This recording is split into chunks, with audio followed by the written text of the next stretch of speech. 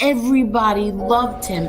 Hundreds of people would be by the courthouse, and he, put up his finger to the government, and that's it. This man is dying, and you still have him in solitary confinement. He was tied, his feet to the bed, and his hands were tied to the bed. People want to question if my father was weak or tough. He had a severe kidney infection. He was sick. He didn't get to see a doctor. By the time he got off the bus, he was covered in blood. If there was ever a time to become a rat or something, it would have been then. No, instead he fought 5 trials. Eli has never had any conversation with my father. You lie about my son? Like, this is how sick they are. I defend my family. I think I do a pretty good job of defending my family. But other people defend my family also. I don't ask them to do it, but they do.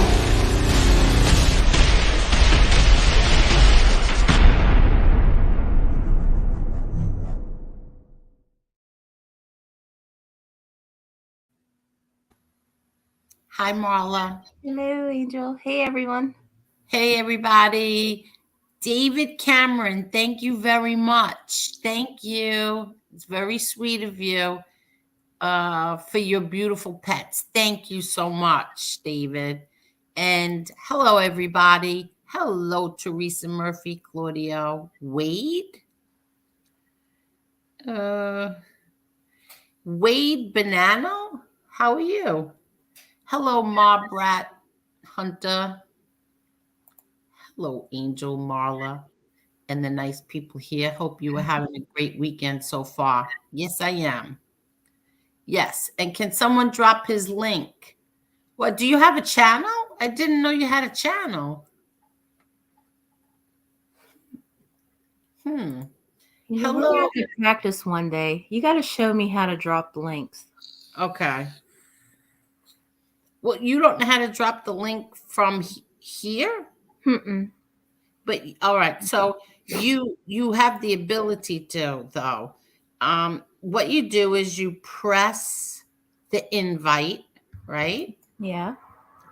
You press copy. Copy. Right click the copy. Yeah. And it says copied. Okay, and then you just right click paste in the comment section. How come I don't have that comments, the thing where you can talk? You know how if you wanted to chat, you can do it? How come I don't have that on my side? You don't have the way you could post a comment right now? Are you sure? Yeah, see, like right there, but that's in the chat, see? Yeah, you got to post it in the chat. But that's the private chat. I can't, like, you know the thing where if I want to talk in the private chat, I just click it and talk? I don't have that box. You don't have where it says post a comment? Not on the comment side. I do on the private chat side. That's so odd. I don't know. I you know what? I have to take you off, and I'm just gonna make you something different, like not a co-host. I'm gonna make you an administrator, and then you'll be able to do all of that. Okay? Oh, okay. Yeah. Oh, see, you posted in the. No. Yeah, I was showing you how I can do it you can do it in the private chat because that box is there, but I don't have a box right now. I'm at the comments. How's your font? Is it big? It's regular size. I just don't understand why you wouldn't be able to have a comment. I don't know. We're gonna have, when it's over, I'll okay. Change it around. Sorry. Okay. Hi, Facts Over Feelings. Hi, Tina. Hello to Wade again.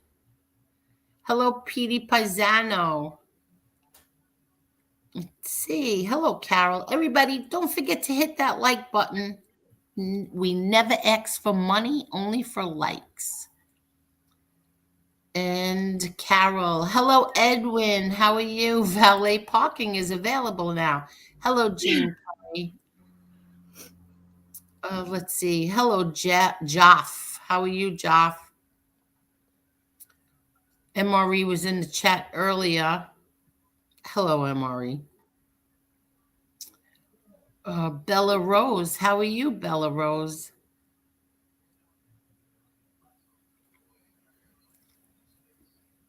Bella Rose. Why does Bella Rose look familiar? Oh, Bella changed her name. Hello. Everybody's talking. They're getting the same people. Hold on. Paul Clinton, how are you?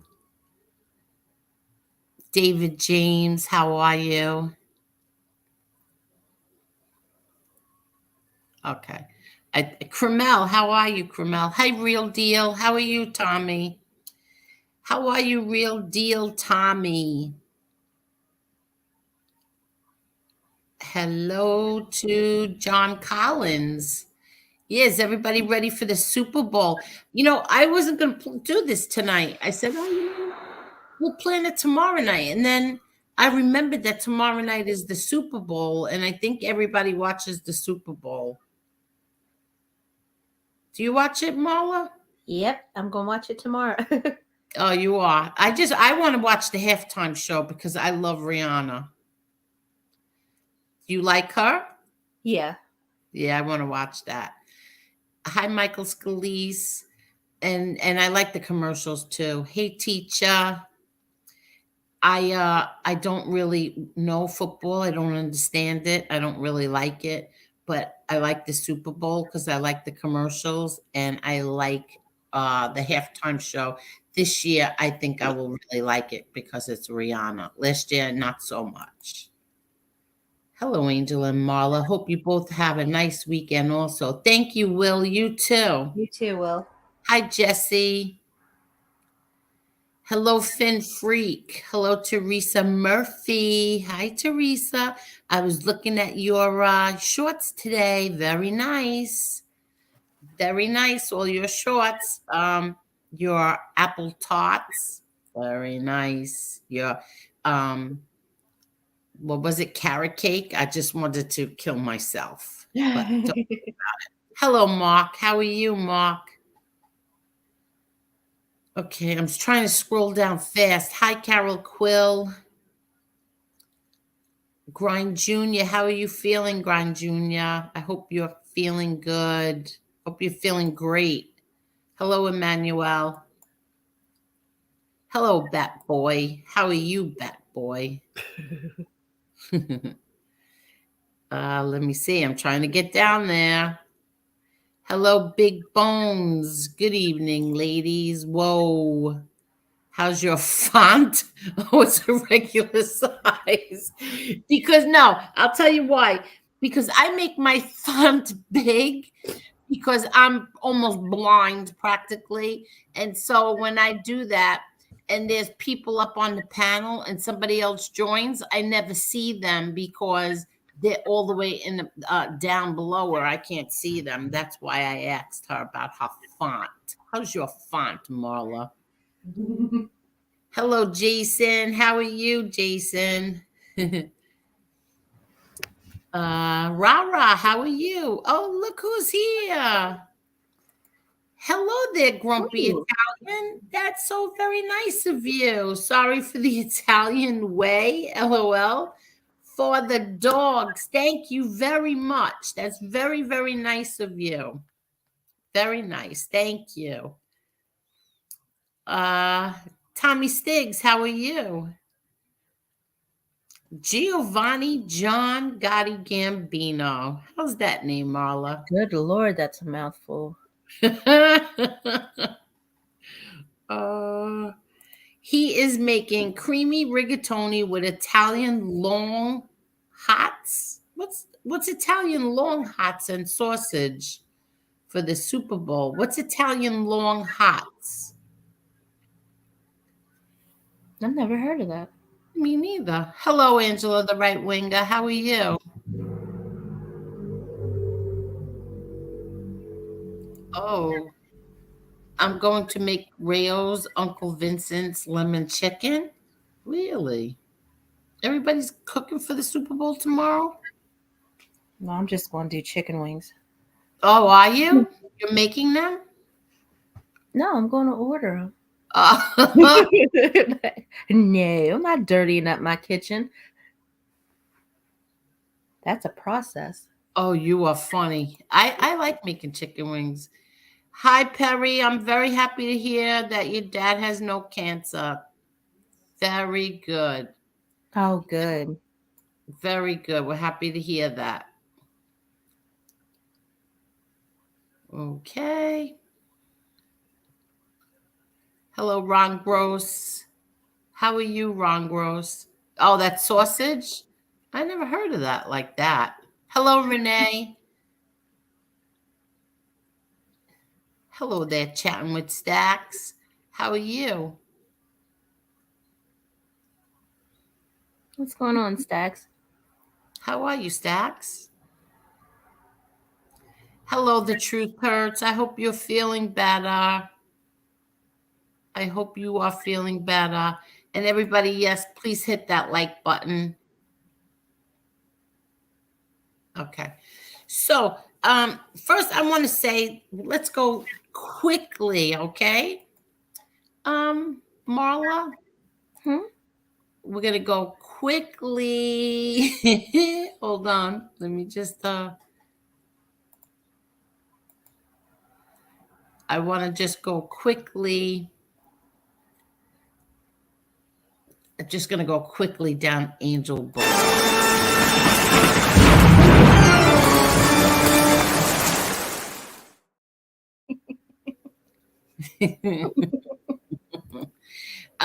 John Panisi, you are a liar. You just can't help yourself. Lying, lying, lying. Okay? John Panisi told a story. It was supposed to be a funny story about my brother John and how my brother John, he was eating at the club around the corner, my Uncle Richie's club, and how he was in there eating with my brother and a whole bunch of the guys, and they were eating pizza. And my brother got a slice of pizza, and a nut and a bolt fell off. And my brother said, "You get Alfred on the phone right now to Anthony and ask him how many pies do I have to order before I get the whole ratchet set." Some stupid thing like that. Okay. John Panisi, first of all, you were never in the club around the corner. That's number one. And number two, my brother John met you once. My brother John met you one time. And that was a long time ago when Tony brought you around because you got yourself in trouble. No other time were you in my brother John's company. So please stop telling stories about my Uncle John. I mean, my brother John, that you knew him. You did not know him. And also the story you told about my cousin Johnny Boy, I strongly doubt it. Stop telling lies. If you're gonna lie about other people, stop bringing my family into your crap. That's number one. And I'm gonna leave it there. I'm not gonna go down the other thing that I wanted to say. All I'm gonna say is this: that whenever I've come on here, I think it's now over a year. I mean, a year. I don't know how long. Whatever, a year and a few months. I have never lied. I don't lie on here. I may get things wrong and then I'll come back and I'll correct it, but I do not lie. And if anybody accuses me of lying, just tell me where I lied, point it out, and I will go back and check it out and see if I did lie or see if I just got something wrong. If I did lie, I will admit it and apologize. And that's the end of that. That was a quick run down Angel Boulevard, right, Marla? Well, that was nice. I didn't think that was Angel Boulevard. I thought it was like something bad. No, just a quick run down Angel Boulevard. That's it. Nothing dramatic. Okay. It's just more. I mean, it was nothing much. Yeah, I'm just tired of I always said when people lie about my family. I'm going to come out here and I'm going to address it. And that was a lie. He's never met my brother John in any club and eating pizza. So, as a matter of fact, here's the thing. He's telling his stories, but they're his cousin Louis's stories. See, this is Louis was in the club. Louis was friends with my brother John. Louis knows all these stories. Not you, Panisi. I can't. Wow. And I just want to say this also.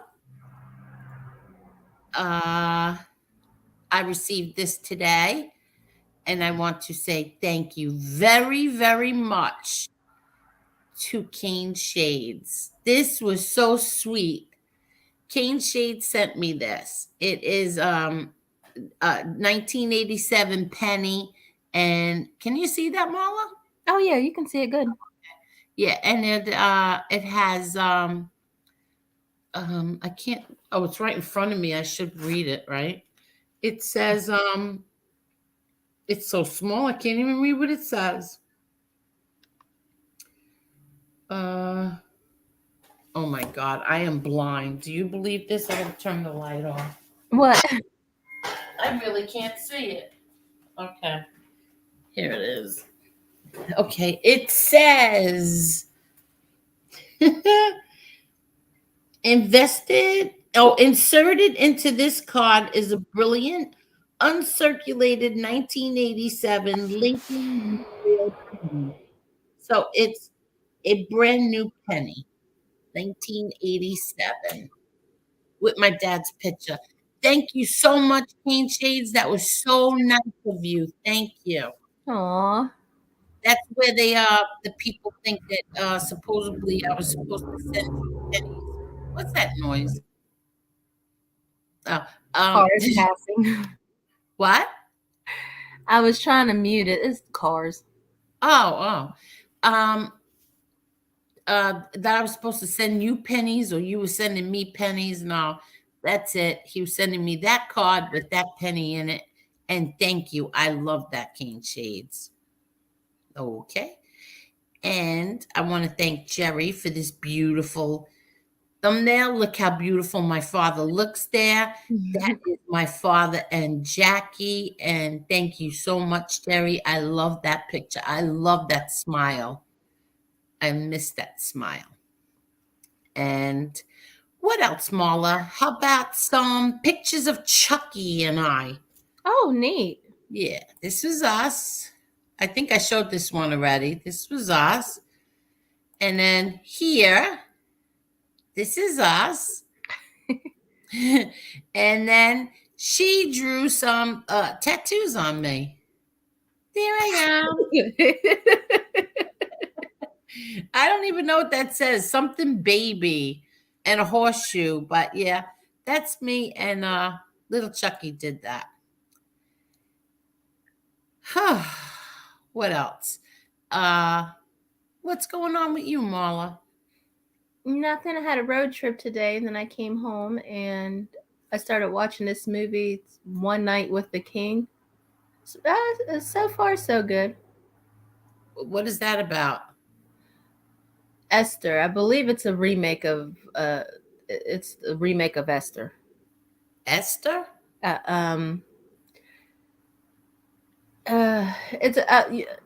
It's about Esther from the Bible. It's a remake. I was just gonna say, is it that the biblical thing? Yeah, biblical things, right? Well, I just saw it on here. I just saw it on here, so I just thought I'd try it. You are funny. I want you to know. You know what I had on before we came on here? The stupidest movie I've ever seen. In fact, I had to shut the volume off because Cujo here, whack job Lola, kept going after the TV and barking. It is called The Killer Clowns from Outer Space. Did you ever see that? No. Oh my God. Killer Clowns from Outer Space. And they they they blew up. Like those balloons that clowns and magicians always play with, and they twist and they turn and they make like characters out of them. Mm-hmm. So they were twisting and turning, and they made a dog out of balloons, and the dog was on a leash, and the dog started like running like a real dog. Like What? it's the Oh. craziest movie and this dog, my daughter's dog, Lola, was actually barking at the TV because the balloon dog was running. That's cute. Okay? People would not believe this.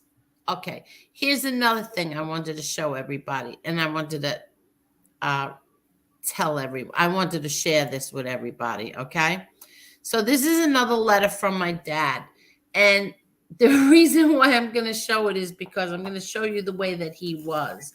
Wait, my dad did not like when I wore sweatsuits. He hated it. He hated when women wore things like that. But naturally, like my brother John, I lived in sweatsuits because I love them. I still wear them, but I just used to try not to wear them around him. So I found this letter, and I can't read the whole letter because it has some other family member stuff in there, and I will not do that. So I'm just going to start from this part of the letter. And he says, to change the subject, by the time this letter gets to you, you might have already taken the kids to the country. So what happened is I was taking the kids, and my friend was taking her kids, and we were going to our Pennsylvania house. So that's what he's talking about here. You might have already taken the kids to the country. I'm glad that you're going there. I see that your friend and her kids are going with you. That's good for the kids and you. I wouldn't feel right if just you and the kids went.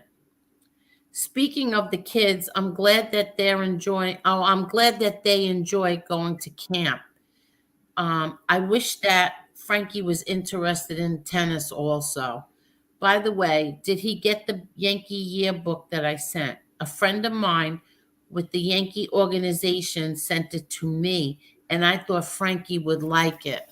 Although he may already have one, as they are on sale and at the ballpark. Kim sent some pictures from John's son Frankie's uh, birthday party. The train looked like a good idea, and the children all looked great. While I'm on the subject of pictures, I got the one that you sent.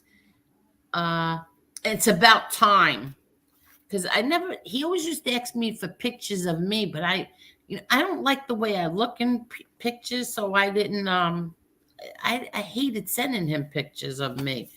But he said, about time you sent one where where you're holding your certificate. Yeah, I got a certificate because for I had gone to a hair cutting school after after high school. I went to hair cutting school, but then later on I went to school for nails. I learned how to do nails, so I was holding up my certificate. He said, where you're holding your certificate. I'm sorry to hear your teacher has cancer. Yeah, she got cancer. Hopefully she'll beat it. Getting back to your picture, as always, you look very pretty. I'm not too crazy about girls wearing those leisure outfits. In fact, it makes you appear just a bit heavy. Oh my God. Are you serious? I hope it's the outfit. As for the pictures that I took against my better judgment, I'll send them to you in the next day or two. Well, Angel, I should be calling home in a couple of days, so I'll keep this a little short. Try and relax with the kids. Try and relax with the kids a little. Take care. I love you very much, and I'm sending the kids and you a kiss. Angel, make sure that you and your friend watch the kids when they go in the pool. Love, Dad. So I wanted to share that with all of you. What you think about that, Marla? That was sweet. Now, you have to understand my dad, okay? Now, the reason why my dad said that is, oh, you look a bit heavy, is because he didn't like when I wore them. So he figured if he said to me, oh, you look a little heavy in them, I wouldn't wear them anymore. But it didn't work. Didn't work. I still wore them.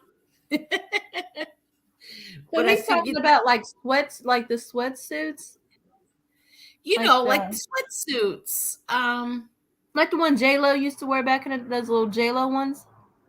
Like a sweat, yeah, like those. Like oh, I don't even know if I have any pictures. Oh wait, I might. Hold on. Oh, it might take me a while to find it. It's all the way back there. Let me see. Let's see. I'm gonna go all the way back. I don't know. It might take too long to find it. Oh, I might have it on my Instagram. I'm not sure. But you know, like those sweatsuits. Let's see. It's too far. I mean, I'll find it and I'll find them and then I'll show you. Okay. But you know, like where the top matches the bottom. Yeah, and You know it what I zips mean? up, and the top zips up like a Yeah, little jacket. yeah, yeah, like that, like them. Yeah. So he didn't like them. He you know, like he felt that only men should wear those things. But whatever. So Now, was this back in the day when they were noisy, and they had the pants had like the rubber elastic thingy at the bottom because it yeah, kind but of I like didn't like those. I didn't like the okay. ones with the elastic at the bottoms. No, I didn't wear those. Those I didn't like. I didn't like when they gathered at your ankles. Yeah. Yeah, So no. those are the kind of suits he's talking about. Yeah, Gotcha. yeah. Like you know, like say you know, like how the men wore the Sergio Tacchini, Yeah. like those kind of thing, like those sweatsuits. Oh. Yeah, he Hmm. didn't like them on women. Um, there was something else I wanted to say, and now I forgot. Oh, so let me just show everybody this. Uh, let me see how I can do this now. Hold on. Let me know if you could see this. Wait, I have to share it. I have to put it on pause first. Okay. So I don't want to get a copyright, so I'm gonna have to do this like talk and stop. But let me show everybody this. Can you let's see. Uh-oh, which one is it? Oh, it's this. Can you see that, Marla? Hold on. Okay, yes, I can see it Oh, now. you can see it. Mm-hmm. Okay, so let me show everybody. This is about. Oh, hold on. Where is it? Oh, crap. Look what I just did. Okay, this is it, right? Okay, so everybody can see this, right? Yes. Okay, so let's play this. This was on News 12. This is like the Long Island news over here. Oh, okay. Okay. Yeah, the Brooklyn College Bulldogs are undefeated in conference, and they show no signs of slowing down. News 12 sports director Pat O'Keefe caught up with the team about their run for another title. The women's basketball team at Brooklyn College is rolling. I think we want it bad, and we want to prove ourselves that we can do it. So I think we have a lot of heart. That's my niece, Gianna. Oh, wow. Yeah, that's my brother John's daughter, and she is. You'll see what she is. One is another championship. They won the CUNY Athletic Conference in 2018, 2020, and 2022. Last year, they didn't lose a conference game, and they won a game in the Division III NCAA tournament. Pulled the Brooklyn College first for women's basketball in terms of moving to the second round, so that was just tremendous. It was a great accomplishment for our school, for our conference, and obviously for our team. Over the last decade, Brooklyn College has been the dominant women's basketball program in the CUNYAC, and they have players with a history of winning, like Erica and Sarah James, who have teamed up to win a championship in each of their last 5 seasons. Now, the girls that they're going to show now, they're part of triplets. They're 2 girls and a boy. They're triplets. Watch this. That run includes winning the PSAL A title their last 3 years at Madison High School for the James sisters, who, with their brother, are triplets. We worked hard to get where we are, and we've always had a strong team around us. So I feel like them having that foundation really helps us. This team is led by Gianna Gotti. Now, that's my niece right there, number 5, which is my favorite number. Who leads the nation with nearly 6 steals per game. She transferred to Brooklyn before last season and has done nothing but win since. I was brought here for a reason. Everything happens for a reason, and I'm so happy that I made that decision to come here. On a 10-game winning streak. Now, how pretty is she, Marla? She is gorgeous. Isn't she so pretty? Yes. He leads the nation she leads the nation with 6 steals per game. Streak and 11-0 in conference play. The Bulldogs are looking to add another year to that banner. At Brooklyn College, Pat O'Keefe, News 12.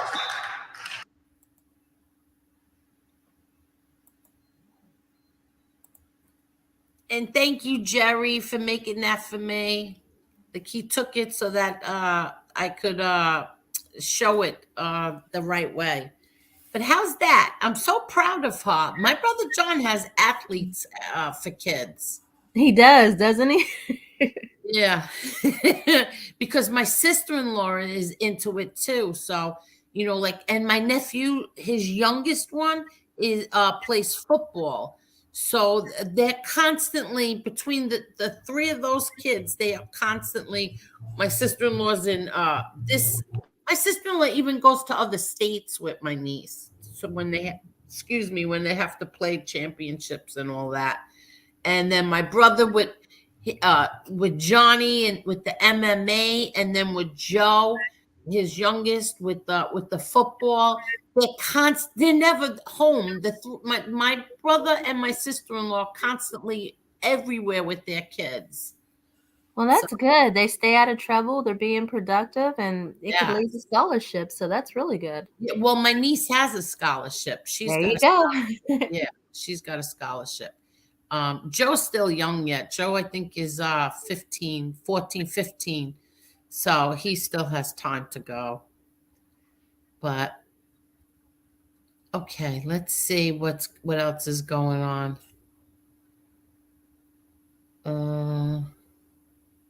Let's see. Who's everybody talking about here? These MF are unreal. Who are you talking about? I think everybody, what is everybody talking about? I hope nobody's fighting with, listen, let me just say this. A lot of people, all good, bad boy. I'm not perfect. I make mistakes, though. It's always good to question everything. God bless, bro. Yes. This is what I want to say. Like, I don't want anybody to fight with people that are in here who used to be a part of, Chicago Muscle. Don't fight with each other. Listen, it happens. A lot of people believed him, and some of us did not. But I'm not gonna be mad at people who did believe him. You know what I mean? And went along with his. The people who badmouthed me, I don't hold grudges, but I also don't forget. But anyway. But don't fight. Like, seriously, don't fight with people. Everybody is welcome here. I don't care who they are. You're welcome to come here. Just be respectful. If you're gonna disrespect people and if you're going to disrespect people and use other people's names or talk about other people's family members, then you can't stay here. Sorry, you can't. Hello, Carrie. How are you? Thank you, Carrie. And Renee says, I have always had an extraordinary talent sniffing out liars and bullshitters. It was literally a tool I used to survive the streets of San Francisco as a cab driver. Still works. Oh, good for you, Yeah. Renee. Okay. Be like Lefty, Chicago Muscle, and FBS hate me because I saw those bullshitters a mile away. Real deal. Oh. Renee says, I've gotten so good with liars that I just let them keep talking and talking and talking until they hang themselves. Best Well, thing to do. yeah, right? Yeah.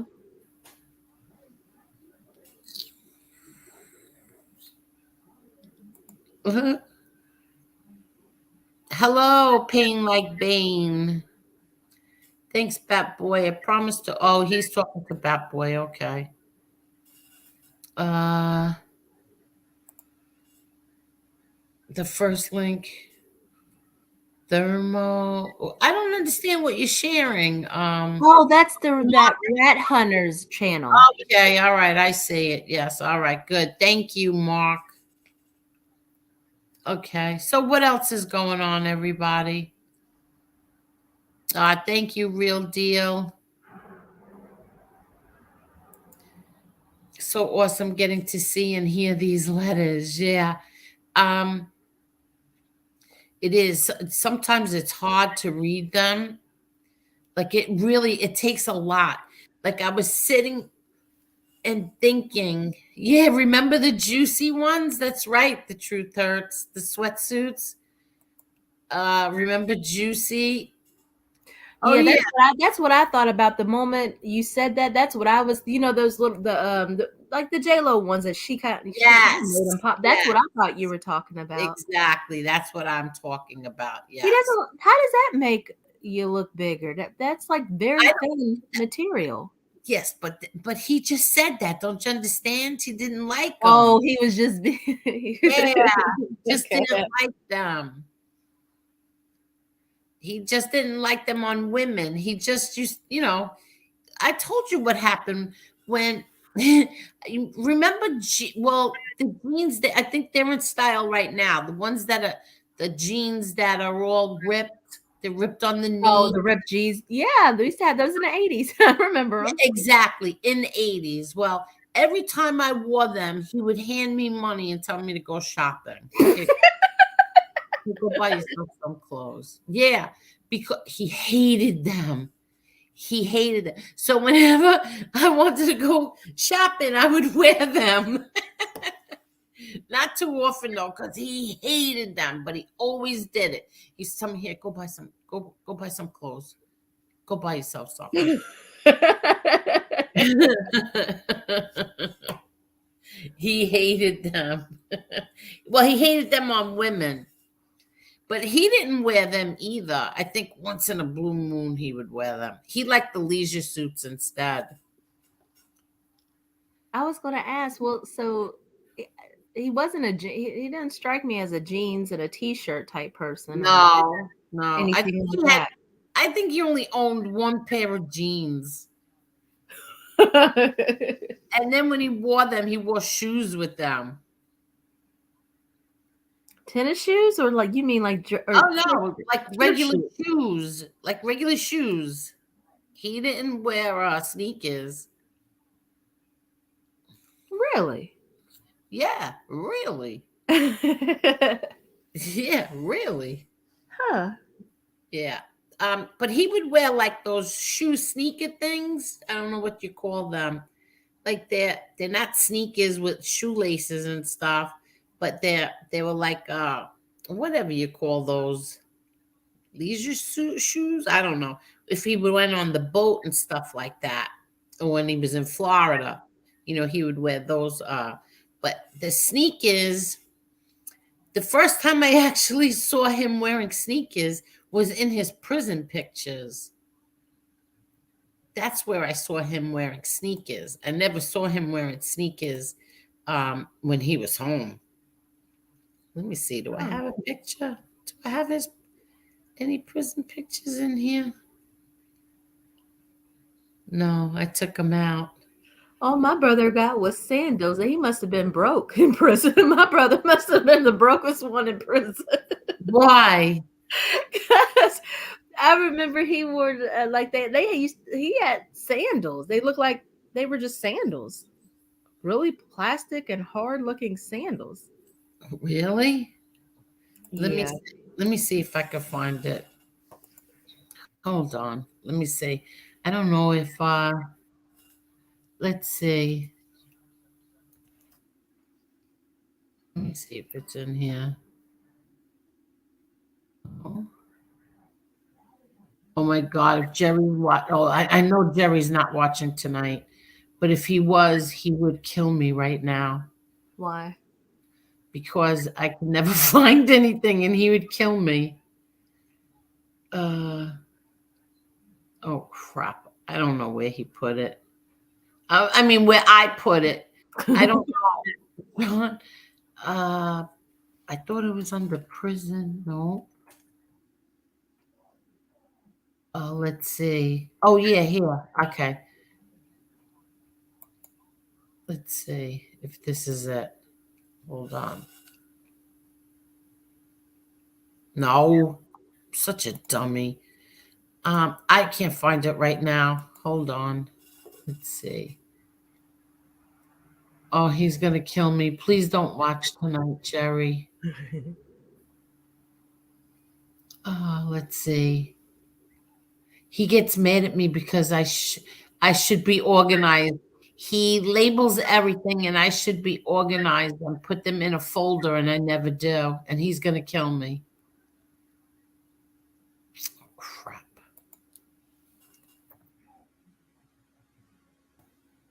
Oh my God. What happened? I've never seen a man throat snatch another man like that. What are you talking about? I'm sorry. They had the tail end of the movie where she just okay. She's a beautiful young lady and obviously a great athlete, Angel. I know you and your family are proud. Yes, we are, and thank you very much. Thank you.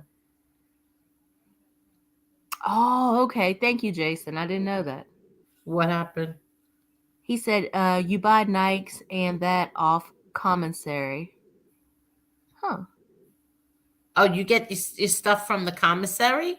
Well, because remember you were talking about the shoes. You had never seen your dad wear shoes until he went away, and I was telling you, yeah, he's saying you can buy them in commissary, like actual shoes, and I guess they give everybody those sandals, unless you buy the shoes out in commissary. I didn't know you could do that. And yeah, I guess so. I guess you can. Real deal. Why'd you get? Oh, I don't know. I think I have a feeling what you're talking about. Well, he's talking about the guy. Yeah, such an awesome channel. So much planning clearly goes into this. I think someone's making fun of me. Everyone just get along. Leave the hate for the other channels. Yeah, exactly. And hello, Assassinino. How are you? How are you? Let's see what else. Who else is in here? Real deal. And let's see. Save Jacob. Please help this family. Yes, thank you for dropping that link. Everybody, please help Jacob. Oh, and Assassinino says, Piss the rat squad off and hit the like button, please. Hit the like button. Thank you. Okay. Boat shoes. Yes. Thank you, Tony Ubats. Boat shoes. And that boy says, I'm really a good person. Never badmouthed or said anything degenerate. I only spoke what I thought at the time. By being misled, I'm only a lonely bat boy. Ew, look at that. I see. If you would take those ears off, you know who that looks like? That looks like the Jason Voorhees from the first movie. Remember when he jumped out of the water? If you took those ears off, that little boy similar. Oh, I don't like that picture. Let's see. What's this? Bay Boys? Dick and Jane? Bay Boys? Gotta tell all his friends that he's not in a motorcycle gang anymore. I don't even know what that means. They shot down another UFO. I heard they shot down something over Canada. Canada shot something down. Really? What is going on? One of those balloon things again? What? One of those balloon things again? I don't even know. I just heard that they I saw, as a matter of fact, had to go onto Twitter. My son will hit me at the last minute. Retweet, please, retweet. So I just run on Twitter, see what he says, and then I retweet it. Oh, and let me tell everybody this, please. Lee Cole's mother did not die. 2 people contacted me on Twitter and asked me, and no, she did not die. She is very sick.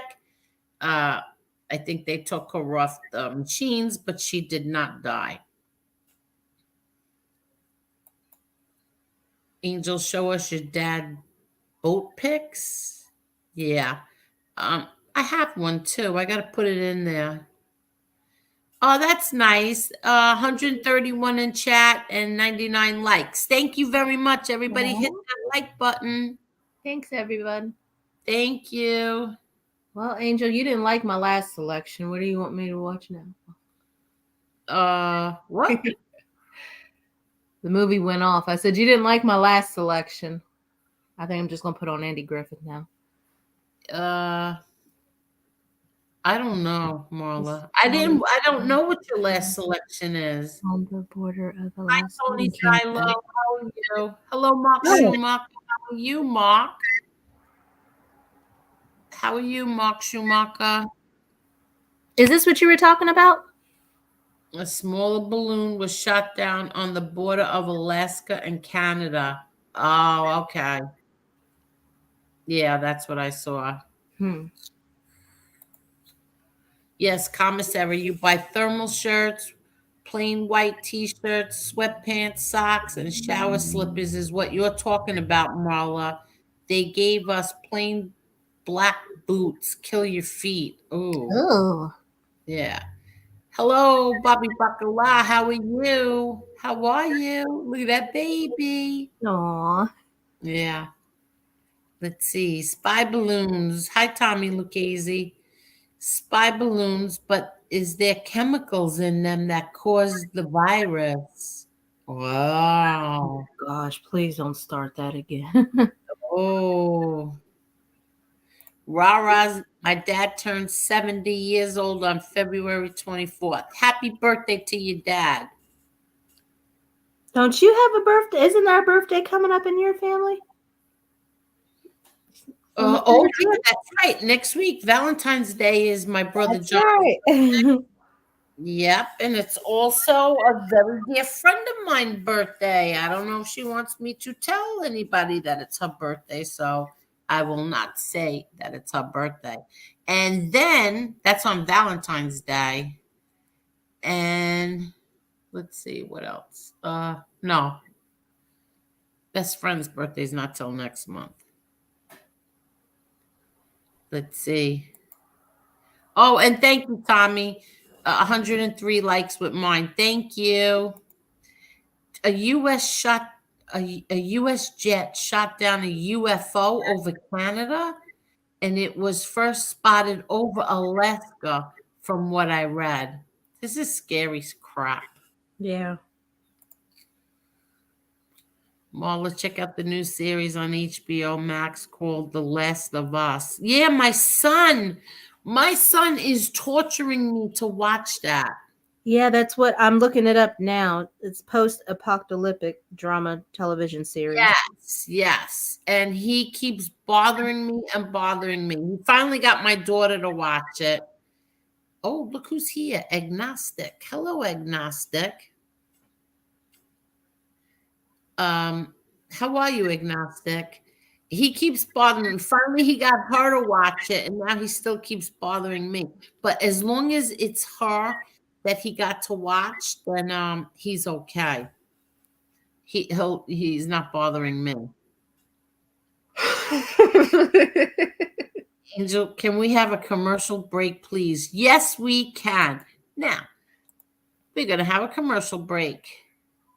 You keep reminding me of that, Assassinino. Oh, don't tell me I took him out. Oh, man, did I do that? No, I did not. Here we go, everybody.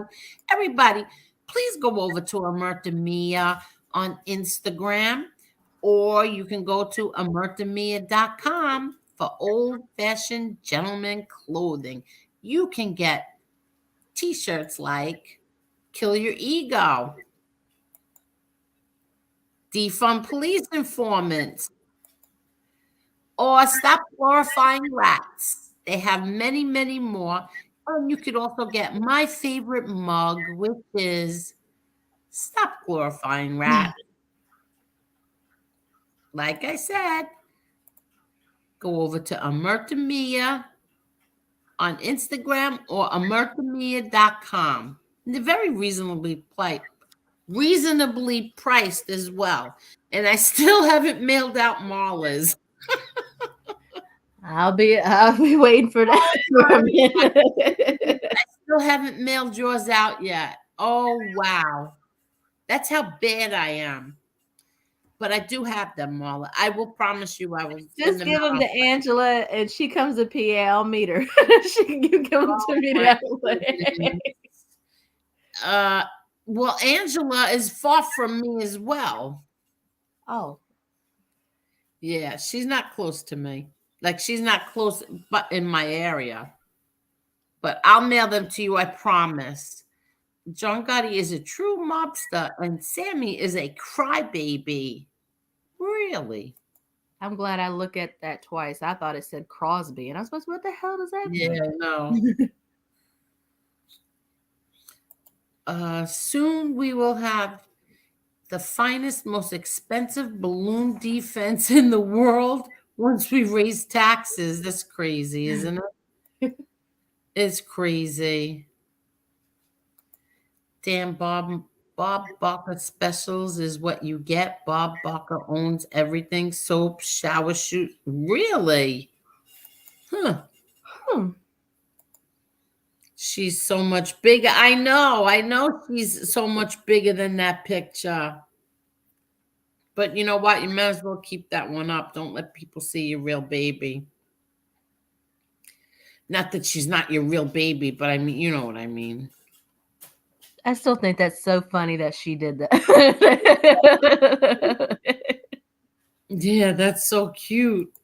Tony Obots, how are you, Tony? First we shoot at China's balloon. Now we're shooting at green alien balloons. Why, it was green? It was green, was it? Hi, Auntie Angel and Marla. Have you all been watching 1923? I know that isn't that is that a spinoff of the Yellowstone, or is that a totally different show altogether? Because I've seen advertisements for that. I have no idea. Amerta Mia was running 40% off the other day. I like their shirt. Like, ooh, kill a pedophile. Oh, yeah, I got to get a copy of that and put it in here. Oh, wow.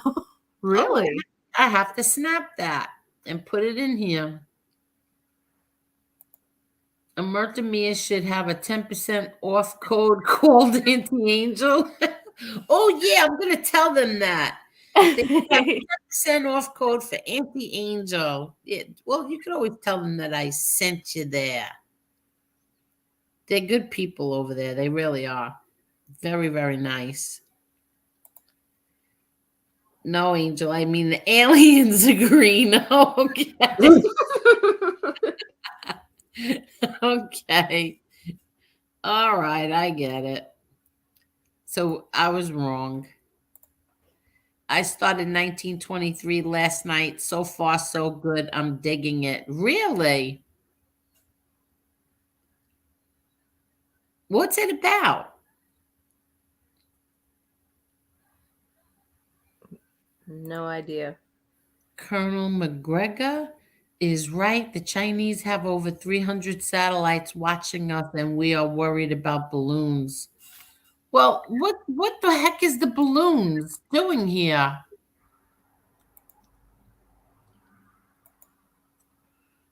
Let's see. Hold on.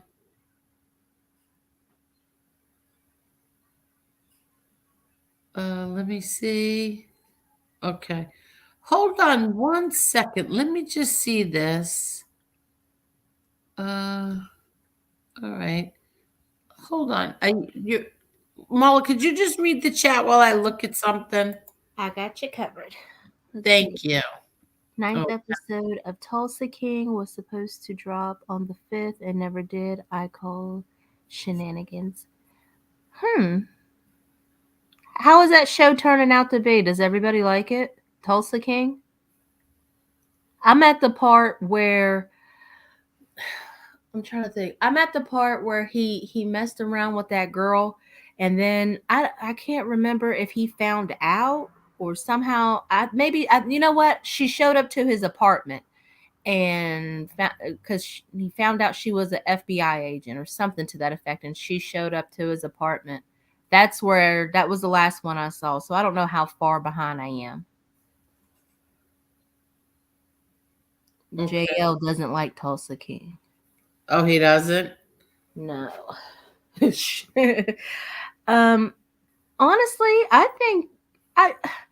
I like him in this role thus far, but then again, I like the movie Oscar and nobody liked it, so go figure. It's better than I thought it would be, but Stallone's character would have been killed first episode. I don't know. That was funny to say the least. Okay, hold on 1 second. Told off the mama. But it's my understanding, Tony, he just did like a 20-year bid. So maybe they would have gave him a pass for that, because I remember in The Sopranos when daggone it, Janice's boyfriend, he was like a hole when he first got home, and everybody kind of gave him a pass because he had been away for so long. You like Oscar too, Heidi? I love that movie. I don't know why people didn't like it. I loved it. But then again, I always like the stuff nobody else likes. I liked Overboard too.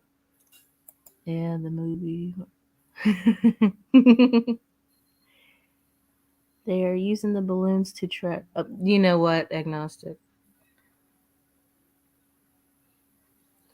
No people. Your spirit is awesome. Oh, that's sweet. Angel. What happened? Hold on, I'm coming. They have an Overboard 1 and 2, Heidi. I didn't know that. I just saw the first one. Thank you for respecting all people. Your spirit is awesome. Thank you, Wade.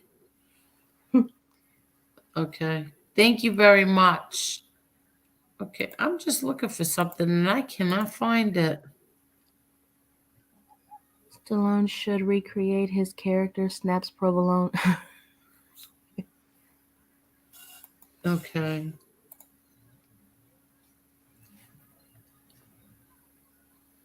What did Heidi love? Heidi loved it?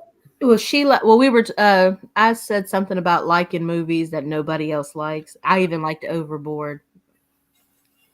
You know, back. Do you remember? It was Goldie Hawn and. Yeah, but you know what happened? I Then like the real Overboard is a knockoff of a real movie. It's called Swept Away. It's an Italian movie, and Overboard copied it, but they did it like they changed it up a little bit. But the original Swept Away is such a great movie. I forgot her name. What's her name? But it was I'm on it. yeah, Swept Away. It's an Italian movie. It was great.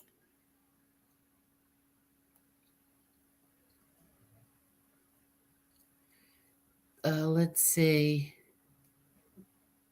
Speaking Oh, of, hold on. They did a remake. You're talking about. Is there a later version? If it's yeah, Madonna did it. Madonna did it. yes, in 2002, but it Yeah. didn't get very good. It No, got a 3.6 out of 10. yeah. Who starred in that with Madonna? It was, let's see, Madonna. Oh, good Lord. I'm going to butcher this name.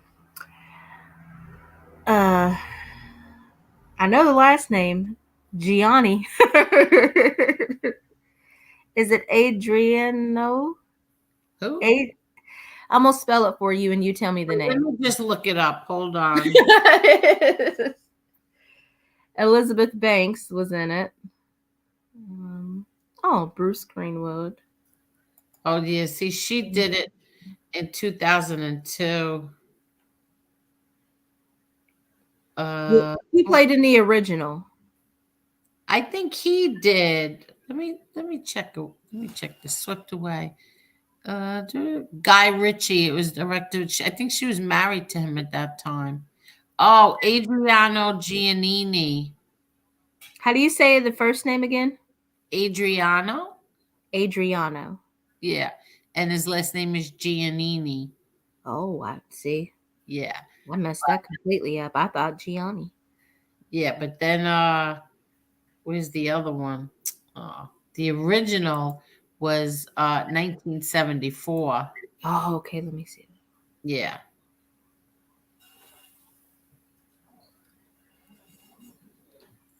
Oh, okay. I see it.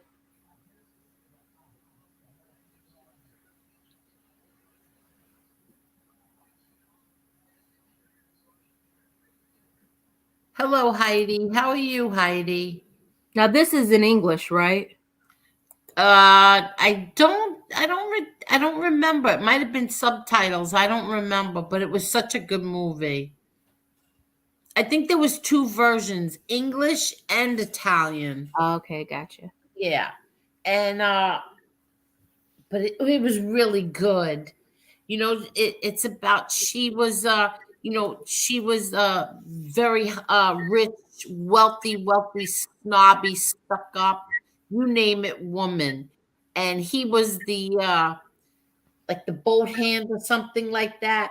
And she treated him crappy. And she's beautiful, by the way. And they get something happens, a storm, they get shipwrecked, and the two of them end up on an island together. And he does not take her crap. Well, that doesn't sound like Overboard. In Overboard, she's married to a snob, and she falls overboard. They're kind of unhappy, and she gets amnesia. And then Kurt Russell, who she ripped off earlier in the movie, sees it, and he decides that because she has amnesia, he figures he's going to work his money that she gypped him off. He's going to work it off of her. So he brings. Did you see it? No, what I made a mistake. I thought it was the Madonna version.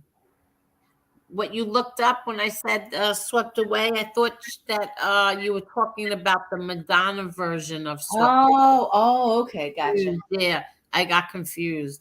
But yeah, no, I think I saw bits and pieces of the one you're talking about. And Heidi, everybody can curse. I'm not a virgin ears. Everybody can curse. I don't care. You don't have to apologize. Everybody curses. I even curse too when I'm mad.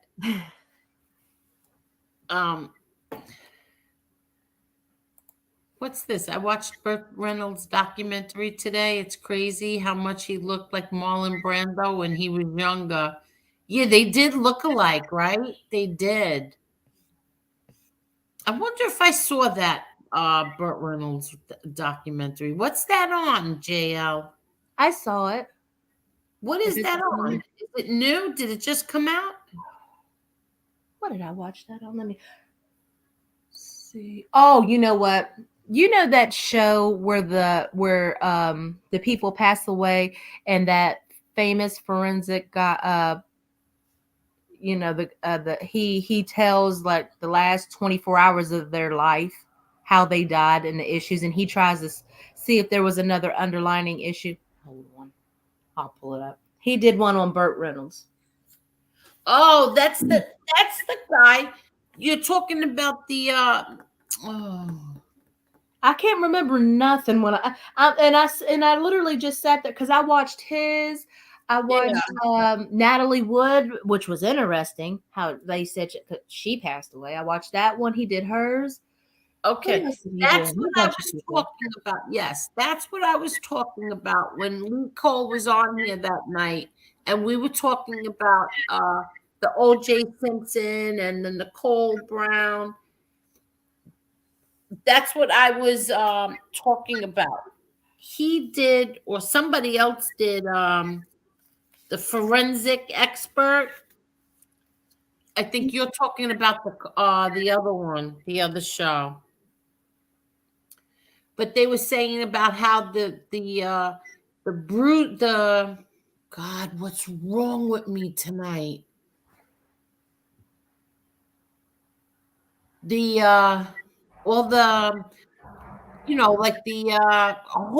crap, I have a blank mind tonight. Do you believe I do too.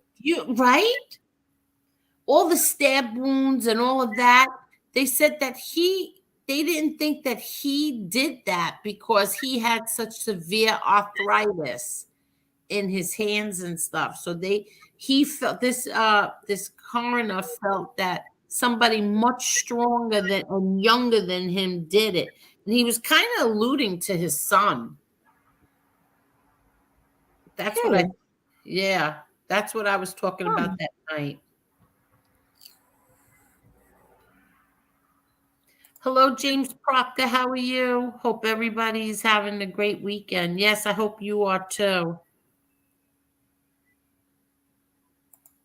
Yeah, Overboard with Kurt Russell and Goldie Hawn was really good. Yeah, do you know that the critics banned that? And I don't know if it did good at the box office or not, but I thought it was good. It was funny.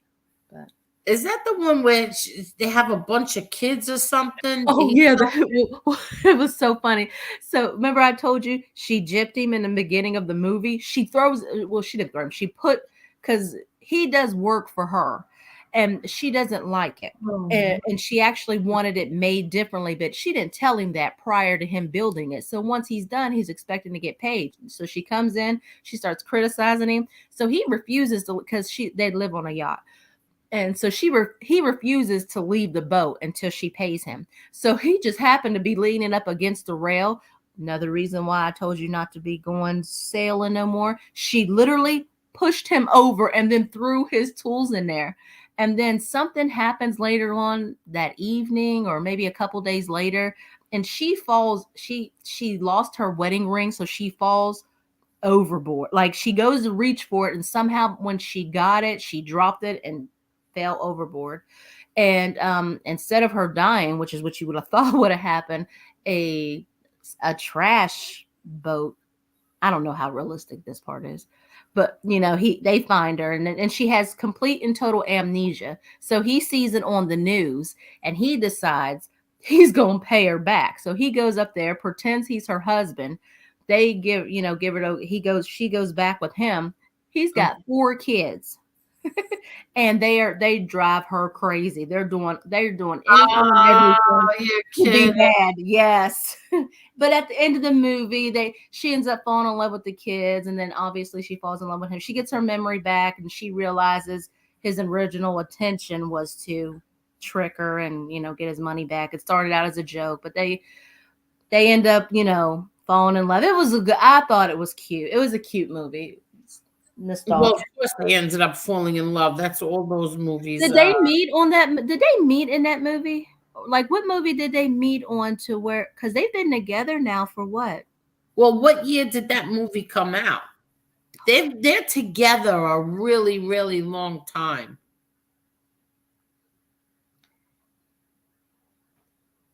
Oh, let me see. Oh, 1987. So did they get together in that movie or before it? Did they? They what? 1987.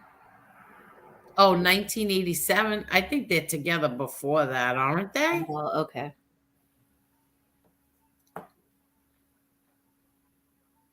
They did a cute Christmas movie together. My kids loved it. Where he plays Santa Claus. I don't know which one that is. I hear Lee is renting himself out for Valentine's Day for any ladies who are single and want to appear in a serious relationship. His rates start at $40, but you're buying dinner. Oh, that's not nice. Not that we have to worry, because Lee Cole does not watch this show. He never watches me. Did you do something? Angel, has your dad ever been to Detroit? I don't think so. Never heard that before. Hello, Ruby. How are you? How are you, Ruby? This is from Ruby is from Heidi's channel. I met Ruby over there on Heidi. Oh, nice to meet you. Yes, Ruby. Autopsy. That's what it's called. Autopsy. Yes, autopsy. Exactly. The last hours of, and then they do a whole bunch of them. I had to go back because I know I saw it. Yeah, they had him on there. Hugh Hefner. That wasn't all that good. Yeah, I know. I saw the one with Robin Williams, and they were saying that Robin Williams actually had something wrong with him in his head. Yes. Yes. And so he could have not even known that there was something wrong. I think something was wrong with his head. I can't remember. Brain cancer, something. He had something wrong with him. And he probably didn't even know. And then he took his own life. Yeah. That was sad. Yeah, that was sad. But I'm pretty sure that he did the Nicole Brown Simpson one. Angel, did you see the Al Pacino love story from the 80s? Which one? Al Pacino love story. Ugh, Al Pacino love story.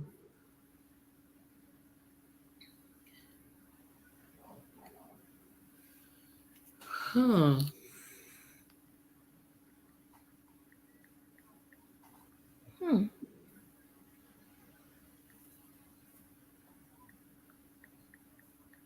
Hold on, I'm just texting Chucky.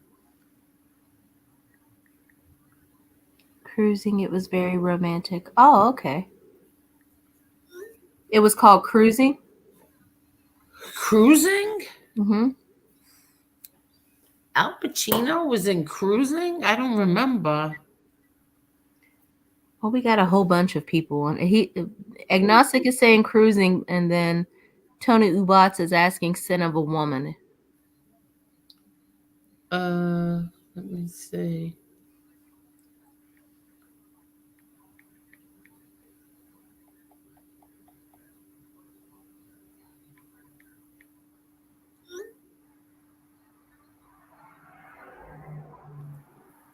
Okay, let's see. Brando didn't like he didn't like Burt Reynolds? Really? Really? I didn't know that. Nasty cold weather here in Atlanta area. Really? Let me tell you something. How was the temperature by you, Marla? Yes, 28. 28 degrees? It was 60 degrees here yesterday and 50 something today. It's crazy. This is crazy. Marla, I love that shoe. What shoe, Marla? No idea. But thank you. Let's see. That show. I think she's talking about Autopsy. Oh, okay. What shoe? I just thought of that. Let's see. Dean Martin's was sad too. He did Lucille Ball. Oh, he did Lucille Ball? And who's Ruth M? Let's see. Marla, what is the only wood that doesn't float? Oh no, don't answer that. Oh no. I don't even. He has the worst jokes, agnostic. No. I don't play those games. No. That's not nice. He's a total badass in Deliverance. Yeah, I don't even remember Deliverance. I remember the other game. Remember the football movie? Burt Reynolds was in the football movie, and I think it was a prison. Oh, what was the name of that movie? My dad brought that home for us. I can't remember what it was called. It was a football movie, and it was a prison football movie, and Burt Reynolds was in it.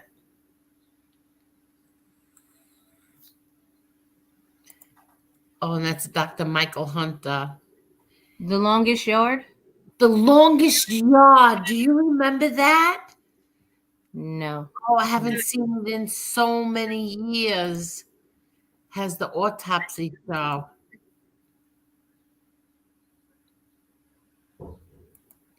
His son did it. He broke down in court. They removed him, and he never came back to court. Oh, you think it was his son? Did you watch that one? Was that the show that they did Nicole Brown's murder and Ron? Oh, I forgot Ron's last name. Was that the show he did that? You think the son did it?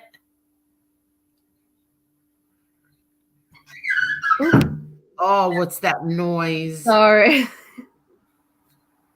The bathroom door. It's a sliding door. They were together before. Whose son? Whose son are they talking about? Did it? OJ. Imagine going back to 1987. Think about what you were doing on a Saturday night.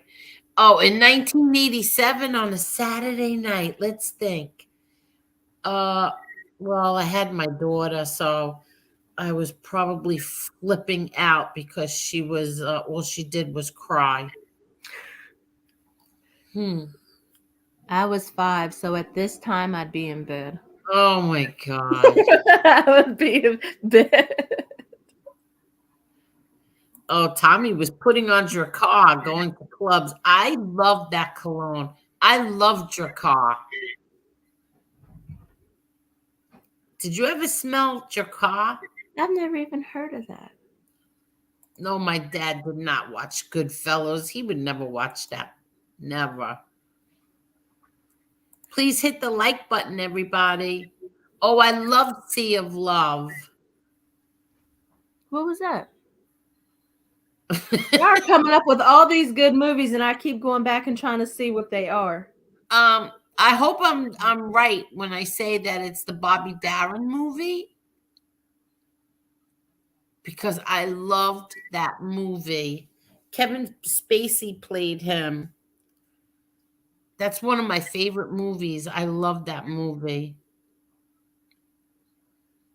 Oh, wait a minute. This has got Al Pacino in it. Am I looking at the right thing? 1989? What's it called?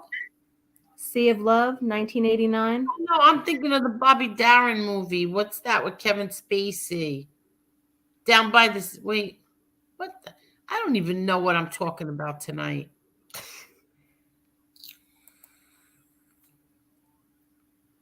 Ooh, but that's a good movie according to Rotten Tomatoes. So I'm gonna have to look at that. What's a good movie? Sea of Love. I never saw that. Hmm. Yeah, Scent of a Woman was great. I remember MRE told me to watch that movie. And we did a review on it. We did a review on Scent of a Woman. That was great.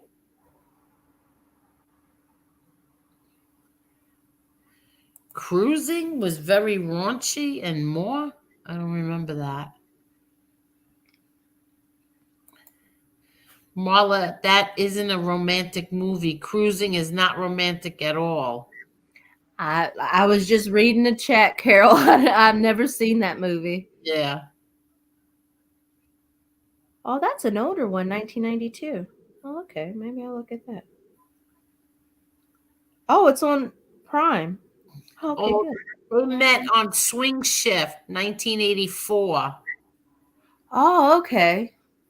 So Goldie Hawn and Kurt Russell have been together since 1984. That's a long time. Yeah, I love Al Pacino too. He was my favorite actor. Dave Jones says, from what I remember, cruising is not romantic.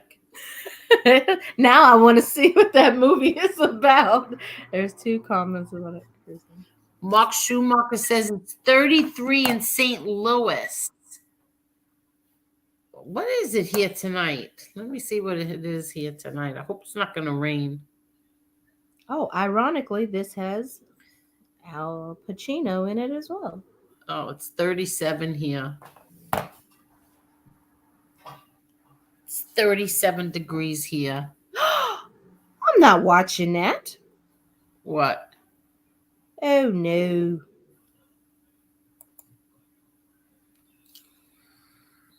Nope, not watching that. Madonna looks like the character out of the Saw movies. Jigsaw. Oh, my God. Yeah, she does look very strange. Joey, we were kids. We snuck into the theater thinking it was a motorcycle movie. Oh, 47 degrees in New Orleans.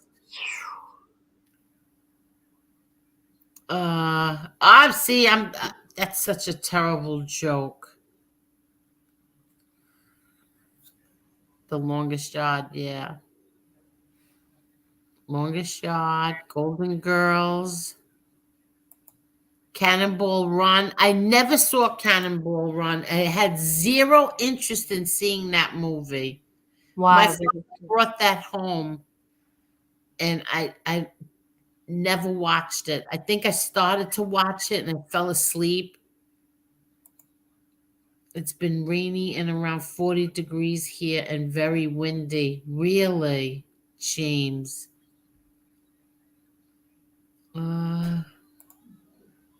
Yep, warm this week. Hopefully we cruise into March with warm weather in New York City. I doubt that. This was the warmest winter. I could actually say there was only about, 6, 7 bitter cold days this whole winter. So that's why, yeah, I watched the whole trial too. Heidi, do you want to come on? I'll drop the link. If anybody wants to come on, I'll drop the link. I dropped it. I think that,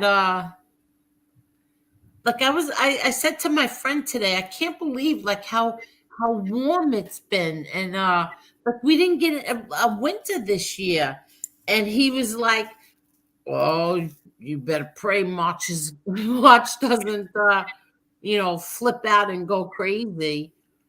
And I don't remember like a winter this warm before. 1987, I was wearing Chams, DeBaron shirts and chasing skirts. Not me. Really? Oh, yeah, that was a good movie, too. The Idol Maker. I like that.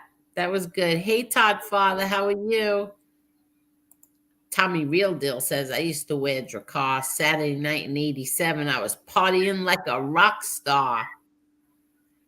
Oh, I love Paul Sebastian, Heidi Black. Me too. I buy that from my brother Peter. My brother Peter likes Paul Sebastian. Sea of Love is a great movie. See, I don't remember. I never saw a Sea of Love. Hello, Cuban B. Hey, Cuban B. I remember Parachute Pants. Let's see. Shame about Spacey, though, walking his dog in a park in London at 3 a.m. What happened? What happened to him? I don't know, but didn't everybody turn against him when he attacked somebody? Yeah, but then I think that never came about. I mean, I think the guy died or something. Oh, did he? Yeah, something like that. Todd Father, I hope your daughter feels better. Gung Ho with Michael Keaton. I never saw that. Although I like him as an actor, I think he's funny. Oh, Cruising is about gay bars. Yes, that's why I said I'm not watching that. And he attacks them. He kills them. What? He goes undercover. It said something in here about. Hold on. Oh, remember that movie Looking for Mr. Goodbar? I wasn't allowed to watch it. I remember my mother would not let me watch it. I wasn't allowed to watch it. And then I think I snuck and watched it or something. Oh my God, that was bad. With I think Richard Gere was in that.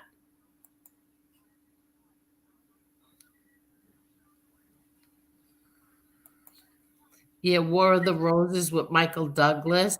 That was crazy, that movie. Oh, Real Deal, shut up. 72 in Central Florida right now. I'm so jealous. Oh, she has strep throat. Strep throat. Oh. Yeah. That's going around. Strep throat? Yeah, they got it up there. They in the elementary school.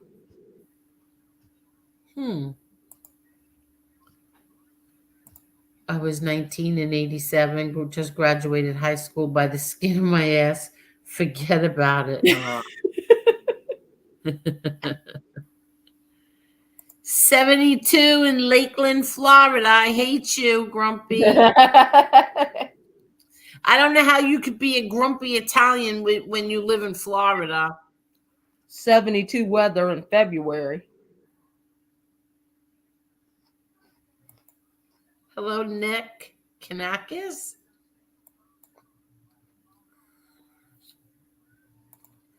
Real Deal, I feel bad for you guys. You need a coat. It's pretty funny. The bloopers. I love when a movie shows the bloopers at the end of the movie. I love bloopers. Do you like that, Marla? Yes. I think hilarious. I love it. Remember the show? They used to have a show, The Bloopers. You know what? I think I saw that on Tubi. Hold on. You did? Guess who's coming? Yes, that was good. Yeah. That was good, Sidney Poitier. That was good. Oh, look at this. 38 in Lansing. Really? I love Burt Reynolds' movies. Sharky's Machine. I don't remember Sharky's Machine. It sounds familiar, but I don't. I just saw the Yeah. thing of it. Agnostic, is this the picture you were talking about? You wanted me to look at this picture. You said it looks like somebody. I think you said, did you say it looks like Joe Francolino? Not Danny. It doesn't look like Danny. Hello there, real deal. Hello, my beautiful ladies. How are you? How are you? How are you doing? I'm feeling a little bit better today, believe it or not. Very good. Not to get too graphic, but I had a nice bathroom day. Let's put it that way.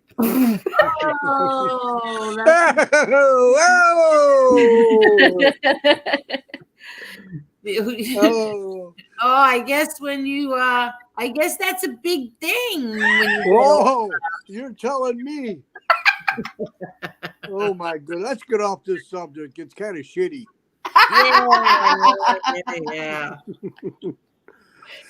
Oh boy. So I'm glad you're feeling better. You quit smoking 3 weeks ago and you're feeling better, right? Yeah, going on 4 weeks now. I started the 4th week yesterday. Oh, you did? Good for you. Wonder where MRE is. He walked by earlier whistling Three Blind Mice.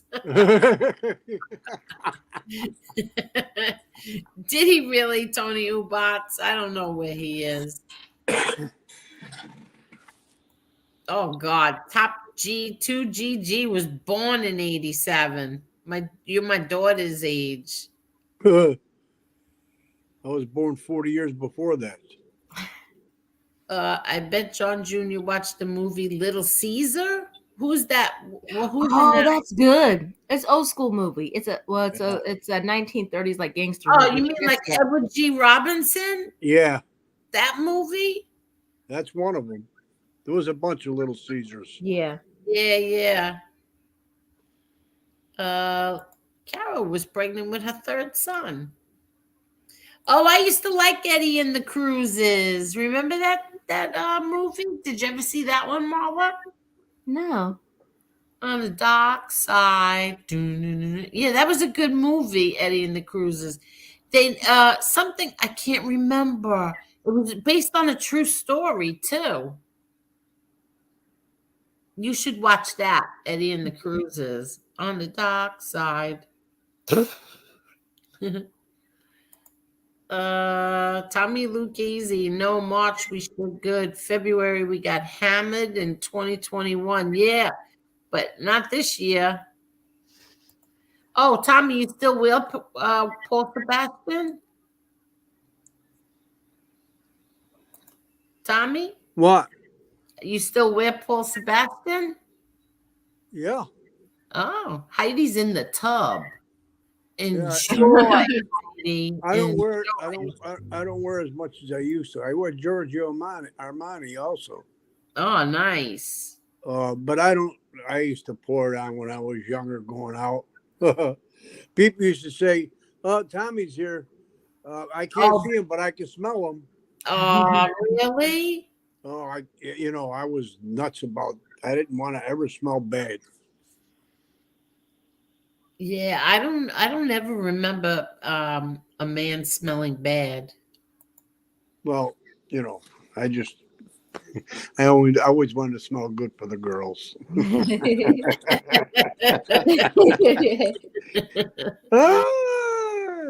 Heidi Black, I was chasing Prince. You liked Prince? I still don't know what that movie about him was about, and I tried to watch it. I couldn't even do it no more. What do you mean? There was a movie that he was in. Purple Rain? Yeah, and I don't understand the point of them. Like, what is the gist? I don't get it. I know that girl's in it. What are you talking about? I loved Purple Rain. Yeah, I love the song too. I love the songs from it, but I didn't get it.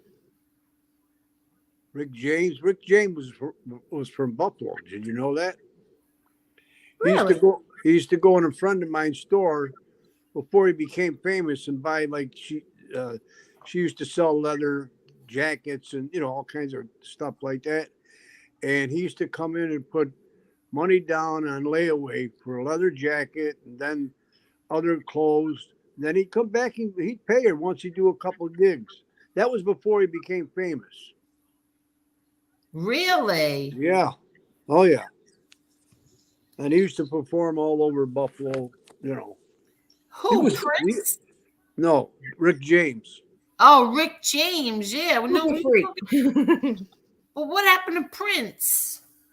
Prince, I think he died, didn't he? No, I know, but what didn't you understand about the movie? He Well, came so, from an was he a struggling musician? Is that what it is with a bad home life? Because I didn't understand why the dad went off on the mom so easily and quickly, and then he came in and tried to break it up, and then I quit watching it at that point because I didn't understand where they were going with this. And then he was performing, and some guy was giving him trouble every time he went. Well, you got to watch it again. You got to watch it again. It was a good movie. I'll try it again, but Well, that's the second time. Now this will be the third. We're not twisting your arm, Marley. You don't have to watch it again. Y'all could just tell me what it was I didn't get and save me the trouble. Oh, it's too long of a story. I got ice cream in the car. It's too long of a story. Oh God. Oh, the TV show was fantastic. Rich Man, Poor Man. That was really good. I remember Falconetti. Do you know that in real life, people actually tried to kill him? He was a bad guy on the show, Rich Man, Poor Man, and he killed like a very popular character on the. It was a series. That's what it was. It was like a series. It was like a week long on ABC, right? And he could never get movie or TV roles because he was hated so badly. And then he started getting death threats. People were actually trying to kill him because he had to be the most hated man in all of TV. But that was oh, wow. It's really good. Yeah. It's a TV show?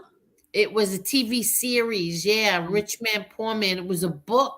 First, it was a book, and then they turned it into a TV series. It was very good. It was with Nick Nolte and Susan Blakely, and I forgot the other guy's name. What was the brother's name? I forgot his name. Shoot. Let me look that up. That was so good. Hold on. Is it Peter Strauss? That's it. Peter Strauss. Yeah.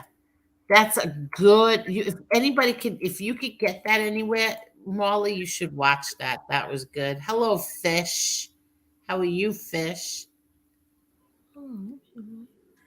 And he was the bad guy, and nobody liked him after it. No. Oh my God. Which one was the bad guy? Falconetti. The guy lost the case. 40 million. New York sided with Kevin. Oh, really? So that didn't really happen then? He lost the case. New York's 40 million. New York sided with Kevin.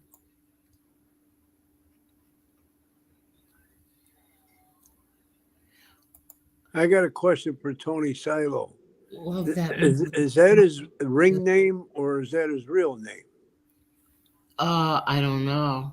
Is Tony still here? Yeah, he's still in the chat. Love that movie, War of the Roses, My First Divorce. Oh, the dad from the Brady Bunch is in this too. Oh, okay. I'll look at that. What? Is it available? Rich Man, Poor Man series. The dad from Brady Bunch is in that. He was Teddy Bolin. Okay, but where is it? Where is it available? Because I would definitely watch that. Let me look.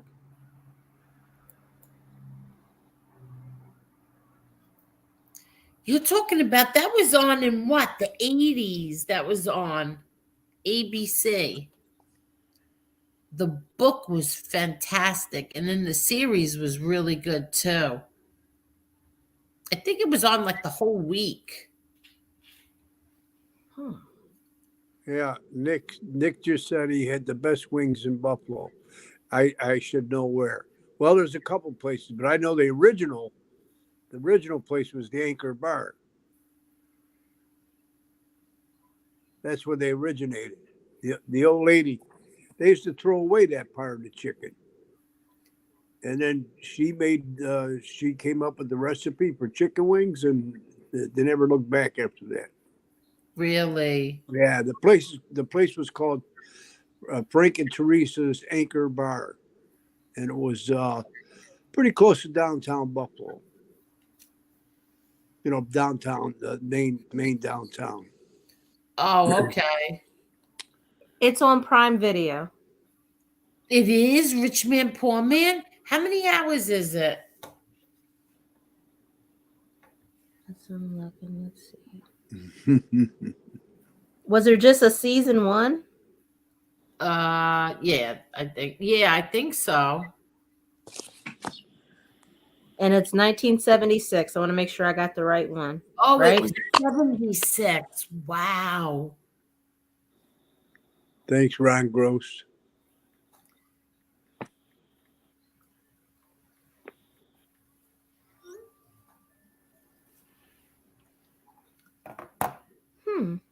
I mean, It says it's on Prime Video, but I can't watch it in my area. That's what it said. What? Why? I don't know. I clicked on it. It said it was on Prime Video, so I clicked on it, and then it said it's not available in your area. Oh, that's crazy. You got Amazon Prime? Yeah. So why shouldn't I be able to watch it? I don't understand that. If you got Amazon Prime. Yeah, because I get it with my Amazon, so I don't know why it would say that. I'm gonna click add to watch list and see if it'll notify me.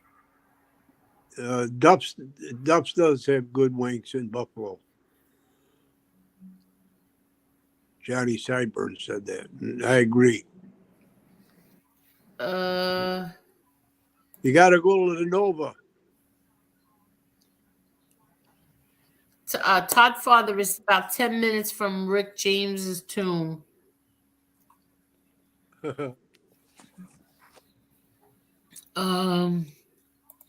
Purple Rain is a good album, but the film, I liked it.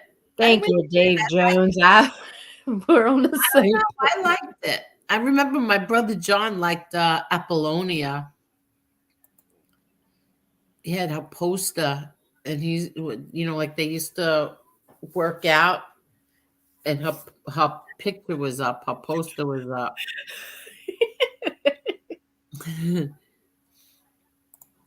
That's so funny. I didn't know that. I don't know. What, working out to a girl's picture? Yeah. How many men here had Farrah Fawcett's poster up? How many men had Farrah Fawcett on their walls, or Apollonia? She was really pretty. Oh, she was beautiful. Right? But I never had anybody's poster in my bedroom. Not in the bedroom, in the workout, in the working out. Workout. The only place I worked out was my arm at the bar. Oh no.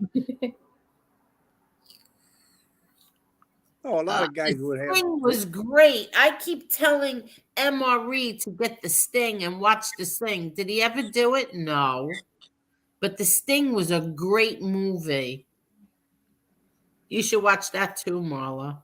Yeah, that was a good movie. Right? That was great. Trying to see who Apollonia is now, everyone. You are going too fast. Oh, sorry. Oh, she is pretty. She was beautiful. Oh, she dated Prince. Yeah, they dated too. But she was beautiful.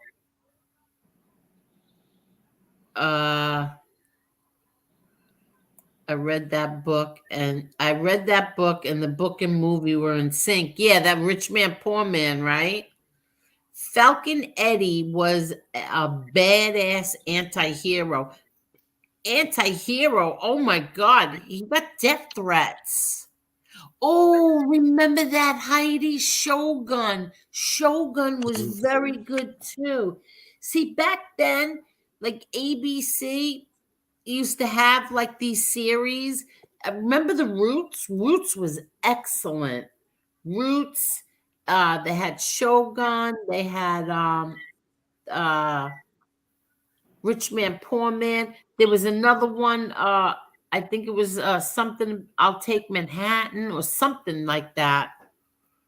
The regular TV used to have these great miniseries. Rage of Angels. Remember Rage of Angels? No. Do you remember the Honeymooners? Yeah, remember Yes. the Do you know they only made 48 episodes of that? They only made what? 48 episodes. And I think I've seen all 48 100 Oh, times. I must have seen them 10 times. I know. They were funny. Yeah, Ugh. my ex-brother-in-law, Carmine, oh God, he loved the Honeymooners. Yeah. We Hello, watch ball. it every New Year's. That's how we bring in the new year. Oh yeah, that was Yeah. a classic. That was a Yeah. classic. I think we talked about that before, didn't we? What, the Honeymooners? I don't remember that. No, I thought we did. Let's see. Nick is you. What? Nick is you. Say Duff's. You're wrong. What? Duff's has the best wings. Oh, in Buffalo. Think so? Thank you, Bella Rose, for your sweet pups. Thank you so much, Bella Rose. Thank you. Let's see. Bella Rose. Isn't that Amber? It looks like her. Yeah. It looks like her, but I don't know. Miniseries were new. Roots. Yeah, look. Roots, Rich Man, Poor Man, Whole Country. Watch Together. That's right. The good old days. That's right. Roots and Rich Man, Poor Man. But there was another one too. Rage of Angels with Jacqueline Smith and Armand DeSante was in that. That was really good. Rage of Angels. And then they came out with a second part to that. I forgot what that was called. And then there was another one, something Manhattan. I don't know why I have Valerie Bertinelli on my mind.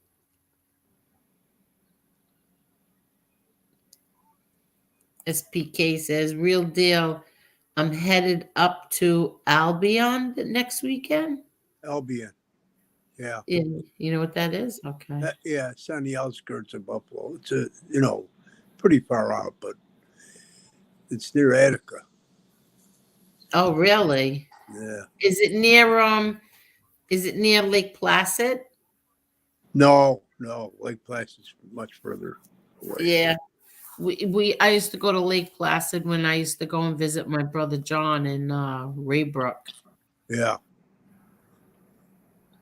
And then on the way to see my nephew, also we would go to Lake Placid. Petey says Apollonia was gorgeous. Yes, she was. Happy Super Bowl Sunday. Here, time 12:03 a.m. Oh, you're an hour ahead of us?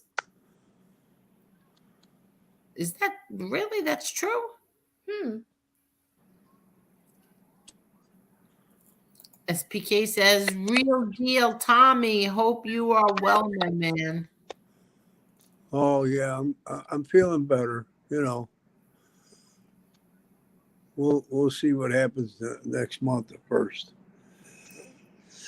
Well, hopefully everything turns out okay. What happened? The first I got to go for all those tests. I got to go in the hospital. Oh yeah, that's right.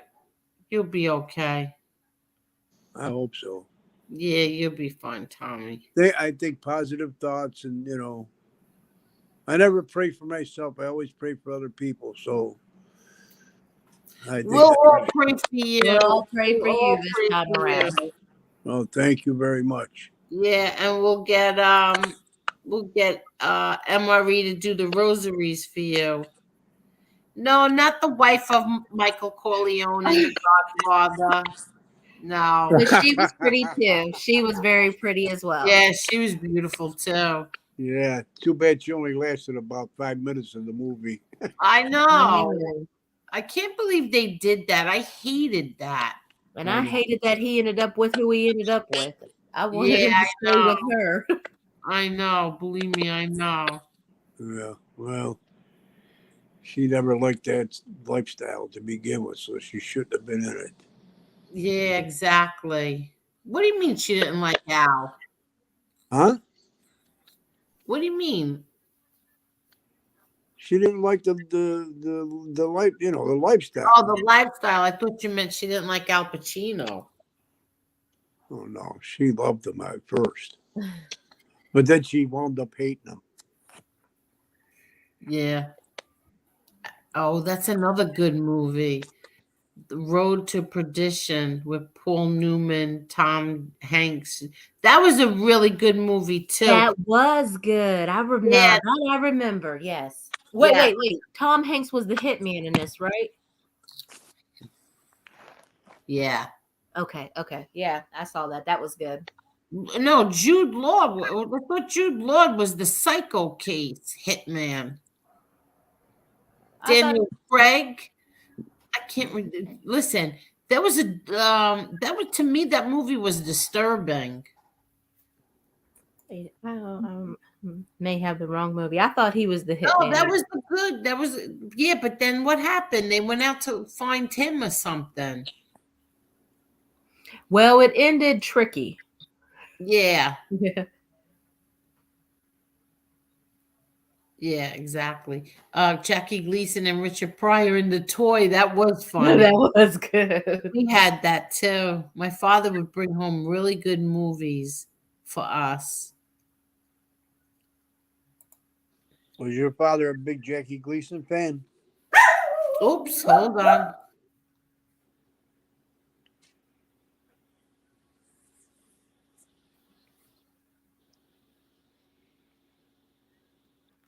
He actually played in a lot of good movies. Jackie Gleason. Mm-hmm. Oh yeah. I think one of the best ones was the Hustler with Paul Newman. Or Minnesota Fats. I think that was the name of the movie. I don't remember. You know, I never saw that. Oh, you got to watch it. Oh, that was the first thing that popped up. Yep, I had to see that too. Yeah, this was a really good movie. I Know My First Name is Steven, and that's a true story. That was a true story, and that was very sad. That's it, the Thornbirds too. That's right, the Thornbirds. Oh, a whole bunch. That's when movies were really good. You know that? Yeah. Yeah, Movies today were really good back then. Today they're more political. And, yeah, they take all the fun out of it. Yeah, My Name is Steven was based on a true story, and that was sad, very, very sad. And then there was the other one that that came out with around there too, Vanished. That was very sad. Agnostic, you're a real comedian. I saw that already. State of Grace. Angel, watch the movie State of Grace. It was good, religious, no violence, a real tearjerker. Wasn't that with Sean Penn, based on the Westies or something? Was that movie based on the Westies? Yeah, Grumpy Italian. Yeah, Valerie Bertinelli. I don't know why that's on my mind too. See, real deal, you'll be okay. Prayers for you. Hello, lying informants and their enablers. Thank you, Amber. I know that's Amber. I tried to cleanse myself in Lake Minnesota. Minnetonka once. It didn't work. Real comedian. Asante played your dad so much better than Travolta. Of course, I'm no Travolta fan. Well, I am a Travolta fan, and I happen to like him. But everybody, see, you know what it is? Everybody who didn't know my father thinks that, he played him really well. My mom thinks he played him well too. I just thought, okay. All right. Did you not like the movie or the portrayal that he did of I your didn't father? like the movie, and I thought it was I don't know. I don't Yeah, know. I just saw it today. In fact, the one with Armand Asante, Yeah. and 99% of it was bullshit. Because And a lot of it wasn't accurate. That's why. no, that's why I knew it was, this it was just corny. Now, for people that don't know any better, I guess it's that's what they believe because they don't know any better. Yeah. You know, I thought it sucked, to be honest with you. Did you really? Well, because I didn't like the way they portrayed your dad. Hmm. It was You know, like, your father was nothing like it was in that picture. The way they portrayed him, I don't care what anybody says. yeah. I just don't. First of all, it wasn't accurate, and then, like, how do you know? How do you know what? Like when my father was in his cell, how do you know my father was talking to himself and what the things that he was saying? Like, Yeah, it was. that's Hollywood. They make up Yeah. shit. Yeah. Exactly. And the scene in the bar with Neil with what's his name, Anthony Quinn. Yeah. Yeah. The shit like that never had. If there was ever a conversation between Neil and your father, it happened in private. Exactly. And they didn't get caught on wiretaps. No. That's I liked Valerie Bertinelli. I liked her.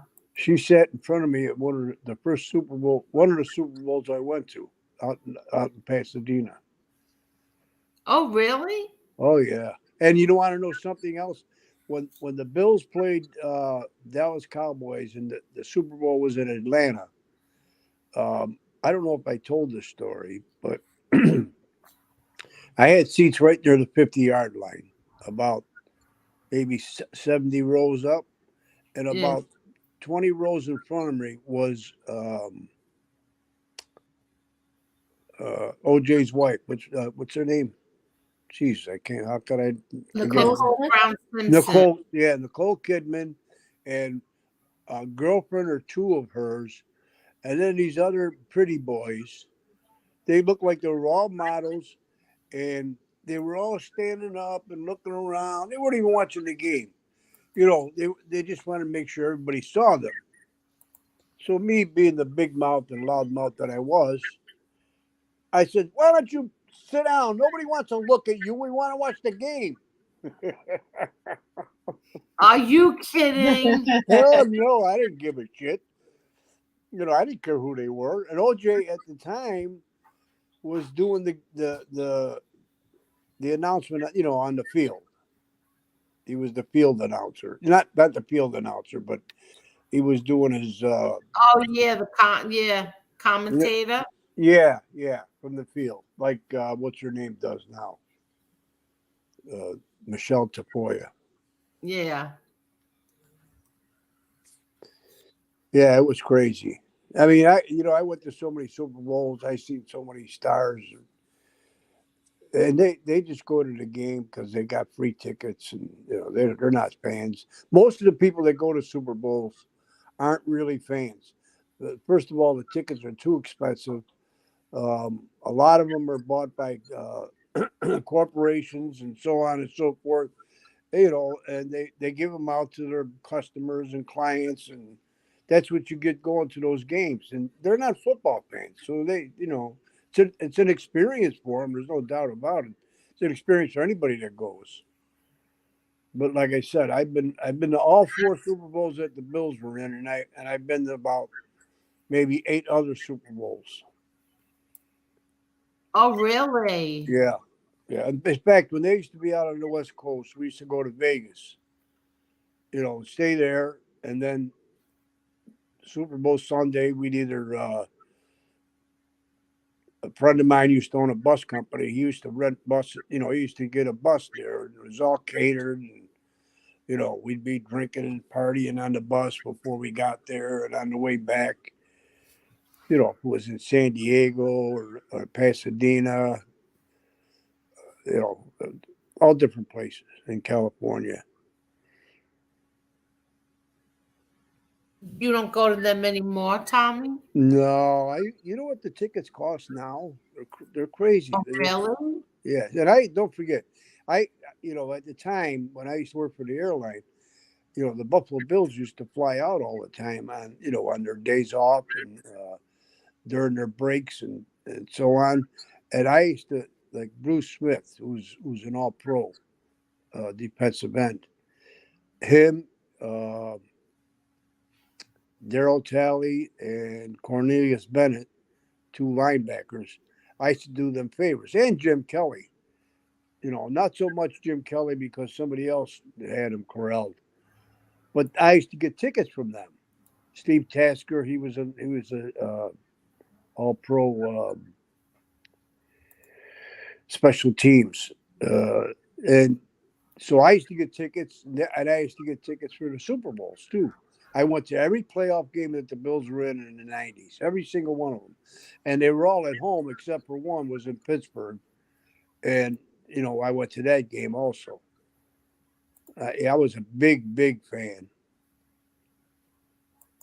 Yeah, was it just football? You were into baseball too? Well, I was into baseball, but you know, we didn't have a pro team. We have a semi-pro team in Buffalo, and you know, I had tickets to that because Steve Tasker was a season ticket holder. But Okay. Baseball's too boring. You know, you go to the game and it's just too boring for me. Now I'll watch the playoffs, you know, in the World Series, and once in a while during the week when the Yankees are on, I'll watch. But because I was always a Yankees fan. Yeah, us too. We were always Yankee fans. Always. Yeah, and when I was living in Buffalo, you know, I was a Buffalo Sabres fan. I used to go to those games too. Also, I should say, you know, a couple of friends of mine had the suites. You know, we used to go up there and it was nice. You know, you get to eat and drink and sit in comfortable seats, and you got they're beautiful seats. Yeah, I had some good times. I just want to say that the second Gotti movie, that was probably about 85% accurate. No, which I didn't watch. I have never watched any one of them because I figured they'd all be bullshit. No, the one with Travolta was the closest to being accurate out of everything. It was about, I'd say, 85% accurate. And that was with who? John Travolta? Yeah. I'll have to watch it. Yeah, I sat next to Huey Lewis on the plane. He was the best guy. Really, Huey Lewis. Wow. Oh, Huey Lewis and the something. News. Yeah, Huey Lewis and the News. Yeah. Remember them the most from Back to the Future. Yeah, SPK asked me if I was at all four Bills Super Bowl, 4 in a row, yeah. And the first one was the silver anniversary, 25th Super Bowl. I got a shirt, a memorabilia sweatshirt from that Super Bowl. That was in Tampa. Yeah, my brother John used to do those Super Bowl games, and he took my son. He would take my son. If I'm not mistaken, I think Mikey Scars went too. Mikey Scars too. When the Giants played New England. Probably. No, I remember they went to Atlanta, so I don't remember which Super Bowl it was. It might have been the Bills. Was it in the 90s? Yeah. It had to be the Bills. Yeah. I was at that game. Really? Yeah. That was the game with Nicole that I was just talking about. Oh, okay. I remember my son went with my brother John. I could swear Mikey Scars was there. I could be wrong. But I think it was in Atlanta. I know it was in Atlanta. They went to the Super Bowl in Atlanta. I don't remember what game it was. I got to tell you a real funny story about that also. Uh, I had 2 tickets, right?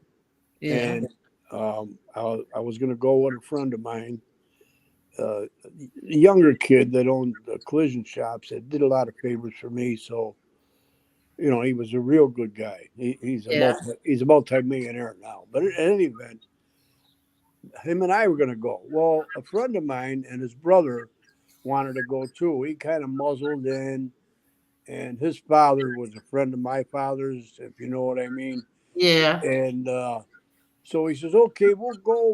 We'll buy 2 scalp tickets, and then we'll whack it up 4 ways." And I'm saying to myself, "Wait a minute, whack up what 4 ways? I already got 2 free tickets, you know." Yeah. So I wasn't going to whack nothing up. They could do whatever they wanted to do.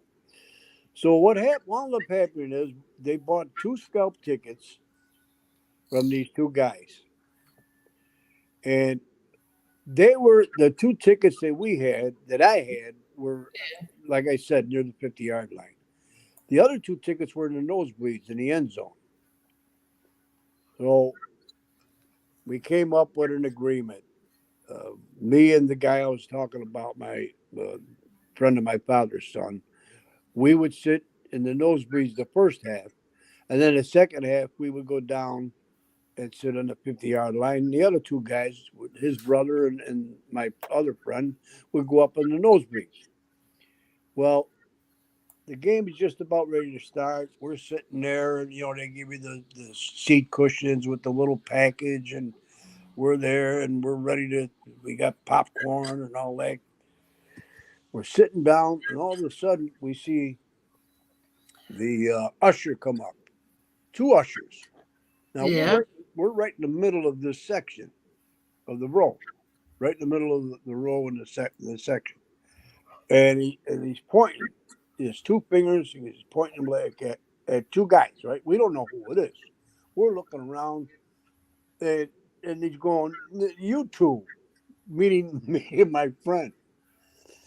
And then he waves us towards him to come over. But at first we didn't move. And then he was pretty animated about us coming over to talk to him. Yeah. So we came over. We went down the stairs, all the way down in the mezzanine.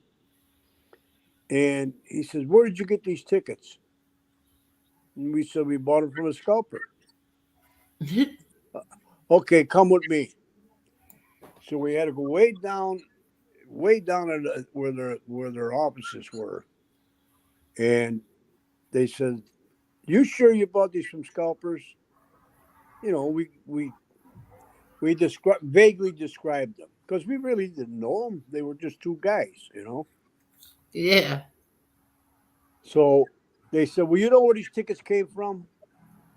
Again, we bought them from scalpers. How do we know where they came from? They came from these 2 guys.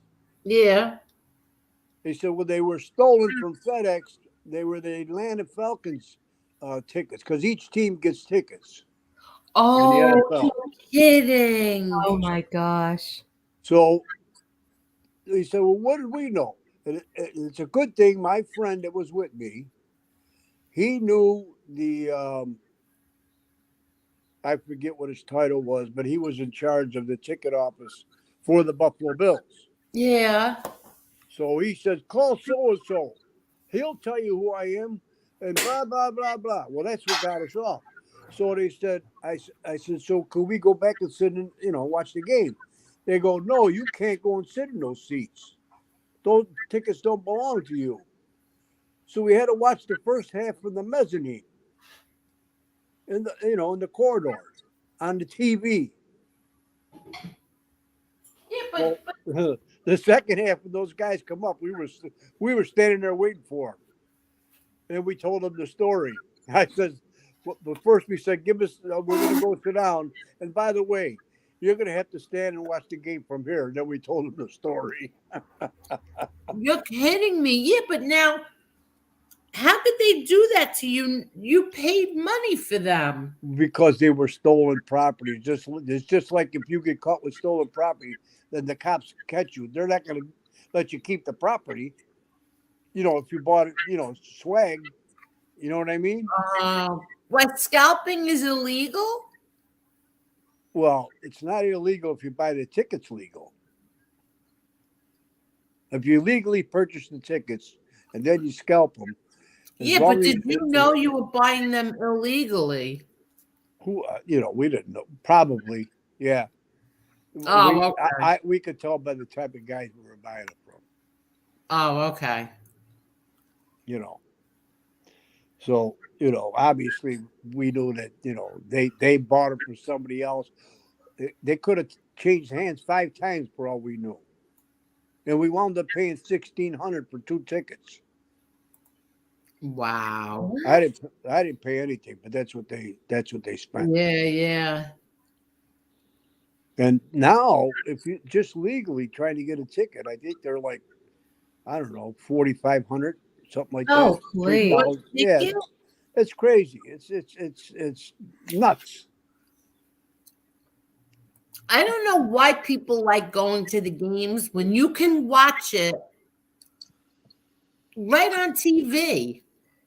And it's so much better watching it on TV. You get close up, you see the player's face. Like, I don't understand why people like to go to those games. Well, I like the college games. They're more fun, I think. Yeah, they are. College games are more fun because they're still hungry and they're trying to get into the NFL, and so they're not about the foolishness. They're just playing their hearts out. Yeah, you're absolutely right. My son, he went to University of Florida, and he's a big football fan, especially the Bills. And he was born in Florida, but obviously because of me. But I used to go to the Gator. The Florida. I was about to say he's a Gator. He was a Gator. Yeah. Oh. Yeah, my son graduated from there, and I used to go to games with him. And boy, I'll tell you what, they're nothing like fun. That is fun. Those kids go nuts. Do you watch college ball, Angel? Oh. To know what we're talking about? Because it's really, the college ones are real fun because like the Gators, they have like the student section, which is a big section. They do the Gator thing with their hands. Like they just do stuff to make the game more. That's why it's fun to go to college games versus like NFL games. Yeah, it is fun, and the kids, they take their shirts off, they go nuts, they jump up and down, they scream. Oh yeah. Oh, and then tailgate before the game is the best part. Yeah, that's the best. And, you say, why do people want to go to Super Bowl? Because it's an experience. Yeah. And if you go there, you usually go like 5-6 days before, and that whole week it's called NFL Experience. And they have all kinds of stands and different things, and it's a whole thing. It's a whole week of festivities, culminating in the Super Bowl. Oh, all right. See, in my family, like my brother, for example, in his household, they are very big football family. Even my sister-in-law. Like my sister-in-law, Kimmy, sits and watches football, screams, yells, everything. My household, it was baseball. So everything was like the Yankees, all baseball. My son, Frankie, because between my father and my brother, always got to go to Yankee games and stuff like that. In fact, my son, Frankie, was there when the Yankees won the World Series. He was there that night. Now, my sister's kids, they're into football.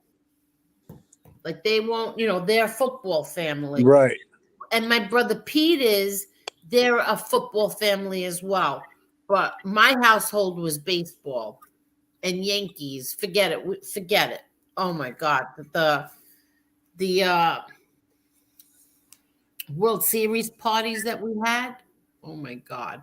You I have to tell my avoid son, I don't care if you invite 100 kids, and everybody and anybody can come. Everyone. Yeah. That's what makes it fun. Yeah.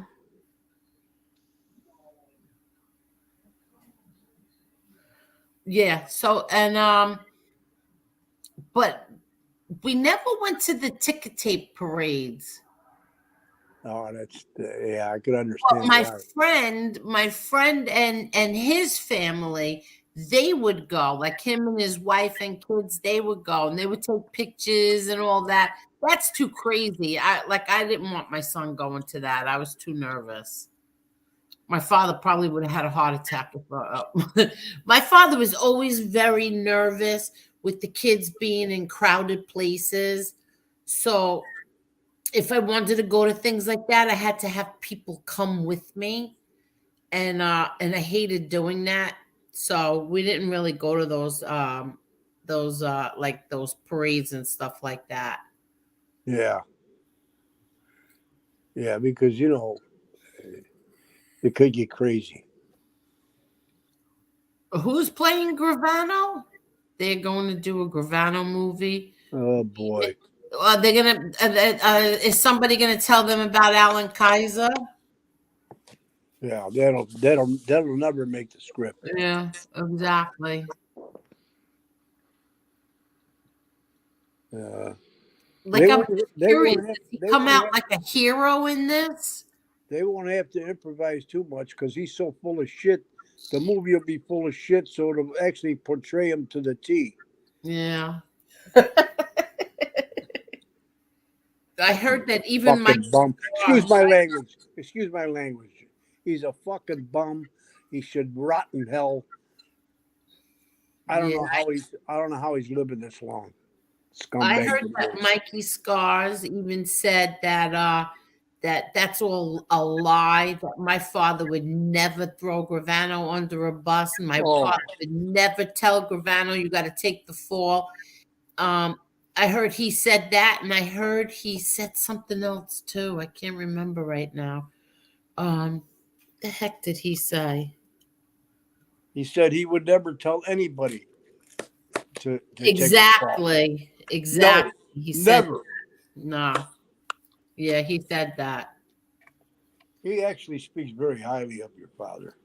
Yeah, well, he should, because Well, I know that. my father really liked him. He really should. My father was good to him.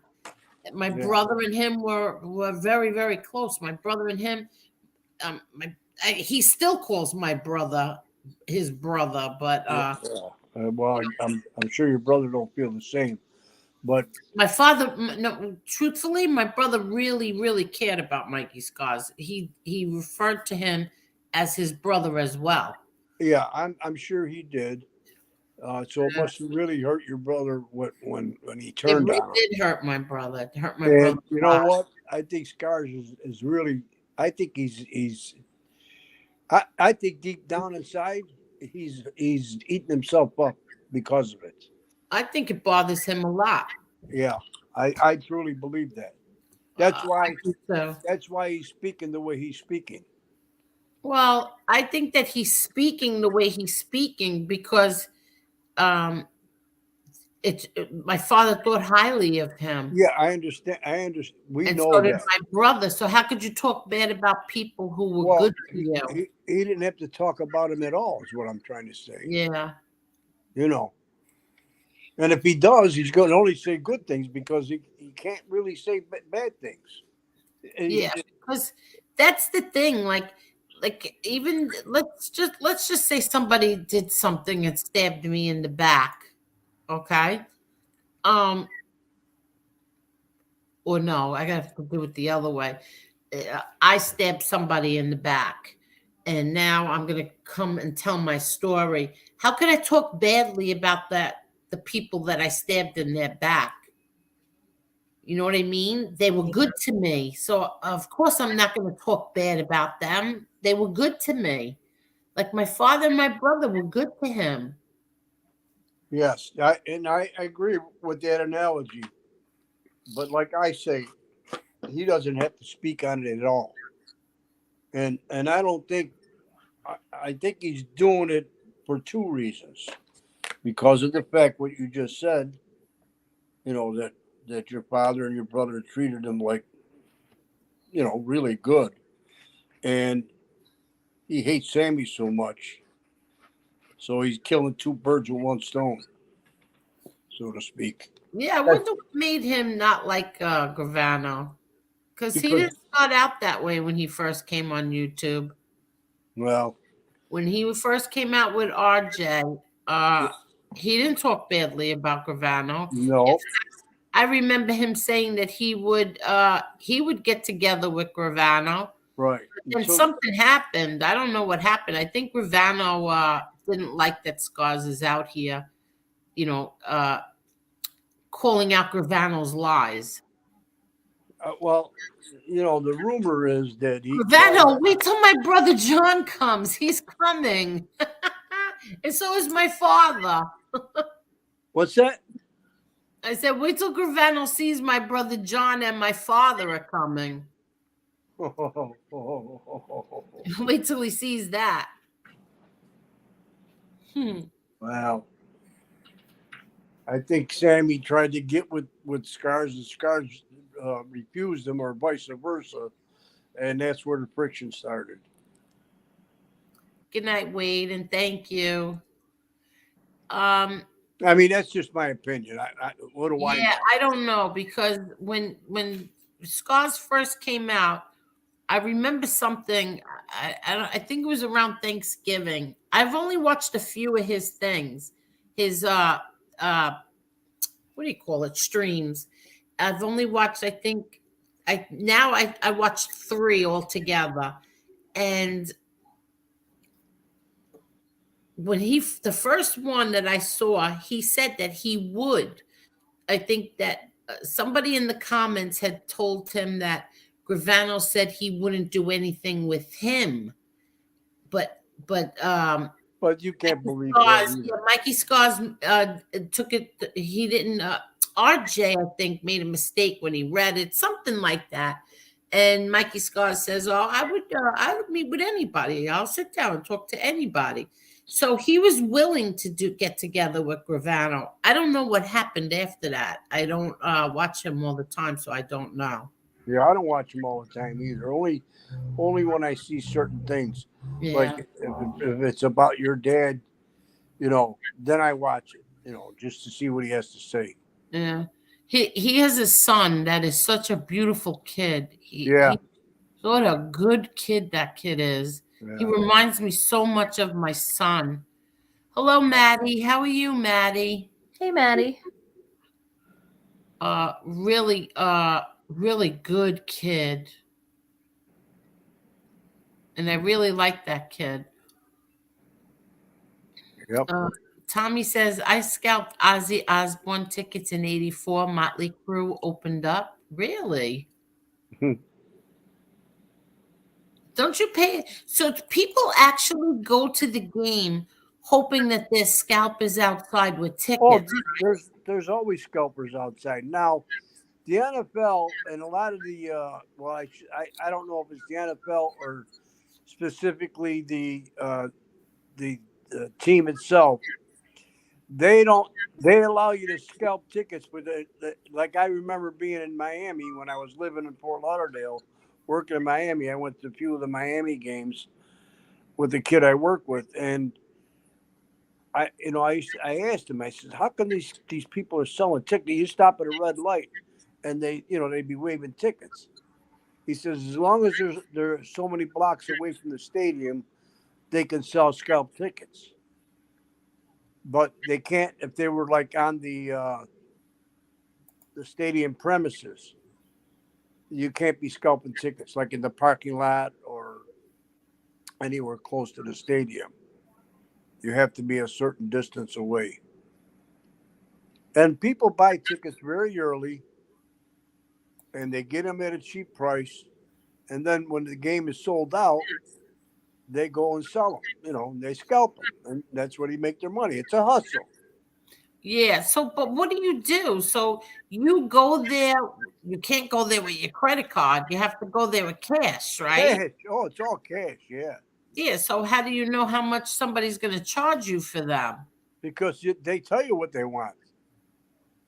Then you could barter with them, or you give them the money. Yeah, but I mean, you have to know how much to bring with you. Well, you bring enough. Let's put it that way. That's funny. And if you go to a guy that's got real good seats, the higher the price is. It's just the way it is. No, I mean, like when you say like these Super Bowl scalpers, so what, you got to bring $10,000 in cash with you? Yeah, that's good. It's very interesting that you said that, because I was wondering the same thing. But who the hell knows? It's going to be interesting, because these tickets are they're out of sight. Just legitimately buying them. I don't know what they really are, so don't quote me, but I know they're big money. Oops, hold on.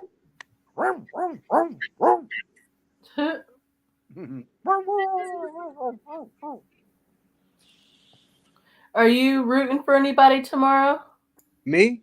Yeah. The cat is here. I actually want to see Philadelphia win, because Kansas City beat us 2 years ago. We should have been. They won in the last 3 seconds of the overtime game. We should have been in the Super Bowl. So I want to see Philadelphia win. That's who I'm going for, Philadelphia. I don't have a dog in the fight. My team. I don't either. I really don't care, as long as it's a good game. Which I think I like Philadelphia too. I think it's going to be a good game.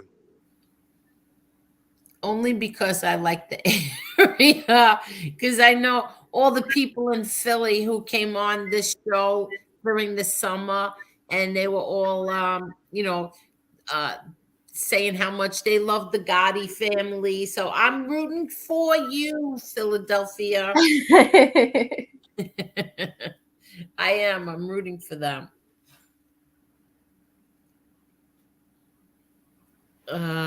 Eagles, Philly. Yeah, that's the Eagles, right? Philadelphia Eagles. Yes. Okay. I'll be rooting for them. I'm really looking forward to Rihanna. I love Rihanna.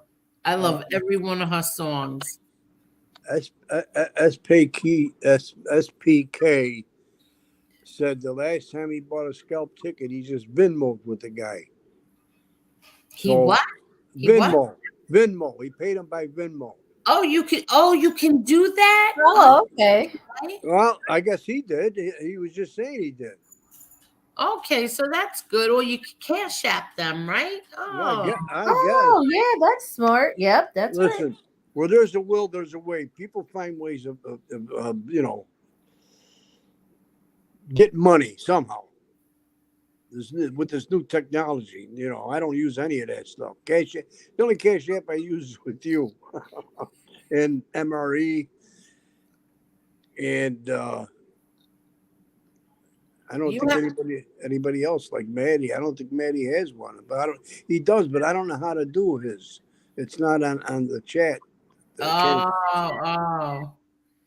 but no, you don't cash app us. You give us the super stickers. I do the cash app, ain't it? No, cash app is different. You do the super stickers, the super chats. That's what you do. Super chat, yeah. Super chats, yeah. Oh, I thought that was a cash app. No, cash app is something different. Which one do you get the most money out of? You.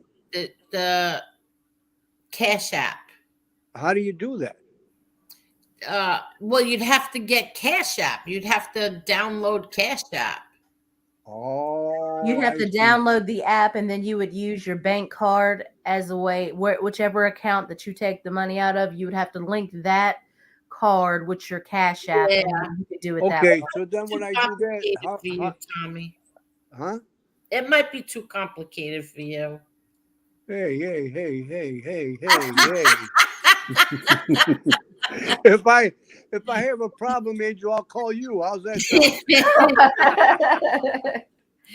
Between the two of us, we'll be there for about a week trying to figure it out. You're not kidding. Game for War. As a Met fan, it breaks my heart that Gotti was a Yankee fan. Listen to me.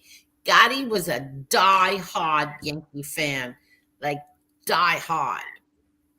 Like he and I used to have conversations for hours about the Yankees. Yankees and a diehard New York Jets. He was a Jets fan too.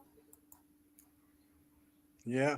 Well, actually, the only New York team is the Buffalo Bills. So you want to be technical.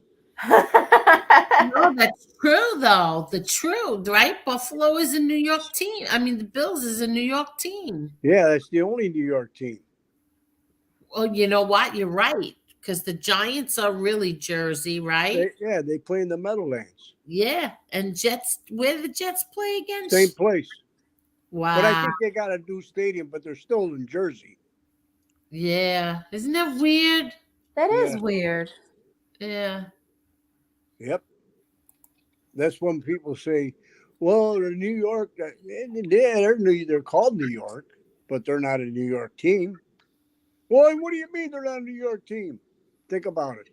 Yeah, they're in Jersey. Yeah, we never got into hockey. I did briefly. I got into hockey briefly, and then I don't know what happened. I didn't follow it anymore. And basketball too.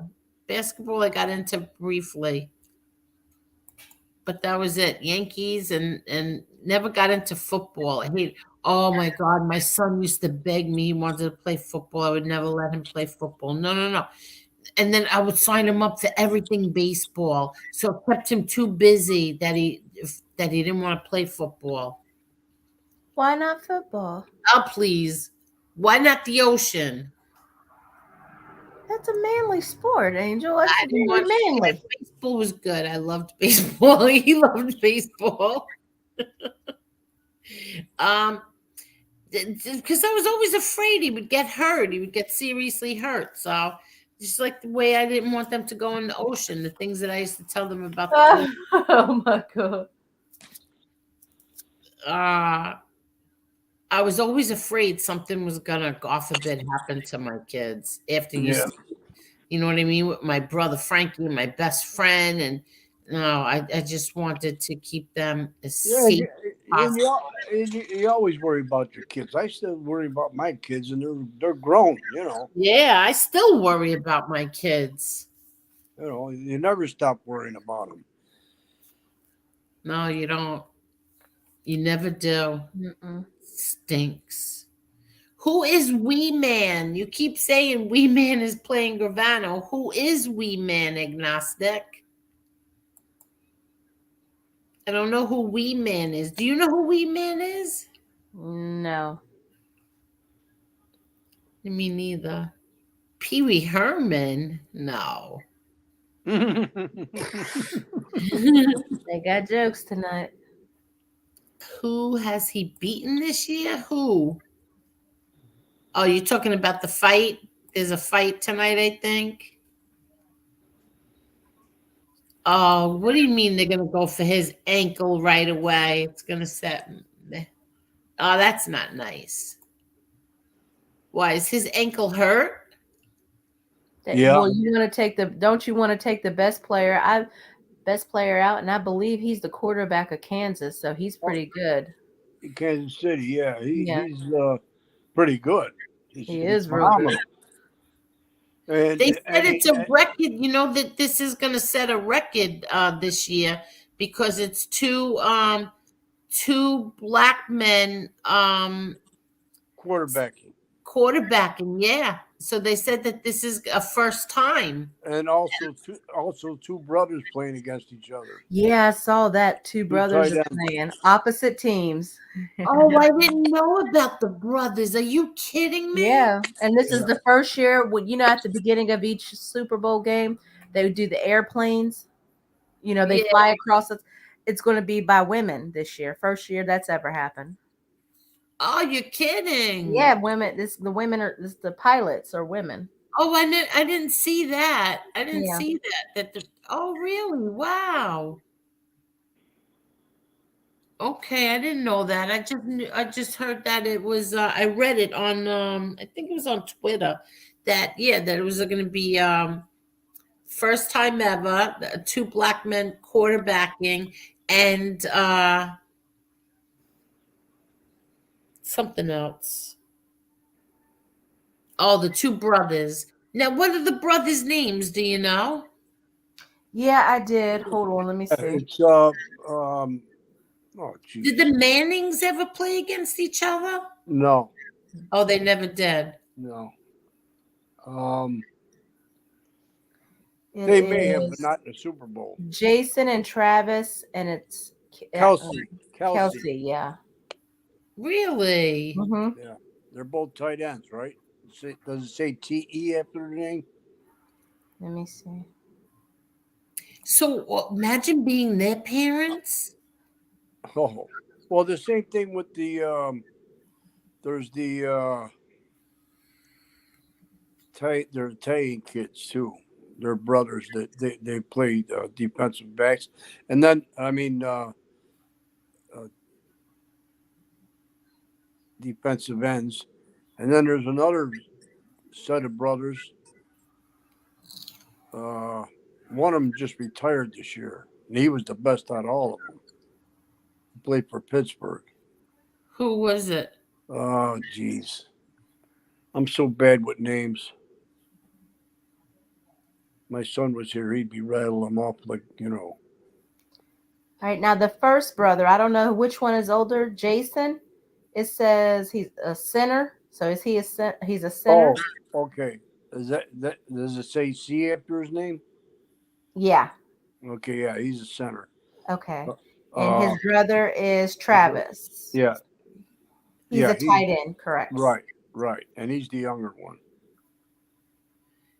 Tommy Real Deal. Do you remember Rick Generate? Generate. Yeah, he was the commentator for the Buffalo Sabres. He was excellent. Really? Oh yeah, he was good. He could have went national, on the national scene as far as broadcasting, but he denied it. He wanted to stay in Buffalo. Remember Diane Sawyer? He says, "I'm a master double crosser." Yes, he is. Oh yeah. Exactly. You never forget the good people or good times. Exactly. So I don't expect him to talk bad about either one of them. I really don't. I don't know what he's going to say in the future. So far from the three that I've seen, he's been truthful. So I don't know. Let's see what happens in the future. I don't know. Sammy, the bullshitter, isn't looking healthy these days. Looks like the vampire in the swamp in that movie Interview with a Vampire. I'll be damn, he does. I believe the refs could lean towards Mahomes. You think so? Yeah.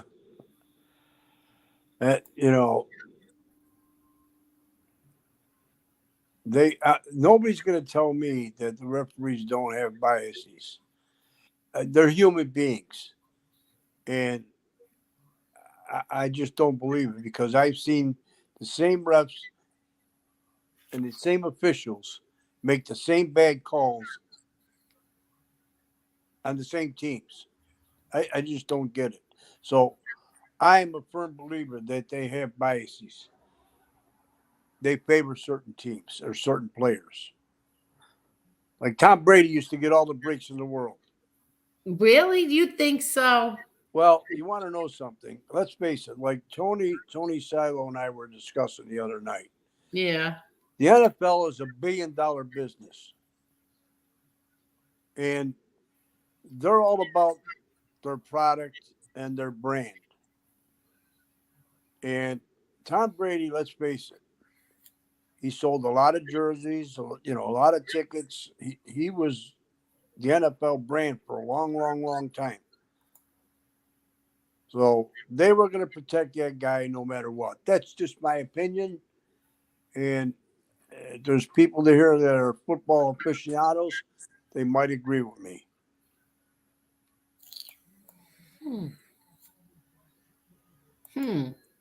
Okay. Scars pulled a little gremlin up on his shit. He said, Sammy, you ratted. Stop lying. We both ratted. Accept it. Uh, what do you mean? What made him say that? He was annoyed with Gravano. Fish in the NFL isn't going to let their star quarterback lose. Ooh. Well, they're both stars. In fact, the one from Philadelphia might get the MVP this year. The one from what?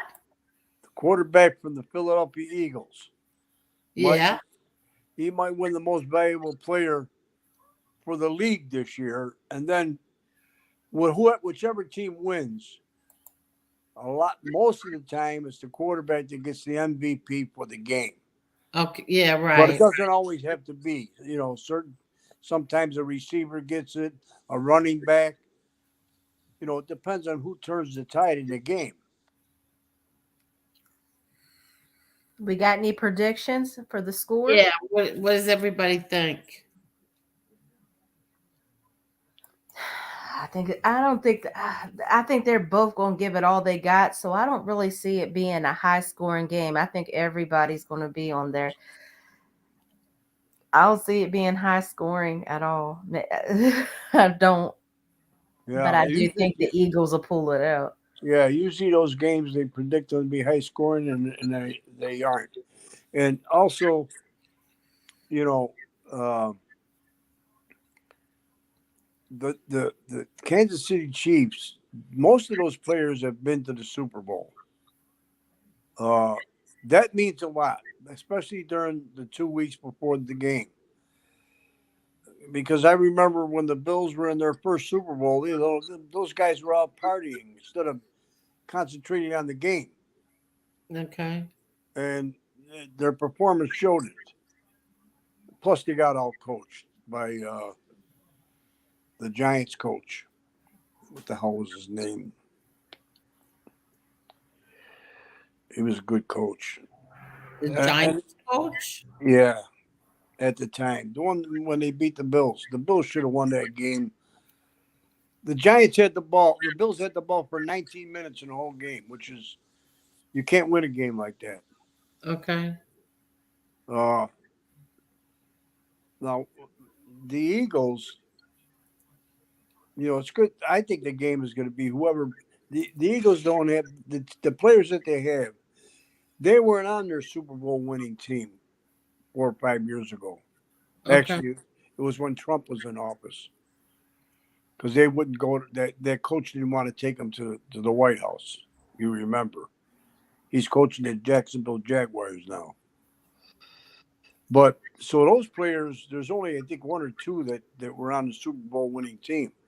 But Kansas City has a lot of players with experience in the Super Bowl. You talking about Bill Parcells? Yeah. Okay. Yeah. He was great. Go ahead. Bill Parcells is a great coach. We had a great coach too, but Parcells was way better. So I think, and this is my opinion, that the Kansas City Chiefs have an advantage when it comes to that. Experience is big.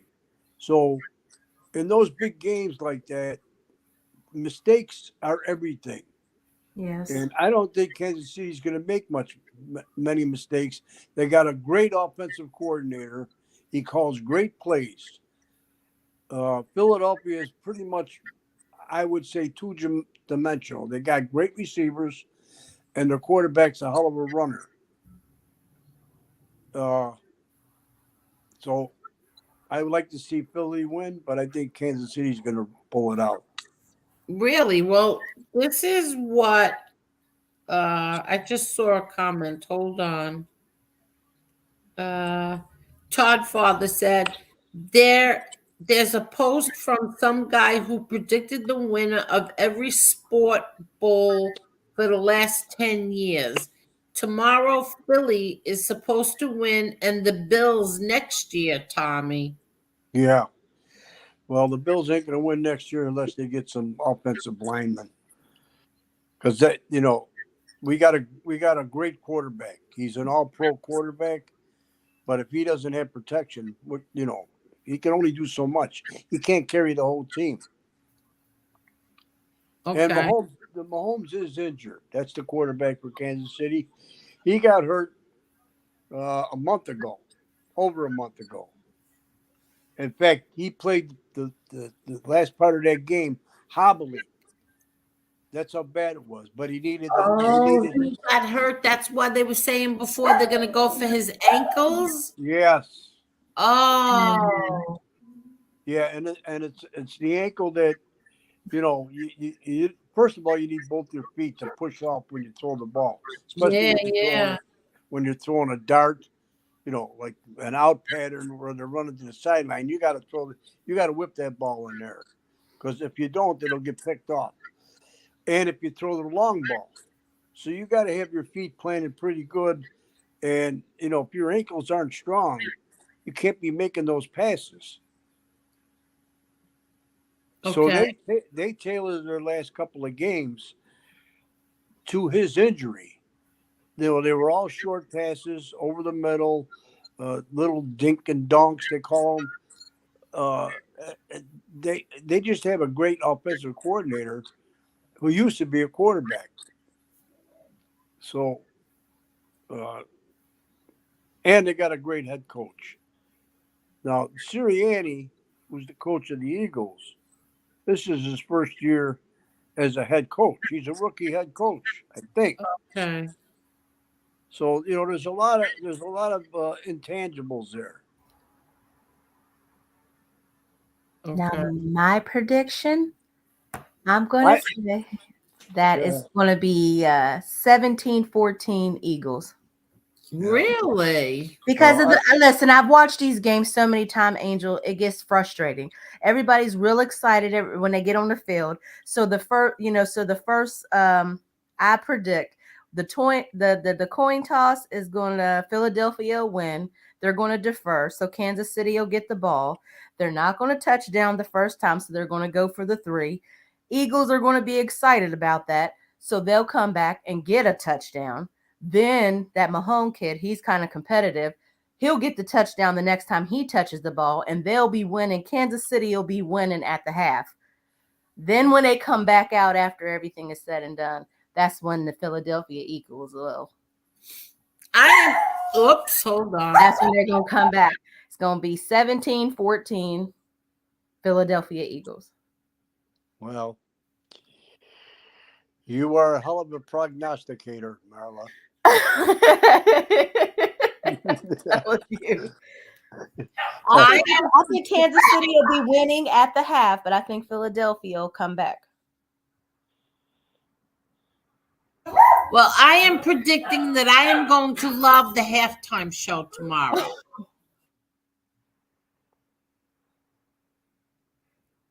The halftime show?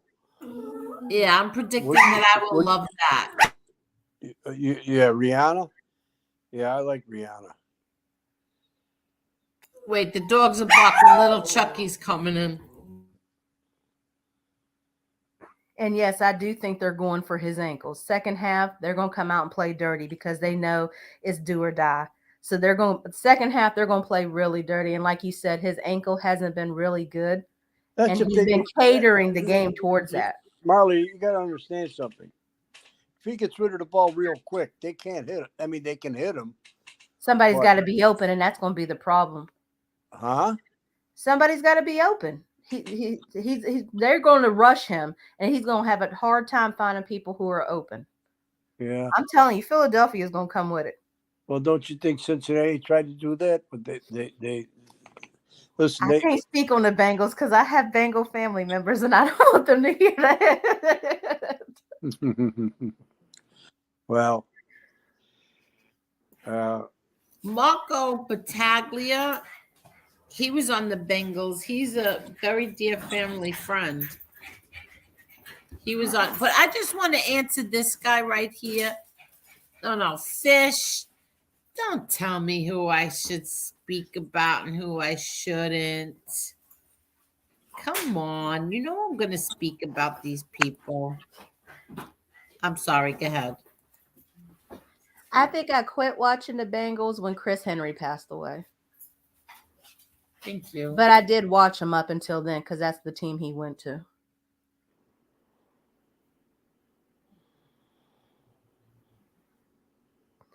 Oh, you're way behind in the chat.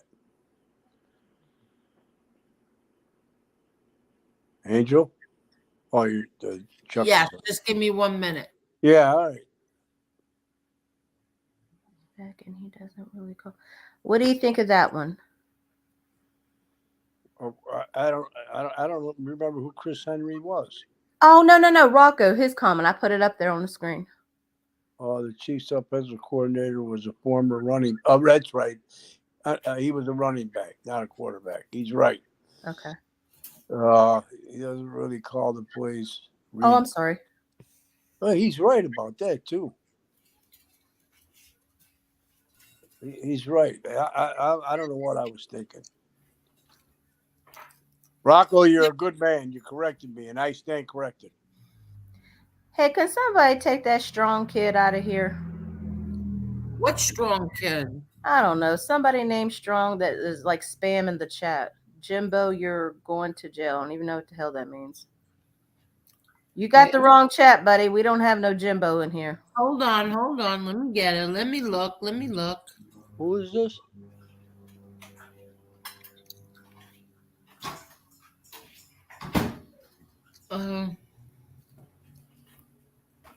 Todd Felder over. You got him.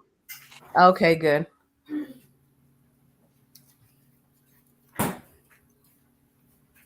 What was he saying, Marla? All he kept saying is, Jimbo, you're going to jail. And I'm like, there's no Jimbo in here. You got the wrong chat. Well, I don't know who he's talking about. I'm so far behind in the chat, you have no idea. Can everybody please hit the like button? Yeah, come on. Please hit the like button. Takes There's 2 seconds. 226 people. Thanks, Tony. Tony Silo. Oh, I see. Jimbo, you're going to jail? Who is Jimbo?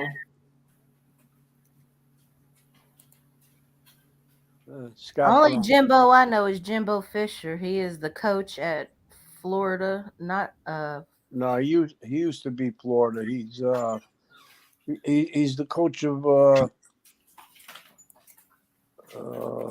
was it? It's the other Florida team, Florida something. Marlins? No, college. It was the college.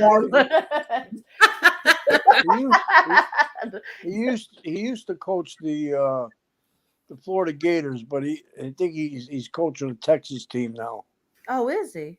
Yeah. Didn't he do the other Florida team? That's who it was.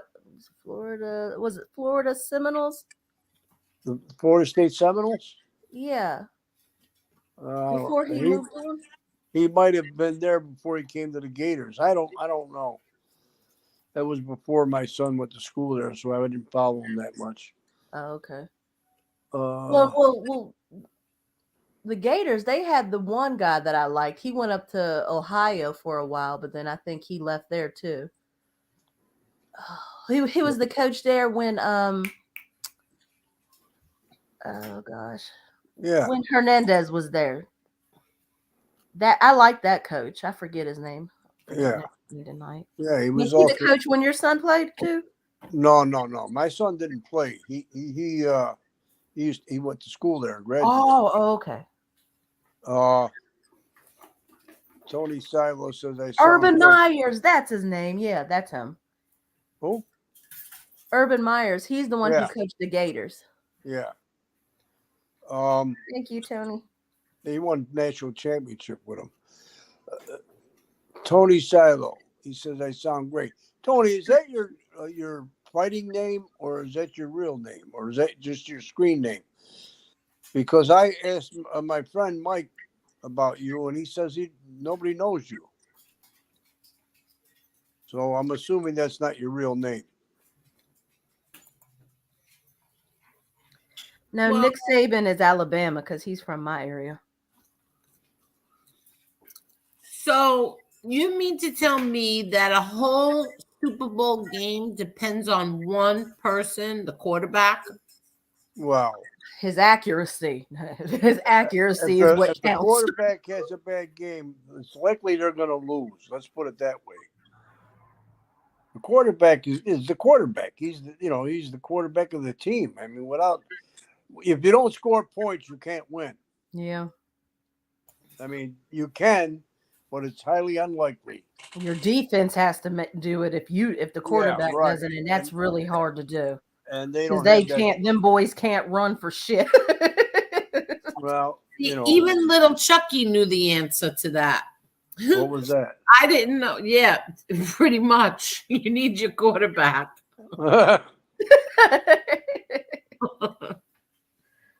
What the heck do I know? Listen to Chucky. Yeah, she knows more than me. Does she have I'm a not a prediction for the football- game? I don't even understand it. Not all of it, but a lot of it does. Because you could have the best quarterback in the world, but if your other players suck, it doesn't matter. Oh. So you have to have good players otherwise. I've seen Brady in that position a time or two. Yeah, Does Victoria have a prediction for tomorrow's game? I don't. No, not at all. Are you looking forward to, like your mother, to Rihanna being the halftime show? No. Why not? Because I don't really care about her. Really? I like her. But I don't really care. Oh, I do. I mean, she'll do an amazing show. I know. That's what I'm looking Amazing. forward She's to. very talented. It's just I never get to watch it. So. Oh, you want me to record it? I look on YouTube next day. Oh, all right. I'm really when I heard Rihanna was doing it, I was very happy. I thought last year was terrible. That was one of my favorite of all time. I'm trying to think. Which one was last year? Was that the Stage last year. Yeah, they were all Trump haters. Frig them. Mom, no, I'm no, only no, kidding. You can't care about these things. I'm only Because then kidding. you wouldn't like anybody. I really And didn't. I mean, I thought it was all right last year. That's because you're not an evidence. No. It's because there was nothing new. It was their old same That's songs. the point. Eh. It was an era, a music era that they did. You get that, right? No, I didn't get That's the problem. I didn't get That that. was done on purpose. Oh, it was? Yes. Oh, all right. I liked That was all from the same era. Like, I liked Mary J. Blige. did Gucci eat? Nope. Because she's eating right now, but she's not eating a lot. Good, let her eat. And I liked I wasn't crazy. What did I like Eminem? I don't remember. I liked him back in the day. Not so much anymore. Yeah, I wasn't crazy about last year's I don't know why. And then I remember FBS got mad because he thought that the Super Bowl halftime show was amazing. And Which one? the one last year. And then he thought everybody was saying that they didn't like it because he thought maybe they were racist. And I said to him, no, you don't understand. Your supporters, your followers right now are Trump supporters. And every one of those people that were up on that stage put down Trump. Yeah, they hated him. Yeah. So that's all I remember about the Super Bowl was that. The best Super Bowl halftime was Whitney Houston.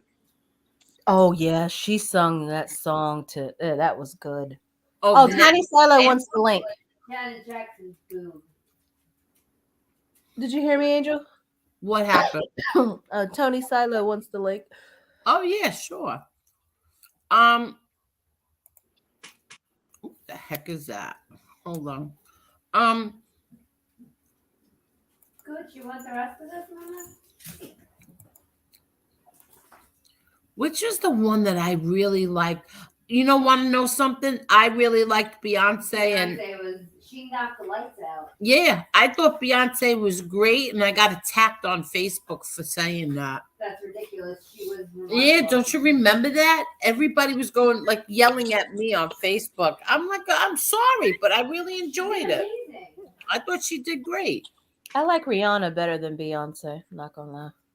Well, I like Rihanna better than Beyonce also, but I thought Beyonce did a great job. What happened? Apparently, she does blood sacrifices to be famous. Oh yeah, I know. That's the Kanye West is. No, that's a lot of people have been saying that for decades now. Really? That's not like this. She's supposedly her and Jay-Z is supposedly in the Illuminati. I told you that. Remember?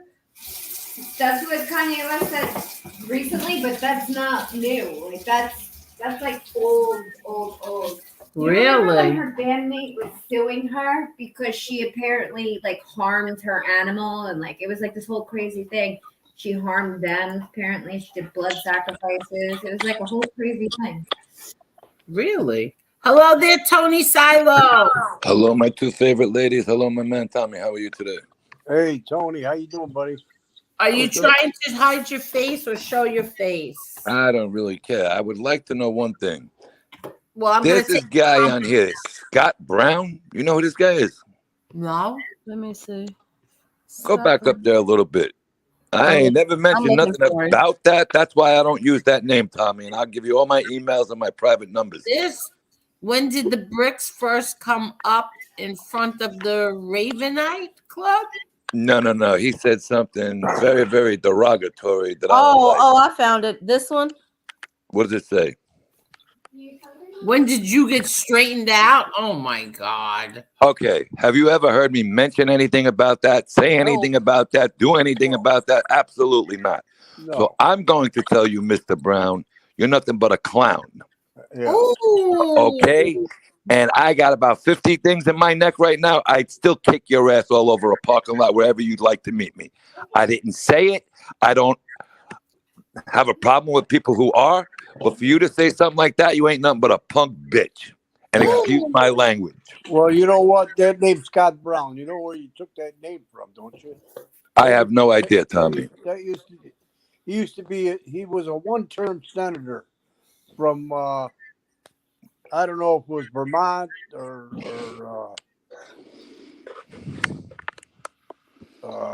one of those New England states. I honestly don't know, and that's why I do use the name I use on here. And Angel, all you got to do is ask Peter what my real last name is. He'll know exactly what to say something like that about him. You see, now I understand why you get upset, and I try and tell you guys don't get upset. To say something like that, none of us have ever mentioned that on here about an individual. Yeah. So that guy's just nothing but a bitch. I think maybe he was just fooling around. I don't know, but then ask him.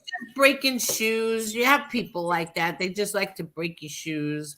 I guess so. Yeah. That's how trouble starts for people in life. Yeah, I know. You're sitting here trying to have a good time. You're all great people. I told you this was one of the better things that happened in my life, being on this thing. But then to have people with bullshit like that, cut it out. Be a man. Yeah. Well, a lot of guys just don't know how to be a man. That's the problem. The women on this board here, and don't take this the wrong way because you're both beautiful women, are more men than half the men on this thing. Oh, that's true. Well, thank you. You don't say bullshit like that, Brown. I've never seen you on here. I've been on here quite a while. I don't know who you are, but to me, I'm going to say it one last time, and I'm not going to curse again. You're nothing but a bitch. Oh, I think he really was only kidding with you. I hope so. Because you have that voice. Well, first of all, I've never even seen that Scott Brown in here before, ever. Me neither. I've never seen him. Have you, Angel? No. Nope. All right, so he's a troll. Yeah, these guys just follow you around. And like I said, I don't watch anybody else. This is the only one I watch.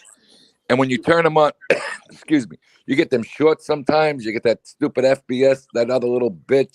You get that Nadu. You know, they're a bunch of clowns. They really are a bunch of clowns. You got the other guy playing Forrest Gump running across the country right now. What's his name? Aralota? Whatever the hell his name is. I haven't seen or heard about that guy in months. Lee used to talk about him. Read a lot of.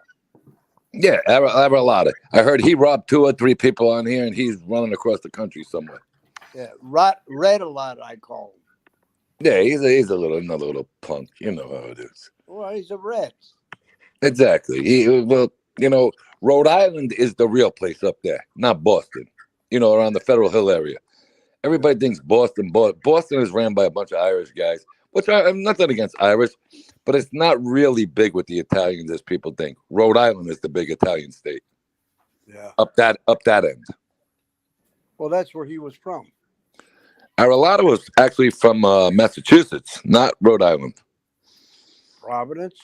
No, that's where MRE and them guys are up from Providence. MRE is from there. Yeah. Aralota from Boston with Chicky and Right. He's up by Chicky. Springfield. Right. Yeah, Springfield, Mass. Exactly. That's much further up than Rhode Island. Yeah. And it's a little bit more west. Yeah. But I mean, there's no need to say that. Everybody has a good time on here. It really is fun. Yeah, I know. We have fun. I tell you what, I even got my girlfriend listening to this who never listened to any of this crap before. She sits here and listens to it. She laughs at the way you forget things sometimes, Angel. Like we went to 7-Eleven. Everything. Oh, she thinks you're hilarious. She's sitting here right now laughing. She thinks you're hilarious. Did I forget everything? What's that, babe? Did I forget everything? Oh, just the way you say things. I mean, it is hilarious. You're highly, highly educated, but sometimes you just sit there, the mute button, the dogs go, but I mean, she just thinks you're hilarious. I'm not intelligent. In a good way. I mean, and everybody enjoys themselves, and then you get a couple of clowns every once in a while. Yeah. And I apologize for getting pissed off like that, but I never, ever mentioned anything like that. And I never would mention anything like that. No, I think that he just hears your voice and maybe he thinks you're, I don't know. But here, Nick has a question for you. Hey, Tony Silo, how are you, sir? I'm doing Do you think Mike Tyson would be interested in coming down to my boxing club and talk to the kids? Of course, we would pay. Well, first of all, you would have to pay. I don't know if Mike would do it, but there's plenty. Where is the gym, first of all? Can you ask? Say where it was. Where it was. Yeah. I need to know. Like, I answered the question already to him. He didn't answer me back. Ask him if he could say where the gym is. Hi, Damien. Let me see. I went all the way down to the bottom. Hey, Damien. Hello, Sonny. How are you, Sonny? And yes, he does. Nick Canicus, are you still here? Yeah, he'll answer if he's still here. If we find out where the gym is, yeah, of course we'll help him out for kids.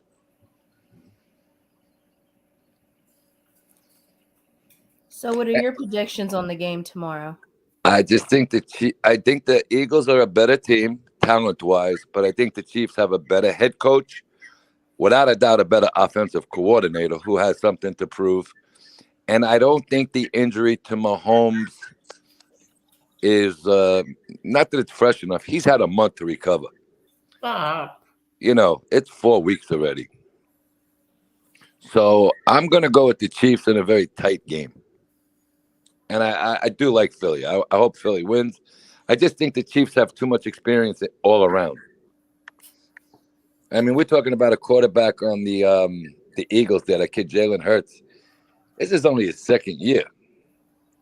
Being a second-year quarterback in the NFL is very, very hard. Right. Mahomes is just one of them very, very rare athletes. You don't get many of those in life. Yeah. Plus, he was in the Super Bowl last year, And I think he was in 2 out of 3, right, Tom? Yeah. And he should have won the first one as well. Yeah. Well, he's got experience. The other kid, he sometimes he chokes up. He just tucks the ball too quick and starts running. And if they put pressure on him, that's what's going to happen. So, I like Kansas City. I think they're going to win. But, I like them to. I think they're going to win. I don't want to see them win, but I think they're going to win. Let's put it that way. I'm going with the guy who made the prediction. What was his prediction? Eagles, and then next year The Bills. The Bills. Eagles this year, the Bills next year. Oh. Well. I'm sorry, I had to get my my. Is that the guy? Is that the guy that's predicted the Super Bowl the last 10 times or something? Yes. Yeah, I think they said that. Yeah.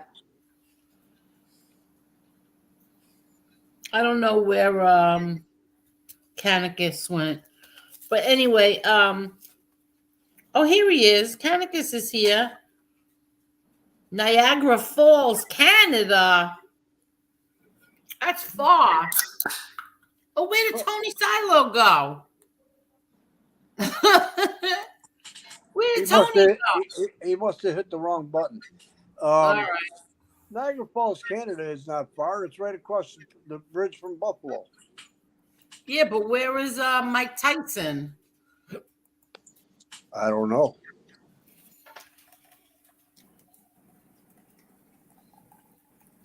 Oh, Tony said to email him, Nick. He'll help you with somebody. What's his email? I don't know. He's gonna have to find. Oh, here's Tony. They hit the wrong button again. I keep hitting the wrong shit everywhere. Where is this boxing gym? I heard Niagara Falls.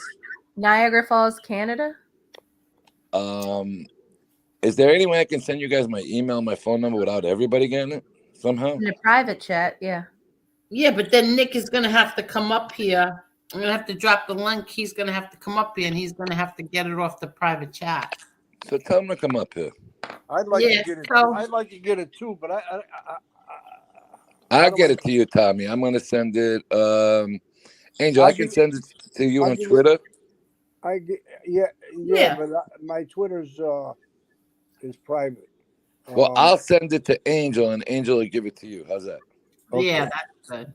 That works? Yeah, 'cause I don't want my Twitter out there. It's locked and out. It's under a different name, and because that's how I got hacked from Florida. Yeah, I got you. That's how I got in trouble. So, but we have some guys we do business with up there. I'm gonna be very honest with you. I don't know if we're gonna be able to get Mike Tyson up to Niagara Falls. He's in Vegas and Arizona, 99 out of. Well, it would have to be in the summertime. Well, there is a gym up. Where the hell's that gym? What's that? The Adirondack region is the furthest. That's too far from Niagara Falls. You're talking about right on the Canadian border, huh? Yeah. Now, when I go stay with my brother-in-law, he lives in Niagara. Well, he's got a Niagara Falls zip code. He actually lives in the town of Wheatfield. How far is that from Montreal? Oh, it's quite a distance. I mean, you're really in no man's land over there. Huh? Yeah. No, Real Deal's in Florida. I'm in Florida. He knows that, but no. I'm talking about Niagara Falls, Angel. Yeah. Oh, yeah. No, Niagara Falls is really about 40 minutes from Buffalo, and is that all it is? Where my brother-in-law lives, it takes me 20 minutes to get to North Buffalo, where my Gumbada lives. All right, so we'll figure something to help him out with a pro boxer. We got plenty of pro boxers up in them areas. Yeah, I'm sure he knows a lot of them, but the problem is getting across the border. They just opened it up. I mean, before you had to register, put down your shots. Well, there's the other thing. posters. Is that the Canadian side of the border or the United States side of the border? Yeah, Niagara Falls, Ontario. Yeah. All right, for certain legal reasons, certain people have problems going over to the Canadian side of the border. Yeah, if he's a felon, he can't go. Exactly. All right. And we know he's a felon, so. Well, there's nothing that there's wrong with felons, but they just can't No, travel. there isn't. But the government, the Canadian, I got friends that can't go over there. Exactly. When I went to Montreal that time, I had to get 2 or 3 letters to go. Yeah, you got to get special permission. I had to get working papers to go there. Then I had to get an adjudication paper to go there. I was like, it wasn't even worth it by the time I finished with all the crap. Yeah, right. But it happens. So I got a question. Mola, how did you get so educated in football? You ran that off like you were a professional before. We used to live in Texas. That's what I told her. She's a pretty good prognosticator. I tell you, she sounded like an ESPN girl. I know. I used to live in Texas. It's church, football, and then everything else. And the shooting range. Yeah, definitely. Nah, I was very, very impressed. I was like, wow, listen to this. Yeah, I know. I always get excited about these types of games, and then it's always slow. She was even giving you an analysis on what's going to happen, the first half, the second half. All right. So, Mola, here's the deal. It's right now the line is 1.5 Eagles. You're going to go with the 1.5 with the Eagles? Say it again. The Eagles are favored by 1.5 points. You're going to stay with the Eagles? Yeah, she said. Yeah, but I don't. Yeah, but I don't think it'll be 1.5. I think they'll be up by. Yeah, didn't I say 17-14? I don't think it'll be 1.5. Yeah. All right. Just want to know. I got to get all my numbers together by tomorrow morning. Yeah, she said they'll cover the spread. Let me ask you a question, Tommy. You follow football a long time. You don't think Andy Reid's going to want to beat his old team? Oh, absolutely. People are forgetting he coached that team for 11 years. Yeah, I know that. Yeah. There's a lot of intangibles involved in this game. That's what I was saying earlier. I don't know if you were listening to me. I said there's a lot of intangibles, even with the referees. So. I think the referees gave the Chiefs that game last week. They had that one series that was 3rd and 9. I think they got 5 plays out of 3rd and 9. Yeah. I mean, you're talking about going to the Super Bowl. You don't call tic-tac fouls at that point of the game. Yeah, well, that one foul at the end where he hit him 5 yards out of bounds. I mean, that was a legitimate call. No, I'm not talking about that one. I'm talking about the one when he called the holding the play before that. Right, and they would have never got that other play off if that was the case. Exactly. So, they're human beings, and look, I hate to say it. Yeah, how many referees and how many sports? The only sport that's never gotten busted with a referee being dirty is hockey. No, it's the truth. There's a guy in basketball. I think he's still doing it. He's in his eighth year. I mean, this guy was involved with everybody in the NBA. Yeah. Well, that one guy got busted. A few of them got pinched. There was the guy in the NFL got busted. That was a while ago. The NBA was about 3-4 years ago. No, 8 years ago, because he's in his 8th year in prison. Yeah. The only sport I never heard about anybody getting in trouble with was hockey. Yeah, and then you don't know about that because, it's not really heavily bet.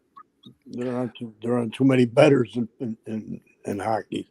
Nah, that's more degenerate guys who have nothing better to do with themselves, Yeah, they can't stand sitting still. Right now the biggest sport to bet on besides the Super Bowl is basketball, believe it or not. Yeah, well, that's because it's action every night. Everybody on here seems to think that the refs are going to win the game for the Chiefs. Why are y'all? I honestly believe that too. I think the Chiefs have a lot of intangibles going into this. You got to remember something too. Andy Reid, the coach of the Chiefs, is beloved by the NFL. He went through a horrible, horrible tragedy a couple of years ago. His son was he had 2 boys. The first time he made it to the Super Bowl with the Eagles, when he was coaching the Eagles, they found his son overdosed the week before the game. Right. Remember that one, Tommy? Yeah. And then I think 2 years ago, they found the other kid drunk driving right after the Monday night before the game. Yeah. You know, and he's just a beloved guy, and he gets all the calls. And plus, he had cancer and beat cancer Twice. Yeah. You know, so, and I just think that, I don't know if this kid Hurts is ready for the moment, this quarterback for the Eagles. Well, that's you know, that's part of the intangible. You know, the kid is good.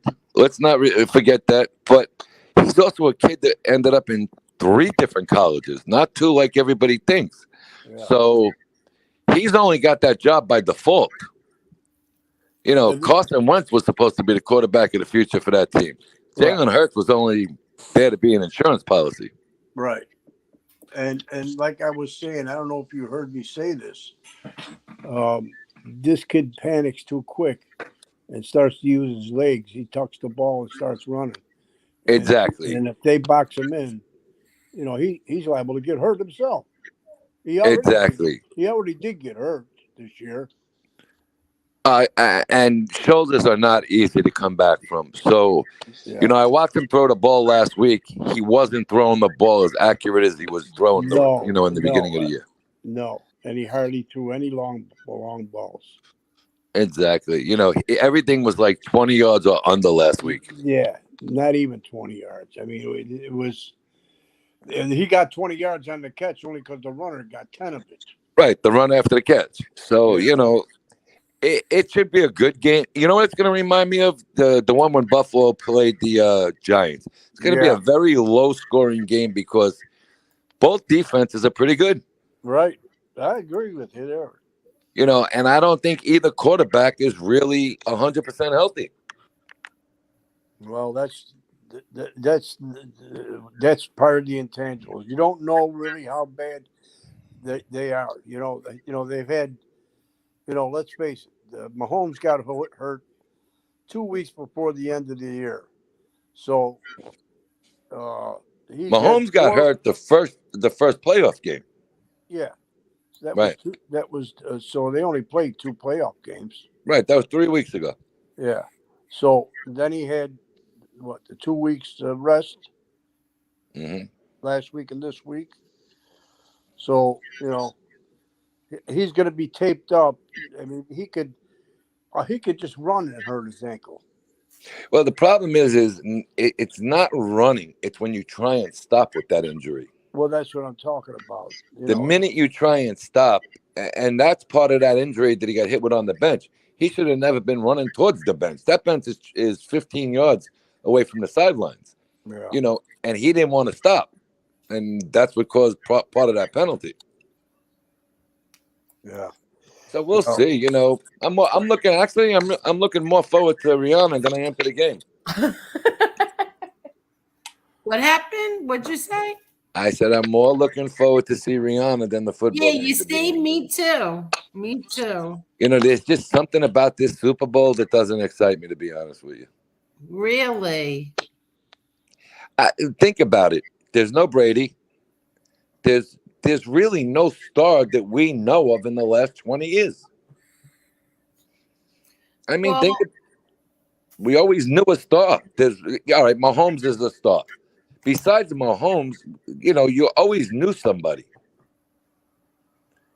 You don't know the same players that you knew all these years past. Yeah. Well, they got the best tight end this year. That's for sure. And his brother's on the other team, Kelsey and Kelsey. Right. Yeah. But you know, here's another guy who's hurt. He's got a horrible back, that kid. Which one? Are you kidding? The tight end has got the bad back. He almost didn't play last week. Yeah. They sat him out the whole fourth quarter. Yeah, well, they were lucky to win that game.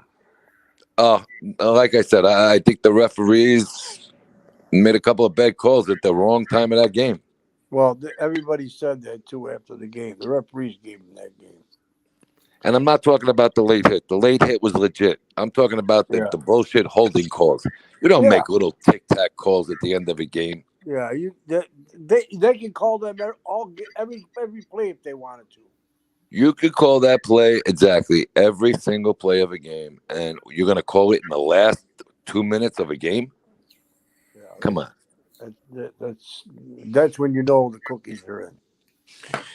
So we'll see. You know, the whole thing is you're going to have Rihanna there, and that's pretty much what I'm looking forward to. Now, is she the only one? Is she the only one performing this year?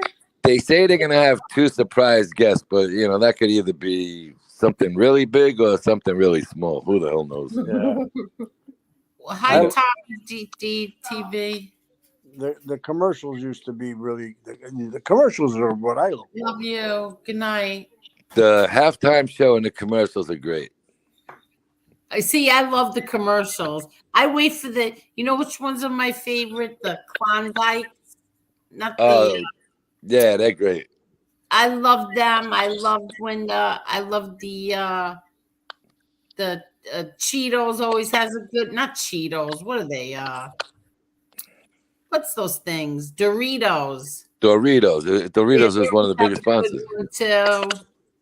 I love the commercials. I like good commercials. And the one that was hilarious was about 4 or 5 years ago when the guy kept something with money coming out the wazoo.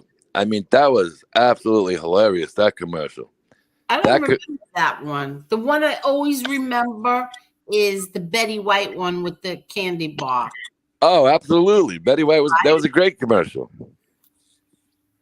Yeah. You know, so hey, look, it's basically like a holiday. Everybody has a good time. Yeah. Yeah. And it's just it just doesn't have the same feeling as every other Super Bowl for the last 10, 15 years. Something's missing. Yeah, it's too much hype. The Cowboys, that's what's missing. They should be in the Super Bowl. That's what's missing. All right, Marla, here's the problem, Marla. The Cowboys. He said something's missing. He said the Cowboys are missing. They should be in it. Well, Marla, here's the problem. You're going to be missing the Cowboys for another 50 years. They ain't never making a Super Bowl. I'm sorry. Oh. Hello, Damien. I think this is I don't know. Why aren't you excited about it? Aren't all men excited about the Super Bowl? Well, first of all, to be quite honest, sweetie, I'm in a hotel. I'm not home. I was just going to ask you, did you get your stitches taken out? No, they couldn't do it. I got to do it next Friday. Why? Because it's 12 inches, that scar. I didn't realize how long that scar was. I had no clue. Now, do you have stitches or staples? No, I have stitches, no staples at all. So I think I have 111 inside. They dissolve. And I have, I think, 47 outside, straight up and down. Oh, my God. So why are you in a hotel? Because it was more comfortable. It was relaxing. We got a nice suite. And just to get away from everything. You know, once in a while. All right. I didn't want to be bothered with all family 24 hours a day. Can we get this? Can we get that? It's not that bad. I like to go shopping. I've been to the mall about 30 times since. Every time I feel good, I go to the outlets or I go to the malls. Oh, okay. All right. So we did. I look at now we got 1,000-foot square suite here. I would say 400 square feet are filled with clothes, brand new clothes. Oh, really? Yeah, we're like two shopaholics, and the problem is we got all tags on clothes at home. So, well, here's the deal. We actually bought a car so we could get the clothes home. Oh, my God. Are you kidding me? It was cheaper to buy another car and pack the car with everything than to fly everything back. So you're going to drive now with stitches in your neck? No, I'm flying Monday, but the car's going to get shipped. I can't take you. No, it's fun. So now you can't get the stitches out. So Nope. you have to go back and get the stitches taken out? I'm going back to Florida Monday, and I'm flying back in Thursday night. Wait, what? I'm flying back to Florida this Monday, not tomorrow, the next day, and then I'm coming back to New York next Thursday. Oh, why don't you just stay? Because I have some business to do down in Florida. Aren't you going to meet with Paz this week? Either Tuesday or Wednesday, he's going to be down there. I don't know if you remember where the First Street gym is when you were down there. In Florida? Yes, by Brickell. Oh, no. I never went to that gym. Everybody goes down. Every boxer who is a boxer goes to that gym just to stop by. That's where. I never knew that. But then shame on my cousin for not taking me. Yeah, that's where Angelo Dundee trained Sugar Ray Leonard, that piece of garbage, and Muhammad Ali. Oh, see, I love Sugar Ray Leonard. Why is he garbage? Well, what did Vinny tell you about Sugar Ray Leonard? I think he liked him. That's not what he told you. I could tell you exactly what he told you. All right, tell me what he told me because I don't remember. But I don't want to use. I don't want to use it. I really don't want to use a bad word. Oh, you don't have to use the bad word. He called him a D-head, if you remember. Oh no, I don't. Yes, he hated him. Oh, Sugar Ray Leonard, he hated? I don't like him either. I think he's a phony piece of garbage. Oh, man, that just crushed me. He told you, too. He told you the same thing. I don't remember. I was so nervous when Vinny came on here. I was a nervous wreck because... How could you be nervous with Vinny? Vinny is the most... Well, because I didn't know him before. I mean, I used to talk to him on Twitter, but we never spoke on the phone. And then instead of coming on like how you guys are, we did it over the phone. For 2 hours, I held the phone. So I was nervous. I don't remember. I got to get Vinny back on. Please, Vinny, come back on. He will definitely come on. I give you my word on that. We'll get you a couple of boxes on here. But no, Sugar Ray Leonard is not a well-liked guy by no boxers. Actually, he worked for HBO. They fired him after, I think... Tommy, do you remember when Sugar Ray Leonard was announcing fights before George Foreman? Yeah, he was a cocky son of a bitch. Exactly. Oh, my God. See, Lewis and I, we loved him. Lewis, I tell you what, was his favorite boxer. I'll tell you what ruined him. There was a boxer, Tommy, you would know it. The girls wouldn't know him. Wilfredo Benitez. Yep. Oh, what? That sounds familiar. Well, Juanita Benitez is Sugar Ray Leonard's ex-wife. Oh, that's it. Okay. Okay, so now Wilfredo Benitez was pretty much at the end of the road when that fight happened. Yeah. Sugar Ray Leonard gave his brother-in-law a beating of all beatings, and that's what ruined him. Destroyed him. Split his head right open, from the top of the hairline straight down his nose. Why did he do that? Because he was just a cocky son of a bitch. Yeah. You mean he did it in the ring or outside the ring? No, in the ring. But I'm saying there's a time when look, when Vinny first came back and he fought Roy Jones in Atlantic City, that was right after the neck injury. Yeah. I think it was his second or third fight after the neck injury. And Roy, as cocky as he is one of the most compassionate guys around, very charitable guy. And he tried to ask the ref to stop the fight 3 or 4 times. And Vinny just doesn't stop. That's the problem. Vinny was way overmatched, and he knew it. But it was a nice payday at the time. But the guy didn't want to, go any further. And they ain't got no relationships together. This guy went after his brother-in-law like he wanted to destroy him. And he's actually an invalid in Puerto Rico now, this poor guy. Are you kidding? Nah, look it up. His name is Wilfredo Benitez. Oh, wow. Yeah, and there was no need for him to give him a beating like that. Not only that, I mean, he destroyed his whole family. His wife divorced him. He lost his kids. He lost everything. Who? Sugar Ray Leonard? Sugar Ray Leonard lost his wife, lost his kids, went flat bankrupt. Sugar Ray Leonard only has money because he made yoga videos 10, 12 years after he retired. Sugar Ray Leonard was flat broke after boxing. Oh, wow. I never knew that. But when you asked Vinny the question, he had told me, he said he called him a dickhead straight off the bat. He didn't like him at all. Listen to me. That was such a fun, the chat, everybody was asking him questions. He was great. He got on here and he told me, Zena threatened me and told me I better not curse. Yeah, he told me he wasn't allowed to curse, and he cursed more times. Said, "Vinny, go right ahead. You curse." And boy, did he curse. Boy, did he curse. Angel, did you ever hang out with him for a night? No. My brothers did. He went to Well, my I know nephew's John fight. did. I know John Yeah. did because we used to hang out up in Mohegan Yeah. Sun and Foxwoods. That's where we were all the time.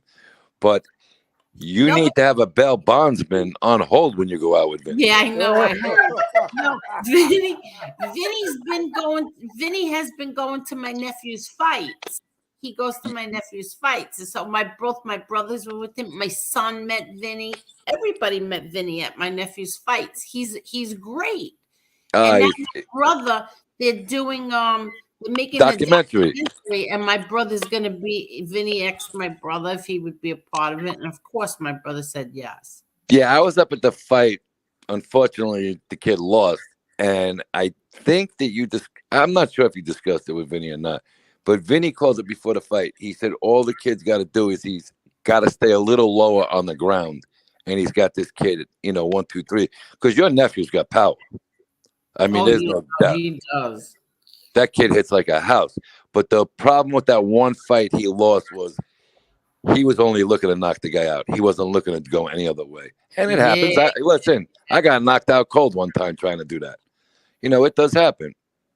You think you got it, and then all of a sudden, something went wrong, But it's a good learning experience. Fight by decision. That's his only loss. He lost that fight by decision. That's his only loss, and he shouldn't have even lost that fight. Yeah, I know. But I thought he was very respectful afterwards.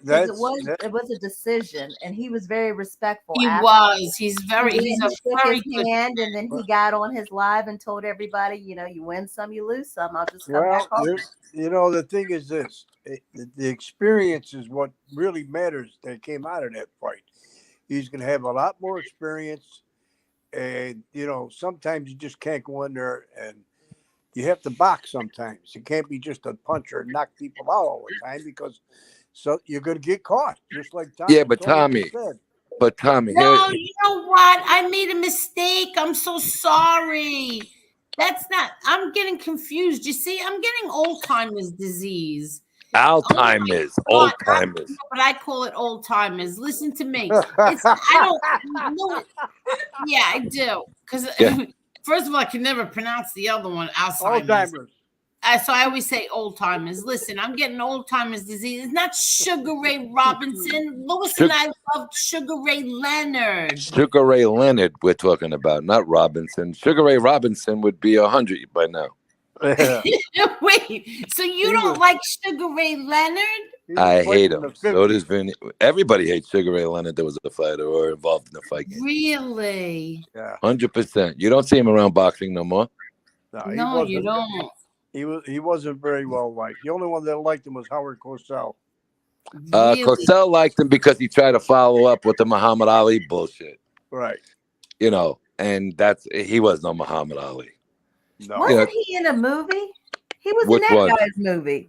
That Dickie England, that guy's movie.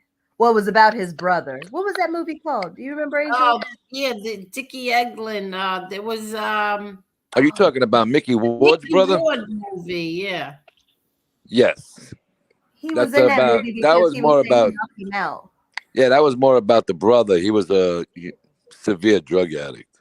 Oh yeah. Yeah, Dickie. Tell me about it. Wasn't that Dickie? Yes. And he had a different father than Mickey. Yes. But Mickey had the trilogy with Arturo Gatti. Yeah, this right here, that was the best. Oh my God, that was the best. 3 best fights I ever seen. I turned on the first one I seen on TV. I said, this is going to be crap. Because if you looked at the guy's record, Ward had 15 losses or 16 losses. What kind of fight is this going to be, And then I went to the second and third one, and they just got better and better and better. I mean, those were like wars. And Arturo. I'll never forget the first time I ever saw. I loved Arturo Gatti. I loved him. And the first time I ever saw him, my brother, we were at my sister's house. It was a holiday or something, and my brother John says, "Angel, come here." And he's like, "Look at this kid. Doesn't this look like your son Frankie?" So I'm looking. I said, "Wow, who is he?" I said, "No, you know who he looks? He reminded me of. I'm related to him through marriage. Noel, my brother, my brother's friend Noel."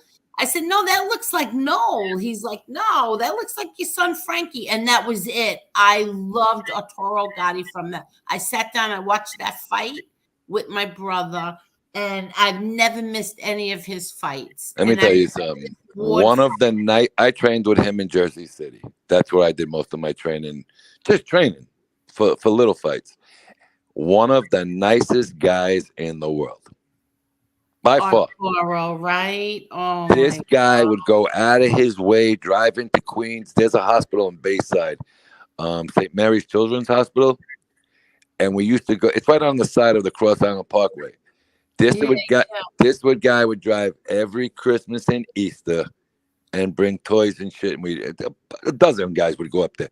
But I mean, he never missed it. He would call weeks in advance. Are we still on? Are we still on? Just a nice, sweet guy. Yeah, see? My nephew, my sister's son, Johnny, I'll never forget. He called me up. He's like, what? I go, hello? I go, what's doing, Johnny? He goes, Aunt Angel, your boyfriend died. I go, what? Died? He got killed. He goes, your boyfriend died. I said, which one? He goes, Arturo Gatti. I go, oh, cut it out, you jerk. He goes, Aunt Angel, I'm dead serious. Arturo Gatti died. I started crying. You know, I went to the wake. It was in Jersey City. I mean, oh my God. It was one of the saddest things I've ever seen because everybody knew he got killed. She took him there She took him there to set him up. It was all about setup. And the unfortunate thing, fortunate for him, that kid had all of his money intact, and she got it all.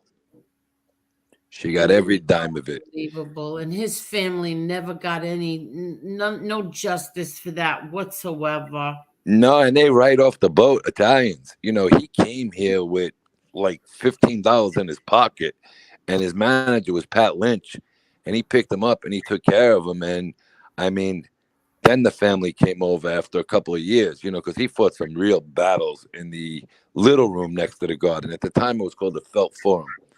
Then they changed it to the Paramount. I don't know what the hell the name of it is now, Hulu Theater or something. Yeah. But I mean, such a nice kid. I mean, it was. Oh my God, I loved him. He was my favorite. Did you ever see him in person? No, I never saw him in person. But from that moment on, when my brother John showed, that was it. And then he fought. What was the big? He fought a guy. I don't know what he was. He was very dark skinned. What was his name? He was black. Yes, but not a black man. He was something else. Prince, was it something? Oh no, he fought a dude with the jet black hair and the olive skin in Atlantic City. That was the night he retired, I think, right? I think so. That guy busted him up, but his shoulders were shot. Yes. He couldn't throw a punch. His shoulders were shot. He went into that. Just listen. He got some payday. There's sometimes you got to fight. You know. The money that was involved in that.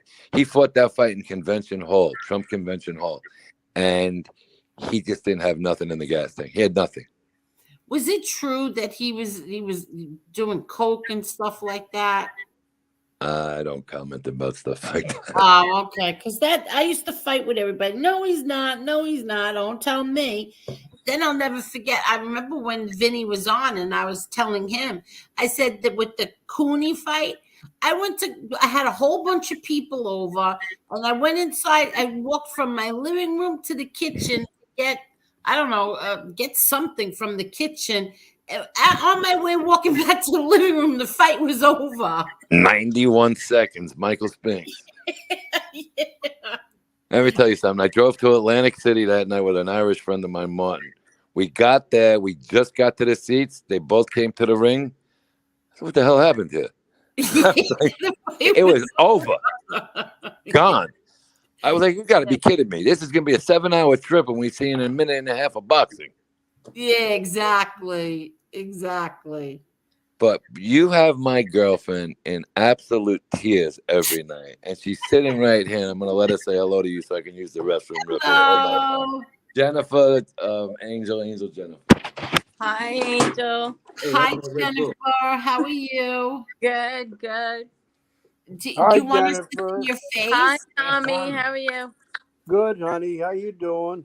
Good, good. We're hanging in here, having a good time, hanging out with you guys. Hey, Oh, that's Marla. Oh, hey, how are you? Good, good.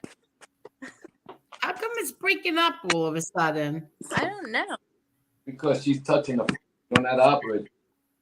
Sit in that chair.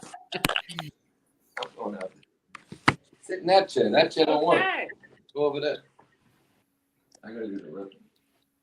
Oh, make sure you shut the door so we don't hear you. Right? Angel. Yeah, Mark Wahlberg played Mickey Ward. That movie was good. What was it called again? The Fighter. I just looked it up. The Fighter. Okay, Yeah. I forget What's everything. it? Yeah, Southpaw. Gaddy's girlfriend killed him. That. What was Well, it? I was about to ask y'all about that because it says on Yeah. here he died by a suicide. Oh, bull crap! He never died by a suicide. I'm telling you what it said. It said I that- know what it says. Oh, He first of all, he died in Brazil. yeah, And- yeah. And she was Brazilian, so you know what they were gonna do there. I don't trust anything. I don't believe that he hung himself. Sorry. But it's impossible to fall to that direction. Oh, you're out of the bathroom that quick? Just gotta comb my hair. It's so perfect. It don't really take.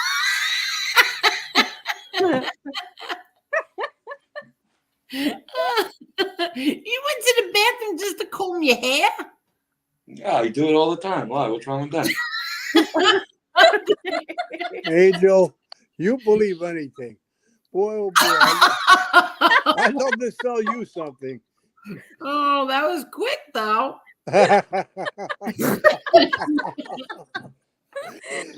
He was That talking went while right he was over my peeing. head until Real Deal said something. That went right over my head. What's that, Marla? That went right over my head until you said something. I'm like, oh, he did? Okay.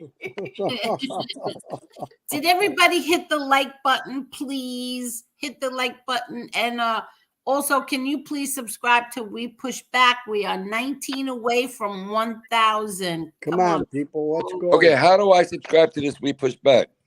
The link is in the chat, and all you do is hit that link that Cuban B put down there, and then just hit subscribe. Okay, I'll do that. And I did hit the like button, but somebody must be hitting the like button twice because they kept going from a number up to a number down. So only hit the like button once. Yeah, hit the like button one time. You know, because I seen it before when I hit the thing, and it kept going back and forth. I forgot what oh my God, I'm losing my mind. Vinny Paz. What did Vinny say about Oscar de la Hoya? I think he said he liked him, right? Nah, another piece of shit. Oh no, then he said he didn't like him. No, he liked Larry Holmes. Holmes, that's it. Okay, yeah. All right. Yeah, Larry Holmes, because everybody was saying Larry was broke. And you remember, Vinny was telling me he told you, That's right. if I was as broke as Larry Holmes, I'd be the happiest man in America. Yeah, exactly.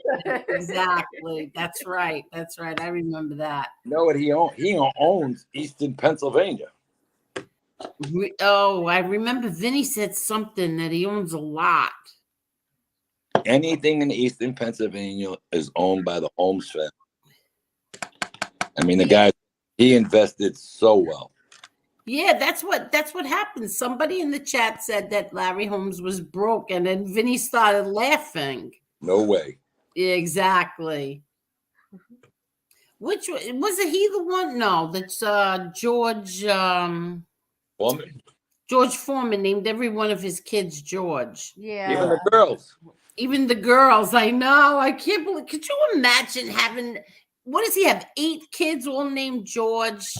George. No, 8 no, not boys. you, George. The other George. No, not that George. Just George. Now, I'll George. tell you something, Tommy. When he says the word George, you know what kid is running, they say. I don't know them that well. If he says George, they know which one to run to the living room. Unbelievable. You know, it is what it is. But no, there aren't many guys in boxing that really care for white guys. And I don't mean that in a racist way. I'm talking about promoters as well. They just like taking advantage of people, and they're such great guys in boxing. You know, I was around boxing since I'm 6 years old, just working out in gyms. My father threw me in there. That the promoters, black fighters, and the white fighters like garbage. Look at Vinny. Vinny got taken for a ride. Vinny had to make that. Vinny made the comeback after he broke his neck. Yeah, I know. I mean, you know, and I stayed up there for a while in the hotel when he was training for the Jewish kid, Dana Rosenblatt. That was in Foxwood. And, you know, everybody thought it was going to be a disaster. He was so determined to come back from that. It was absolutely ridiculous. I know. I love that movie. Bleed for This or Bleed something? for This. I love that movie. Great movie. Yep. And it was real, very, very close to the truth, almost all of it. Yeah, exactly. You know, he was big into going to Foxwoods a lot. I'm not going to say too much about that. Loved going to Foxwoods. Didn't mess around with any kind of substance abuse. Yeah, right. Exactly. You know, just a great guy. Really fun, great. He was the type of guy Friday and Saturday night you'd go to the club with, and you know, you just have a ball. And then as he got more popular, it ended up to being a 7 nights a week. But good guy. I mean, great guy. A great guy, really. And funny as shit, really. Yeah, I know. When he was on here, we laughed. He got the biggest kick out of all of this. We were all asking him questions. It was fun. It was a lot of fun. I didn't think he was going to be on that long. I figured, you know, maybe I'd get a half hour out of him. Well, no, he just kept going and going. No, I go, well, Vinny, you've been on here for, I think I said an hour and a half. He goes, yeah, that's okay. Let's keep going. I was like, all right.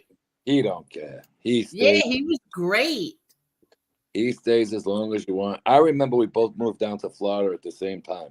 There was no way, I don't think we'd both be alive if we stayed there at that age. We were out 7 nights a week. We met a guy from Corona who moved down there, and he had bought a limousine company. I don't think the guy made $1 for the 2 years we lived down there. Swear to God.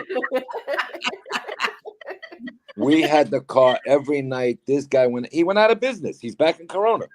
Oh my God. Hey, listen, when Joe Frazier fought Muhammad Ali, Joe Frazier broke Muhammad Ali's jaw. How come I don't remember that? How about that Muhammad Ali was going to quit, but Joe Frazier quit first? Really? Wait. Are you talking about when he broke his jaw in 77 at the Garden or the Thriller in Manila? Oh, I don't know. That was Sons of Italy. Okay, he broke his jaw in... Oh, you can't leave us now. What happened? Don't tell me the power went out in your hotel. Oh, Tony Silo. Oh. What happened? Angel. What? If he sends you his email, you got my private. Yeah, I know. I'll put it in there. Don't worry. Okay. All right. Thank you. Yeah, you're welcome. Oh, so the fight was good, huh, Maddie? And don't get old timers. Yeah, I do. I have Alzheimer's. I do. Suddenly, I love you, Angel. Yeah, I love you, Angel. You got to come up with your own sayings. You know what I mean? There's nothing wrong with that. I always do. Good for you. Tony, tell me, did you lose power, Tony? Maybe his battery went dead. I got my phone on an ice pack because it got so hot. Oh, your phone? Really? Oh, look, he's trying to come back. Yeah, because I got it plugged in. I got it constantly charging. Because if I don't, it'll run low, and then I got to go on my iPad, and then you know what happens. Yeah, I know. Oh, here you are. Power, my thumb hit this stupid button again. Oh, it went black. I'm hiding your face. All right, thank you, honey. Okay, so now what are we talking about this fight? What happened? He broke his jaw in 77 at the Garden. That was fight number 1. Then they fought second fight in the Garden. Muhammad Ali clearly beat him up. The third fight they fought in Manila, and Joe Frazier's trainer Eddie Futch stopped the fight at the end of the 14th, going into the 15th. Right, Tommy? Yeah, I think so. Okay. Muhammad Ali wasn't getting off his stool. He told his trainer, Angelo Dundee, he quit. Right. But the referee was in Frazier's corner, and he heard his trainer quit first. Right. So Ali was really going to quit the fight. Yeah, that was, 1965? I wasn't born yet. No. They fought in the 70s. I was alive for all 3 fights. None of them fights were in the 60s. Well, I remember being in high school. I graduated in 65 when the first no, he fought in the Garden in 72 or 77. His name wasn't even Muhammad Ali then. The first fight, no, he was Muhammad Ali all 3 fights. Well, he was Cassius Clay when he started out. He was Cassius Clay when he fought Sonny Liston the first time, wasn't he? Right. That's the one I'm talking about. No, we're talking about the Joe Frazier fights. Yeah, I got them mixed up. Don't forget, that was 1965. Give me a break. I'm getting old timers. I'm confused. I have people in the chat saying Ken Norton broke Ali's jaw. And he did break his jaw in San Diego. And Frazier broke Ali's jaw too? Yes, he did. They both broke. He had his jaw broken. Well, I broke my nose about 9 times. Oh my God. How about Vinny broke his nose about 15 times? Well, I could see Vinny, he's a boxer, but how many times could your jaw get broken? Well, when you break it once, it's easier to break again. It's fragile. After you crack it one time, it's fragile. And Muhammad Ali used to fight.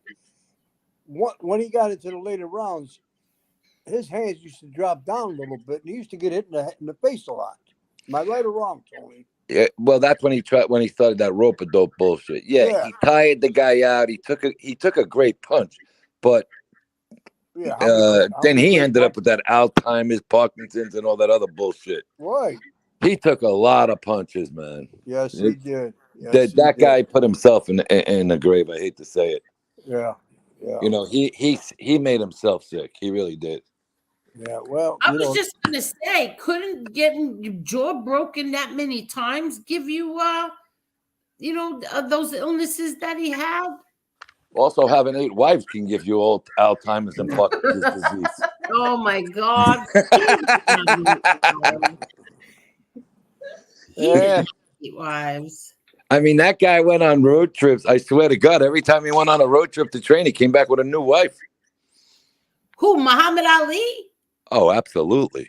Oh my goodness. He left the first fight with he was married to Layla's mother. He came back with a new wife. He left with one wife, came home with another wife. Oh, wow. I mean, there's some shit in boxing that would make your head spin, I swear to God.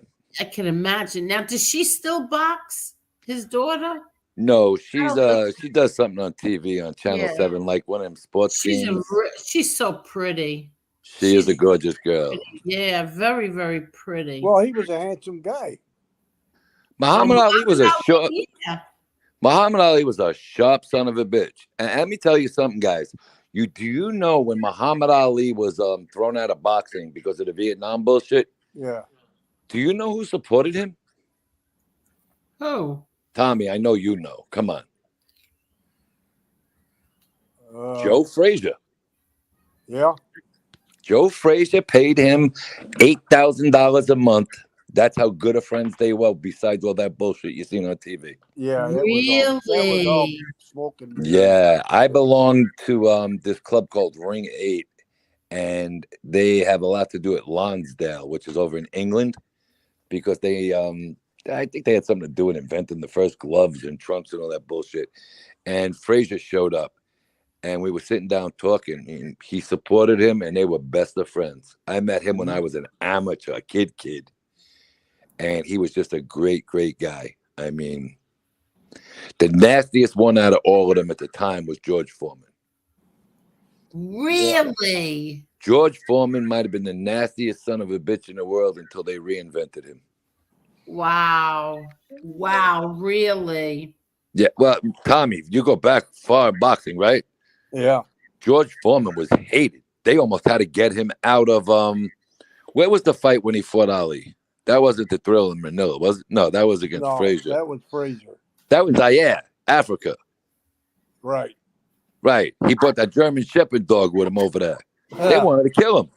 They had to get him out of there. Yeah. He wasn't well liked in Africa, that's for sure. He wasn't well liked in the United States either. Yeah. You know, and they hired a whole team to rebuild them. And that's why your nephew John is what, 30 right now? 29, 30? He's younger than that. How old is John? 27, I think. Is he? Okay. So now that's relatively back in the day. That's towards the end of the line. How about now? That's a spring chicken. That's what I'm saying. That kid's got a career ahead of him because you go into your 40s now. Wait, I have to remember. Let me figure this out. I think John is 29, Angel. Yeah, you know what? I think you're right. Wait, I try to figure it out because they're all a year apart. So I go from the top.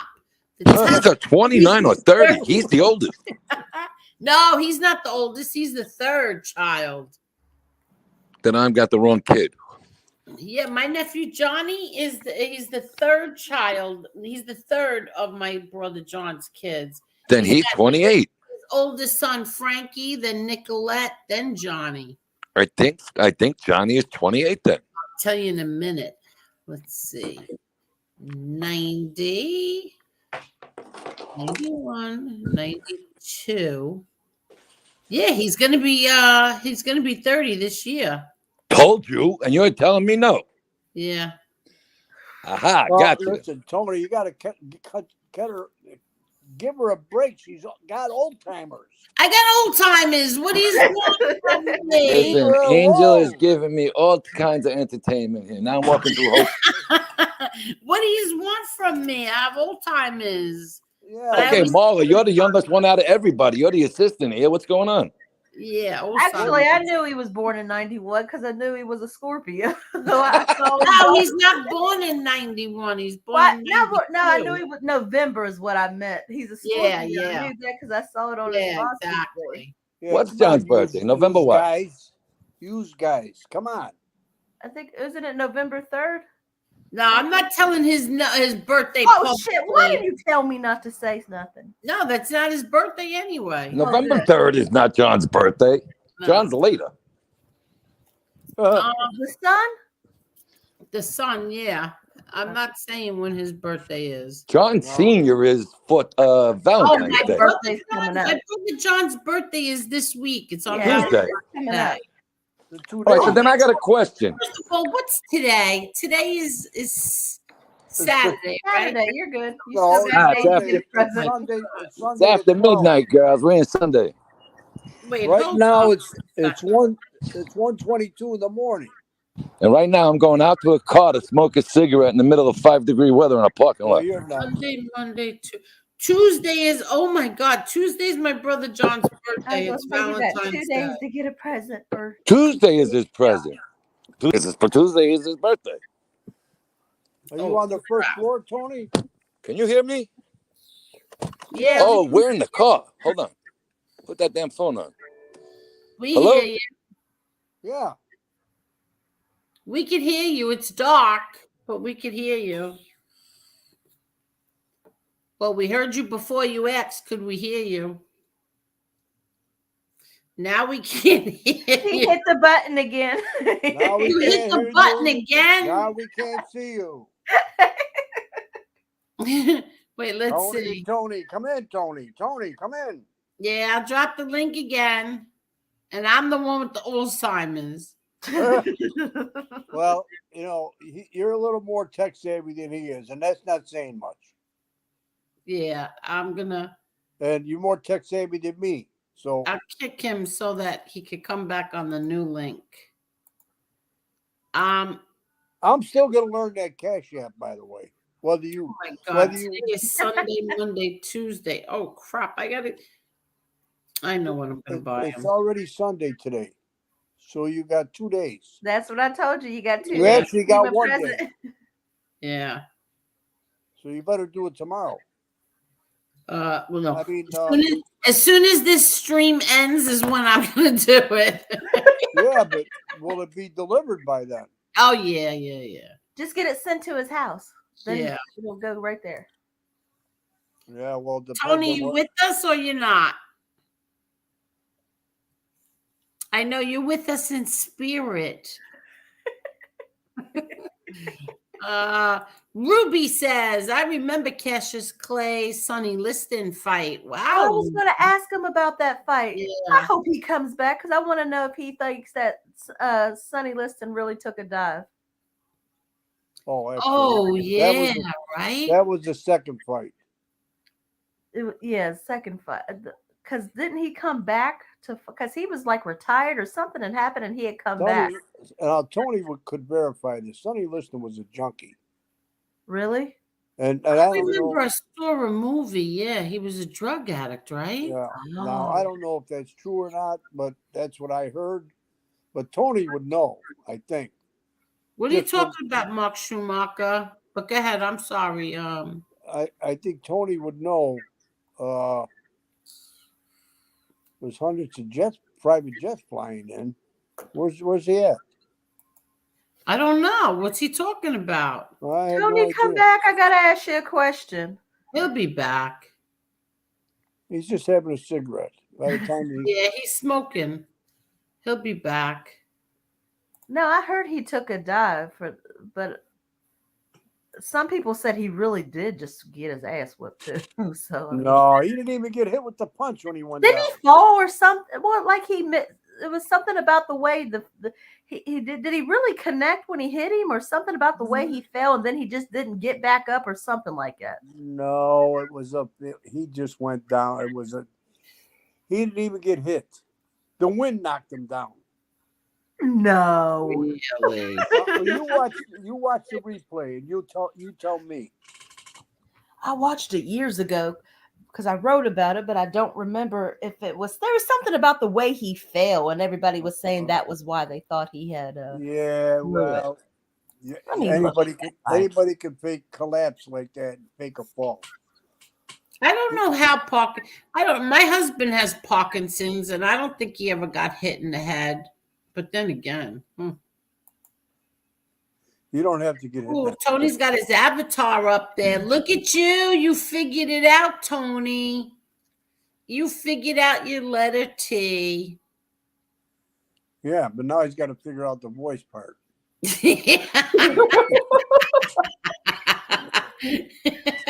Oop, he got rid of his T. Was it the second fight? I found it, Real Deal. Was it the second fight or the first one that he took the dive or possibly took a dive? The second one. All right, hold on. That's what I'm looking at. I didn't know Frazier was blind in one eye. Oh, really? Why would he be even allowed? He wouldn't be allowed to fight if that was the case, right? Yeah, I was going to say, how could you see a punch coming from the other side? They wouldn't have cleared him to fight. I don't know. How could that be? Fuzzy Dunlop says he was Cassius Clay for the first fight against Sonny Liston and Ali for the second fight against Sonny Liston. Okay. Yeah. We already established that, Fuzzy. Muhammad Ali used to, I'm very behind in the chat.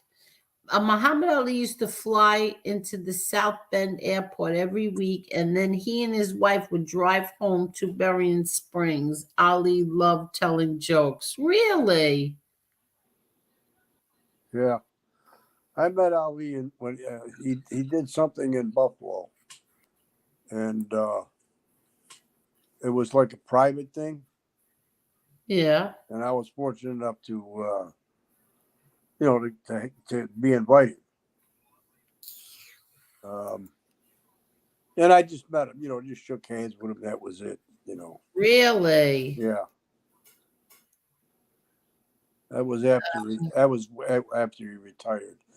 You know, he was just starting to get sick. Let me ask you a question. So at that point when they're in the ring and he breaks his jaw, do they end the fight? Not unless he wants to. He wants to keep going, which is what he did. Oh my God. You know, just like Mahomes. You know, they thought he I remember my ex-brother-in-law Carmine got sucker punched. He got a sucker punch and they broke his jaw. Yeah. I will never forget that. How everything had to go through a straw, and he had to carry around some kind of tool like wire cutters or something, because in case he ever had to throw up. Right. You had to cut those wires, because otherwise you would choke to death. Yeah, you know, depends. I would assume, first of all, when you get punched by a bare fist, it's a lot different than getting punched with a boxing glove. And that's number one. Number two, a fracture is a fracture. But I would think that certain fractures of the jaw require you to have your mouth wired shut. Yeah, it was wired shut. My kid brother got punched in the mouth, and he had to have his jaw wired. Yeah. So, and I could just imagine what that would feel. I'm claustrophobic. Just thinking about it, I right now I'm going out of my mind. Just thinking. Yeah, exactly. I remember everything, soup, everything, all his food. Yeah. It had to go through the straw. He had to eat. Yeah. Like shakes and stuff like that.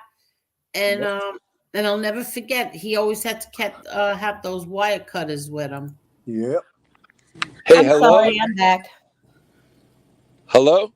Hello. Hey, I'm glad I just came back, Tony, and I'm glad you're back. Real deal. Yeah, you're right. That was a dive if ever I saw one. Yeah. I'm going to ask Tony. Tony, do you think that Sonny Liston threw the fight?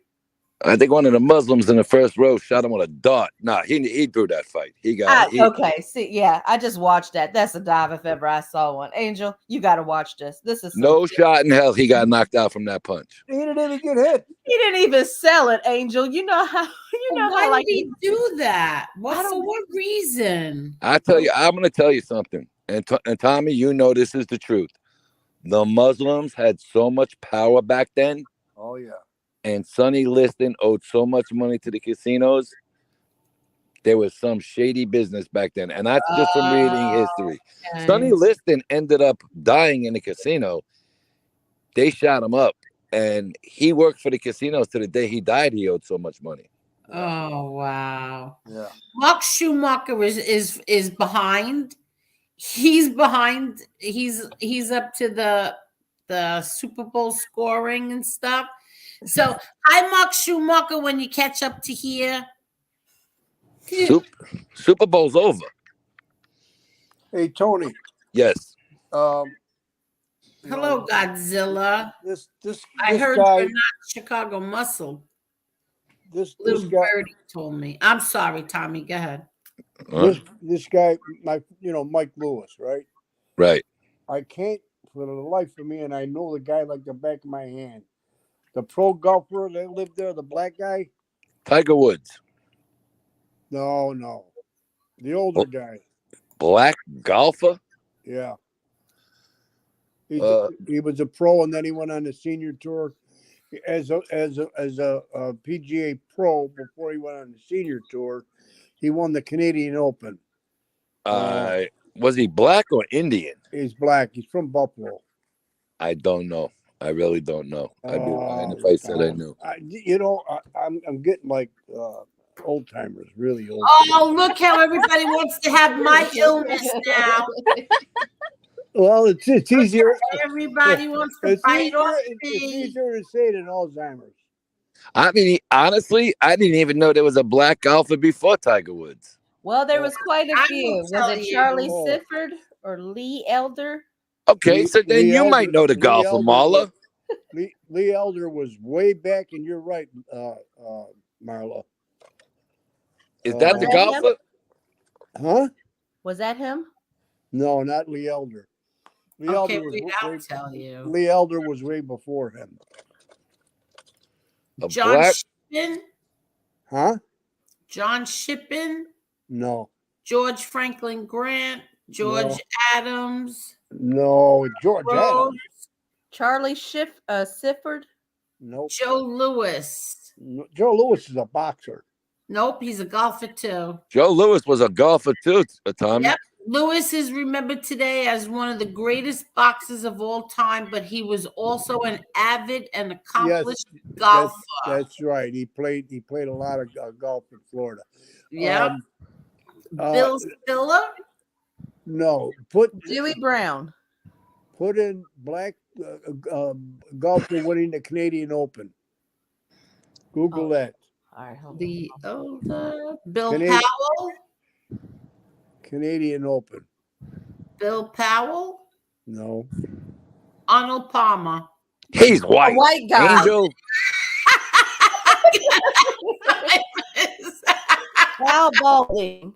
Is it Al Balding? No. Oh, it was the guy that what's his face played in the movie. Okay, who's that? No. Ken Black? What's his name? The one who got smacked. Or the one who smacked the guy at the awards. Will Smith? Will Smith. Didn't he play golf? Yeah, Vagabond or some shit. Yeah. All right, so let's just call him Vagabond for the time being. I really don't know who he is. His father Calvin Pete? Was it Calvin Pete? No, Calvin Pete was before him. This guy's father-in-law was the biggest numbers guy in Buffalo. Really? Yeah. Oh, they damned. Was it Canadian? I mean, he could fill a basement up full of money. That's how much money this guy had. VJ Singh? No, he's West Middle Eastern. How do you know how you really Happy Gilmore's coach? Because I played golf with him. I know him. Oh, and I can't remember his name. Okay, so what do I put in? Black? I'm doing it myself right now because that's what I did. Black golfers that won the Canadian Open. All right, let's see what I come up with. Nick Taylor? Let's see. No. Rory McIlroy. No, that's Rory McIlroy. He's from Ireland. He's white. You keep picking white people, and we're talking about black people here.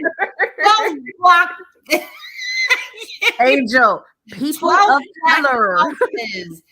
12 black. Althea Gibson was one. Oh, I don't really know golfing. To me, that's got to be the most boring sport of all time. Well, yeah, unless you played it. If you didn't play the game, people that never played it, that's what they all say. Corey Connors? No, I can't find his name Doug either. Sanders? No. Oh my God. African American achievements. I don't know. I think that you're Oh, don't tell me I don't know what I'm talking about because I wasn't going to say you don't know what you're talking about. Oh, we got Tony again. Hello there, Tony. Yeah, I apologize, but I come up with this Al Balding. That's what I said. He said no. He said it wasn't him. I'm out. I don't know any other. Dave Jones says Marvin Gaye.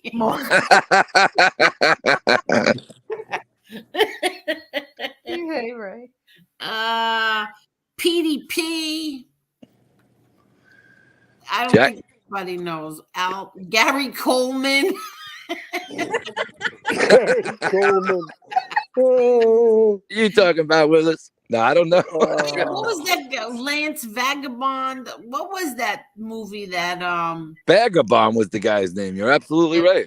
No, Vance Bagger Vance. Yeah, that's it. Bagger Vance. How can I think of that? And I can't think of this guy's name, who I know very well. He was a big gambler, and he used to be at Foxwood. In fact, Foxwood sponsored him years ago. Really? Yeah. You know, he had the backing of Foxwoods. And Mike Lewis used to manage a lot of this guy's money. Oh, then he robbed them. Oh. Well, they were partners. Oh, maybe they were robbing each other. No, they were robbing other guys. They used to hustle. Mike Lewis could play golf as good as a pro. I don't know if you remember this or know this, but Mike Lewis, because I played golf with him at a Heathrow. He used to play golf with no socks on, didn't tie his shoes, and he'd hit the ball further than the guy that was the pro. But they used to play other pros in money matches. And they used to get strokes because this guy wasn't a pro, Mike Lewis, right? Right. Well, Mike Lewis was better than a lot of pros were, but he never wanted to tour. And they used to hustle all these pros for big money. No, I honestly don't go that far back. I really don't remember. Well, Mike Lewis is still around. I just talked to him. He's younger than me. Mike Lewis is probably around, I would say maybe 62, 63. Maybe a little older than that. Mike? I believe 65, 66. No, I don't think so because I'm not sure, to be honest. I can't tell you how I got to know him back in Buffalo, because that's where he's from also. Oh, I know he's from Buffalo. I really don't know how old he is, to be honest with you. Yeah, well, he's around that age because I knew the group of guys he hung around with and how he got in the stock market business. Okay, hold on. Is it okay?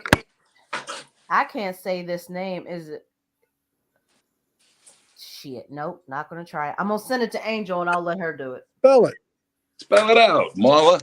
Are you kidding me? This is like the damn alphabet. No, that's not him. You sure? Yeah. Maybe he went by a nickname. No.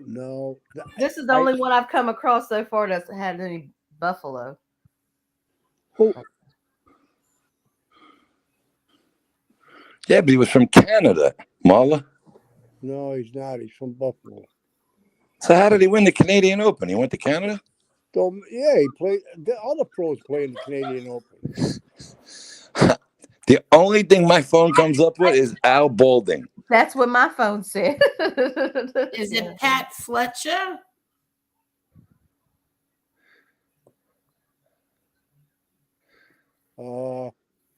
Oneida Castillo? No. I don't think you said that right, Angel. Whatever. I can't. Lee Elder? No, he already said no to that one. Lee Cole? Charlie Sifford? Pat Fletcher? Sidney Poitier? No. Mario Costa? Pete Brown or Lee Elder? Sammy Davis Jr.? He couldn't see the ball too good. He only had one eye. Yeah, Stevie Wonder. Oh, come on. That's mean now, JL. You're being mean. How could Stevie Wonder play golf? Stevie Wonder can see. No, he can't. Sure can. I don't think he could see. Ask Shaquille O'Neal. Ask who? Shaquille O'Neal. You kidding? Jennifer. Yes. What did he say to Shaquille O'Neal when he walked into the elevator that night? He knew who he was. He goes, "Hey, Shaq, what's up?" How does a blind swear to God? How does he do that? Maybe he I smells tell you what. I tell you what. To make it. Your senses kick in. Your other senses kick in. So he probably noticed the smell. Because when people are blind, their other senses kick in like twice as much. Because No, I get you. I believe in that 100%. But let me ask you a question, and you can go on YouTube right now, Marla. Put down Stevie Wonder driving Rolls Royce. Oh my God! Joe, Go ahead, Marla. Do it. Oh my God. Okay. And that's how he knows that you're right, because that's how he knows. Isn't she lovely? You got it. Yeah, that's right. That would be something else. True, if that's true. Well, look, it's on YouTube of him driving a car. He got pulled over by a car. I mean, Come on. seriously, that would be something else if that was true. Listen, it's on Marla. Marla, do YouTube driving the car. It's true. Yeah, I see it. Thank you. Oprah Winfrey brought him that car? Either Oprah or John Travolta. No, John Travolta bought it for Oprah, and Oprah gave it to Stevie Wonder. Why'd you do that? I really don't know. I haven't spoken to her lately. No, I've never spoken to Oprah Winfrey. I seen it on TV. She gave him the Rolls Royce. Oh, she did it as a thank you for singing Happy Birthday at her 50th birthday party. And John Travolta was there. You're absolutely right. Re-gift? What? She did a re-gift? Well, I'll take that re-gift any day. I tell you what, I'll be the third one on that re-gift line. I really don't care. What kind of car was it? Black Rolls Royce. Was it a car that drives itself? Come on, Angel. You don't got that bad at old timers. Cars don't drive yet. We're not in the Jetsons. It doesn't drive itself. Well, seriously, how could he drive a car? So everybody's saying that Stevie Wonder can now see. Marla, did you Googled it? You YouTubed it? I'm getting ready to watch the video now. I want to see if he actually drives it. Press the arrow. I know about the arrow. Press the arrow. Watch him driving around that lot.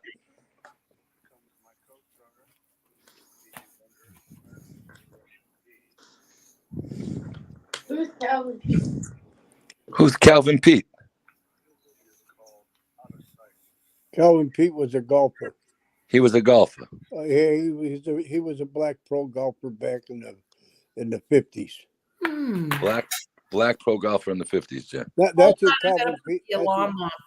That's who Calvin Pete was. Thanks, Tommy. My girlfriend just asked me, and I had no idea. Yeah. You're welcome. All right, Marla, is he driving yet? He's recording him. He ain't got up on him yet.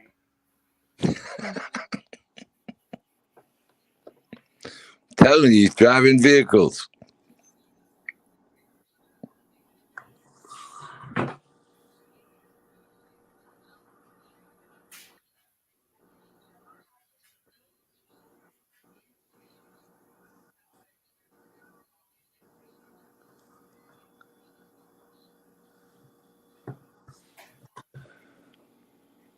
Jen, good. Put the YouTube on there, Stevie Wonder driving. Okay, hold on. Let me see. Isn't she wonderful? Like this is a hero. Stevie Wonder driving a car. Angel, let her play the video. You know what's on right now? Lost in Space. Yeah, and you guys are wrong. You know there was an Overboard #3. A who? Remember you were talking about Overboard, the movie before? Yeah. There's a #3. What do you mean a 3? They made a second? No, they made a third. The first one was something in Italy, you said, right? Oh, yeah, Swept Away. Okay, the second one was Goldie Hawn and Kurt Russell. The third one was Eva Longoria, the blonde girl from the TV show Mom. and some Spanish fellow whose family was loaded, and he fell off the back of a yacht. Really? Yeah, look it up. Google it. It's called Overboard. Yeah, but the one movie that I was talking about is called Swept Away. Right, that was the one that they based the Goldie Hawn and the Kurt Russell bullshit on. Right. And this newest one came out about 3 years ago with the girl from Mom is the brokester, and she meets this guy. She's got 3 daughters. So there's a third one. It came out a couple of years ago. Really? Yeah, I was sitting down watching TV one night, and I said, well, this is interesting. And I said, wait a minute, Overboard.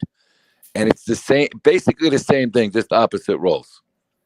The man is rich, the girl is poor. Oh, wow, really? And very, very funny.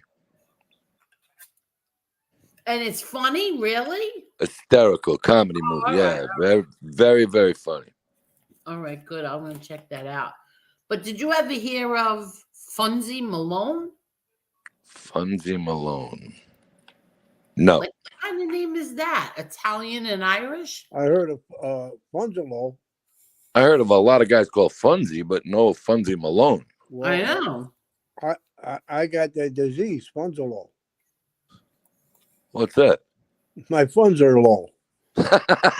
Funds are low. Oh, God. Keep me in New York another couple of weeks. My funds are going to be low. Stevie Wonder did carpool karaoke with that British guy. I was about to tell you, I just got done watching it. That guy, yeah, he did drive. Told you. Yeah. I don't know how. Don't ask me how. He's got a black Rolls Royce, correct, Ma? Yeah. There you go. All right, what's next, Angel? Now we got Stevie Wonder driving. Is it like automatic something? When he's, when he's in the car with that guy, he said, "I'm putting my seatbelt on."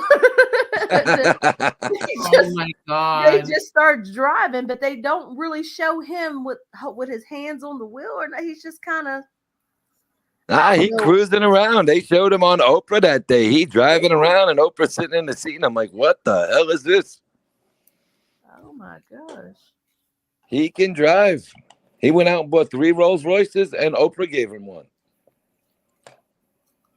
And they're not saying how he could drive? No, they're not saying how he can. But I don't know those kind of people, but I know the dude's driving around parking lots. Okay. Actually, if you Google or YouTube. Very unfair to us that we don't know how Stevie Wonder can drive. How am I being unfair to you telling you Stevie Wonder can drive? I didn't say you. Oh. I said, I think this is being very unfair, not telling us how Stevie Wonder can drive. There's something on YouTube of Steve. I'm going to Google something right now. Put over Angel, you know what you Google for real? And I'm being dead serious. Yeah. Google Stevie Wonder gets pulled over by police officer. Yeah, that's the one I watched. Yeah, there you go. So now what's really unfair is the cop is not telling us how Stevie Wonder was driving and got pulled over. Exactly. Stevie Wonder says he can drive. Here, TMZ is here. Oh, not that one. He's just talking about it. He said Donald Trump running the country is like him driving. So that it doesn't show him driving on that one. Did he say that about Trump? Yeah, he said that. Yeah, he said that. Well, now I don't give a crap how he drives his car. That's what he said. I don't give a crap. Listen, we're in a lot of trouble in this country. Oh, Angel. The black golfer is Jim Thorpe. That's it. I'll be there. We've got a winner, Fuzzy Dunlop. You are the best. You know who Jim Thorpe is? Jim Thorpe is the athlete who held his hand down at the gold medal ceremony. No, that's who is that guy? Jim Thorpe lived in he told us. That's why I'm surprised you didn't know him. No, he's a lot older than me. How old is Jim Thorpe? I didn't live there. Oh, I lived about 5 miles outside of there. I lived next door to John Morgan. Oh, you didn't live in Heathrow at all? Heathrow's right next door. Okay, where the AAA is. Yeah, they're very private people over there. You know that. Yeah, yeah. You don't know who your neighbors are. Yeah. Well, Mike Lewis lived actually in Heathrow. That's a money neighborhood. Yeah. Well, this kid handles big money. Is he single? No. Mara, aren't you a married woman? I was just asking for a friend. Yeah, okay, sure. That's how it all Always starts. assuming the worst. That's how it all starts. Who's the friend? That's a nice young lady from Long Island. I'm in Long Island right now. Are you really? Yeah, where am I? Nowhere. I'm in aren't I in Plainview though? I think I'm out here somewhere. Oh, all right, nice. Fuzzy Dunlap. I wonder where he's from, that he knew that.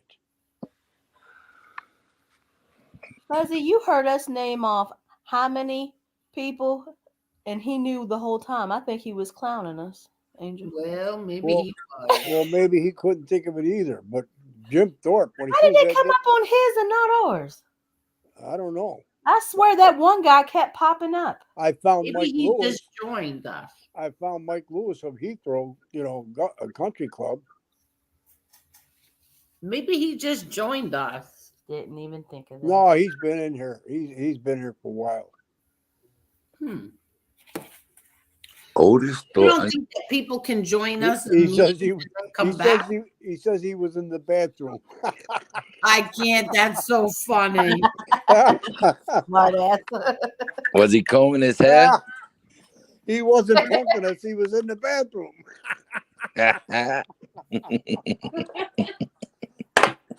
Oh, that's funny.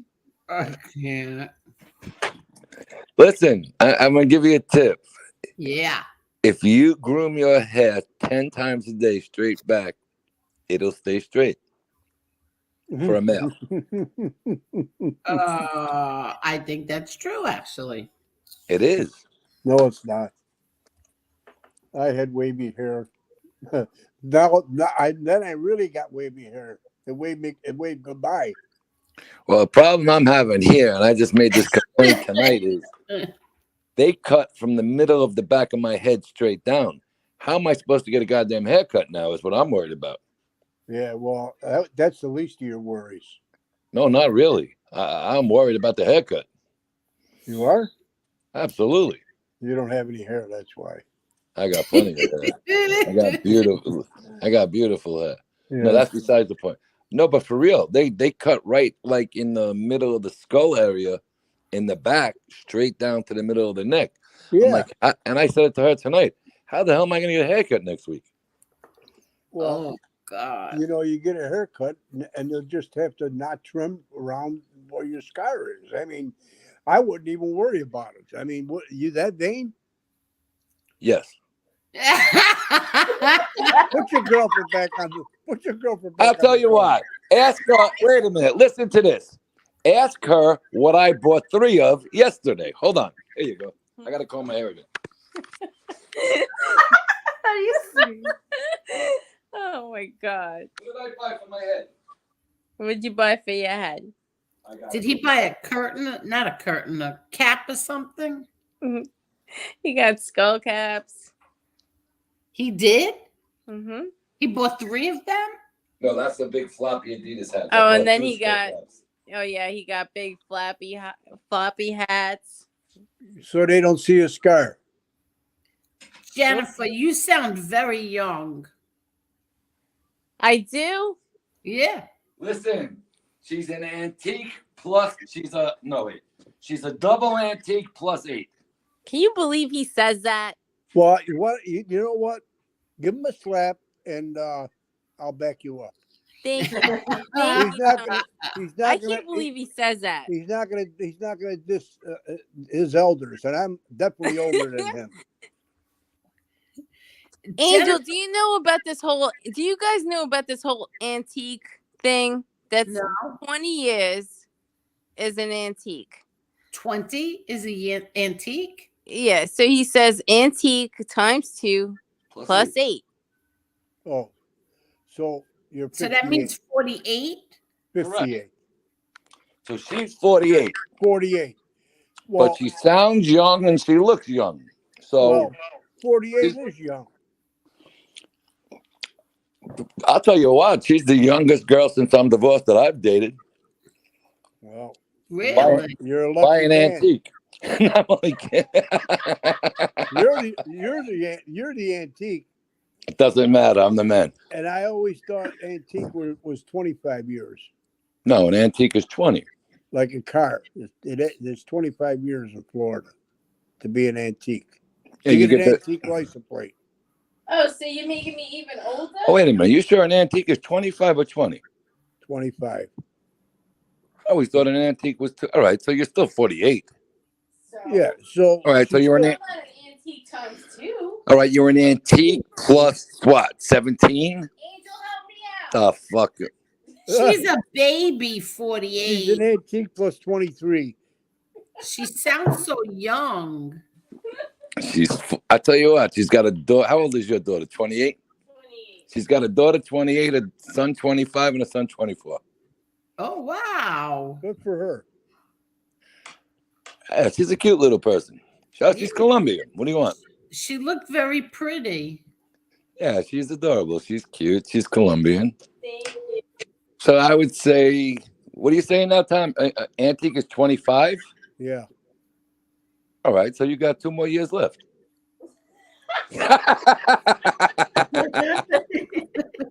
You better be careful. Those Colombians they only take so they don't take no crap from anybody. And you'll be wishing that scar was from your forehead to your back. She knows I'm only playing. I know that. I'm only fucking with you, bro. I haven't cheated on her yet. Swear to God. Oh my God. I swear to God. Well, is that some kind of accomplishment? Is that some kind of an accomplishment? I was just gonna say, yeah, let's get him a trophy. I know. What's that, a participation? Yourself a hole tonight. What's that, a participation trophy?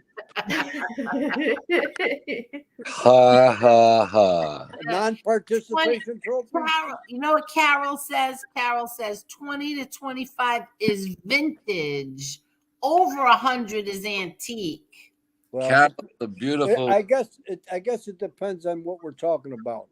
If you're talking about furniture or something like that, I would agree with her.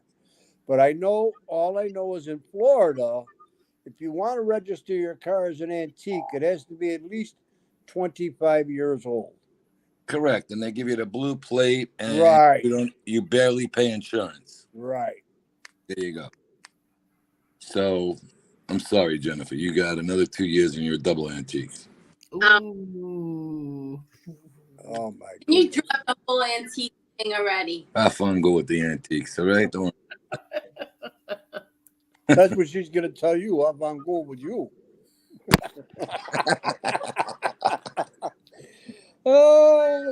Does she know what that word means? Now, how long do you know Jennifer? We are together a year. Oh, all right. That's good. A whole year? One whole year. Just think, Angel. He hasn't cheated on her. Wow. Imagine. I have not. Wow. So now, she lives in Florida also? We live together, yes. Oh, okay. And yes, she knows I'm very good friends with my ex-wife, and I always will be, and that's the end of that. Well, there's nothing wrong with that. Yeah. Well, that's no. We're very. You have you had children together. What did you have? 2, and your one boy died. Yeah, one. My son Anthony passed away, and Matthew is 26 years old. Yeah. So you'll always be connected. Yeah, and she's a very, very nice woman. Very, very good. Last night it was my future daughter-in-law's birthday, and they had a dinner, and of course I didn't go for dinner because I can't eat, because of my situation. So I went after. Right. And And I was sitting next to my ex-wife, my son's mother, the whole time I was there. And we actually did more talking with each other than everybody else, you know. No, that's great. That's I great to have a even told Louis her, and said, I "Look, were very close I too. said, once I start to feel better after I had these procedures, I want to go out for a real nice dinner. I haven't been to a real nice restaurant in ages down here, you know. Up north, I always go to nice restaurants with my dear friends. But I said I would like to take you out. And she goes, "Oh yeah, I would love to." You know, so we have a very, very good relationship. In fact, before my son was old enough, she used to be, you know, if I ever went in the hospital or anything like that, I would put her down as my emergency call. Well, yeah, we're you know, after the first year was rocky when we got separated and divorced, but after that, we put our differences aside. And, you know, we invested in our son, and he turned out to be a fine young man, and so we did something right. Me too. Yeah, look at you and Louis. Louis and I did the same thing. Yeah, you know, sometimes things work out, sometimes they don't. Yeah, exactly. You know, even with your kids, you never know. My daughter's having some problems now, and I worry about her. I'm not going to get into Tony it. again. Huh? We keep losing Tony.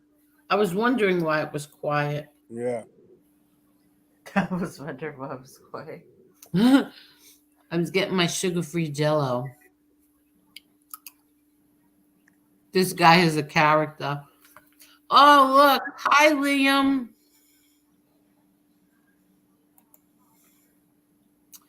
Liam says, much respect. But how they... Wait. Much respect. But how... How do you have 150 watching you for over 4 hours? You have gone over 6 hours before with people watching. That's pretty effing good. Support your animal shelters, please. Yes, support your animal shelters, please. Please.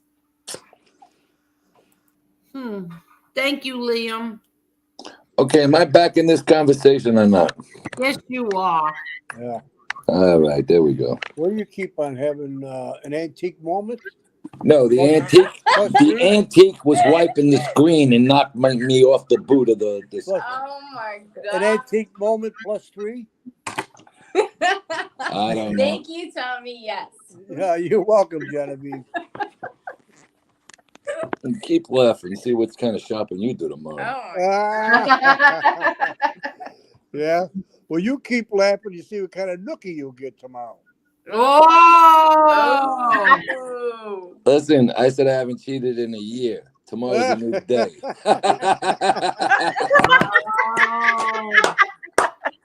Marla. Hey, Marla. Marla, where's your friend in Long Island? Oh, no. Look up. Look up. Look up. What's up? What do you see?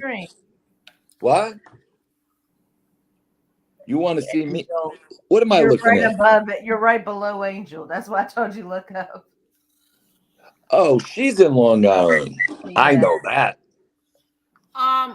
There are cars that can drive itself. I knew it. Here we go.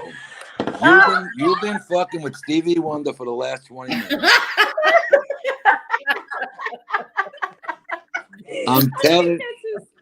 I'm telling you, he even braids his own hair.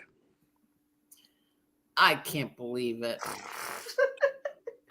Stevie Johnson. Stevie Wonder drives a car. Yeah. So is Stevie Johnson. You know what? I'll give you one better. Stevie Wonder had a car accident. What's that? What? Stevie Wonder had a car accident. Marla. Okay. Marla, Google, please. Car accident? Stevie Wonder broke his ribs in a car accident. No way. Oh my 100 God, really? Let Marla Google it. I got all my faith in Marla. Stevie Wonder. I like it.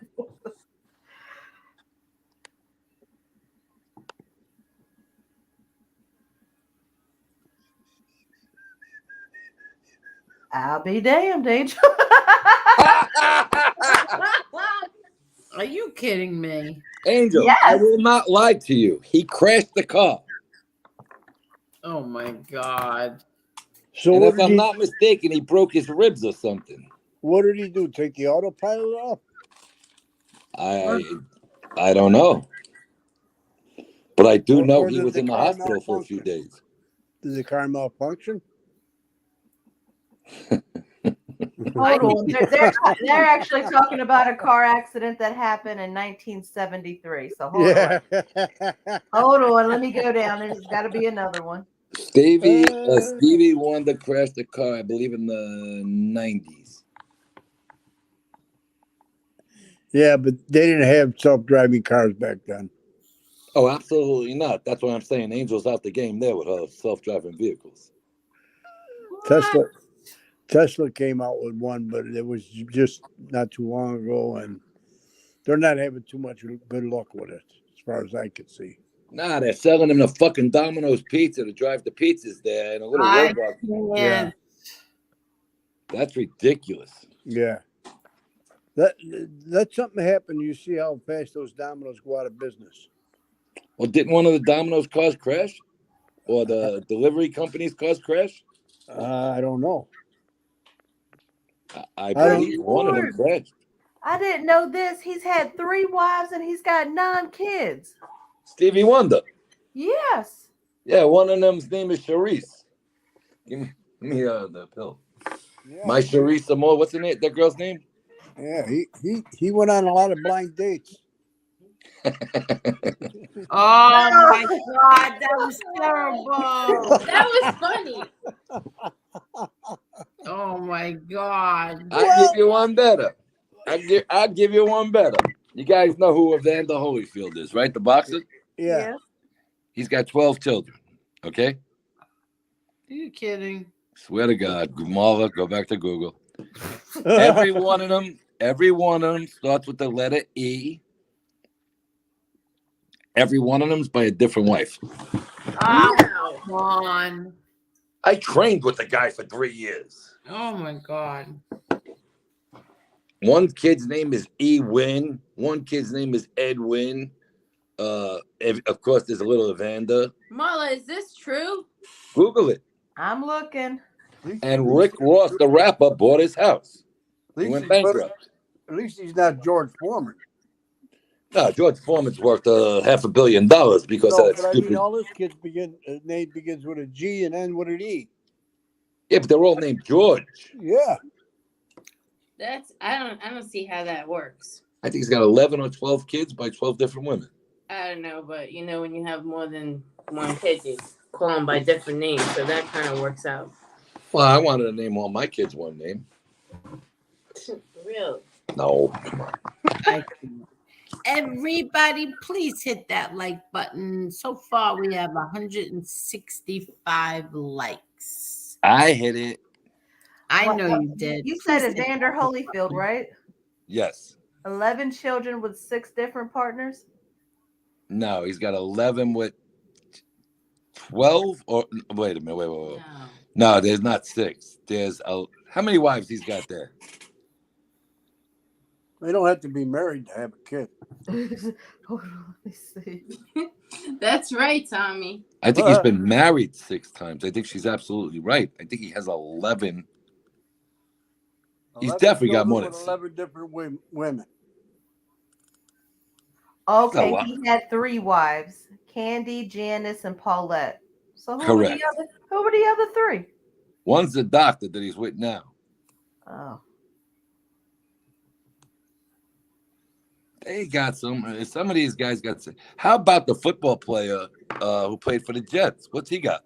12 kids? Grimaldi?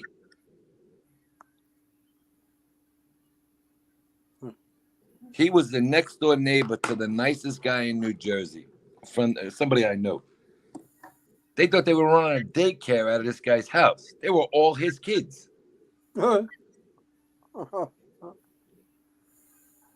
He played cornerback for the New York Jets. So 12 kids running around the same time? 12 little guys running around the whole backyard there. He had a football team. Yeah, well, he was practicing. Yeah, he was going to make his own team. I mean, it's out of control what some of these athletes are doing just to have kids. Well, that one little boy that used to do that wilding out, he just had his, how many? He's like 8th or 9th kid. Hold on. Oh, Nick Cannon. Yeah, that little, yeah. Yeah, I just seen that in the news the other day. He had babies back to back, right? He has 12 kids, Angel. That's what I'm right. Ooh. Nick Cannon. He has 12. Nick Cannon has 12 children. I know. There's something wrong with him. Yeah, he's not all there. Oh, you can afford it. With how many different women? Mo, what is it? That's the problem. Wait a minute. 7 different women. Yeah, but I think he's got 3 sets of twins. Oh my God. I'm not sure. He's got twins with Mariah Carey, right? Yeah, that's right. Yeah. And I think the last set was a set of twins too. Maybe one more. I'm not sure. Really? Yeah. Cold in here. I mean, could you imagine having 12 kids running around the house? As long as he supports his kids. I would get one of them rubberized guns and shoot him in the ass. I swear to God. There's no way I'm watching 12 kids. There's no way. I'm not getting 12 kids. I mean, Angel, could you imagine having 12 kids? I cannot imagine that. And the dogs. It was hard having the dogs. 5 dogs, 6 dogs at one time. That was hard. You have to have two full-time nannies. Yeah, you're not kidding. I mean, it's ridiculous. Think about it. 12 children running. Where the hell are you going to sleep them? Yeah, but don't forget, they don't live in the same house. He's got 7 different women. Right. Yeah, but wait a minute. What about that Octa mom? She's got like 10 of them, 11 of them kids living in one joint. Yeah. That's a sick individual. That girl was taking big now. What's that? Those kids are big now. Oh yeah, those kids are big now. You're right. But still, she's got like 2 minivans attached to each other. Oh God! I wonder how she did that. Angel, what are you doing? Oh, I'm just cleaning up. Well, Tommy, what are you doing? I'm sitting there listening to Angel making all that noise. I thought she was. Oh, I'm sorry. I thought she was remodeling the kitchen. Oh my God, no. No, she's waiting for Sammy Gravano to open up a new company. That's what my old man used to tell my mother when she was doing the dishes and moving stuff around. You know, he's sitting in the recliner in the other room. You know, like Lord Fauntleroy, and say, "Mary, what are you doing? Remodeling the kitchen?" And when she got older, you know, when he got older and they got older in their marriage, she'd tell him, "Shut up, you fat ass." She would never tell him that when, you know, years ago before. Nah, once they get comfortable, you know, then it's all over.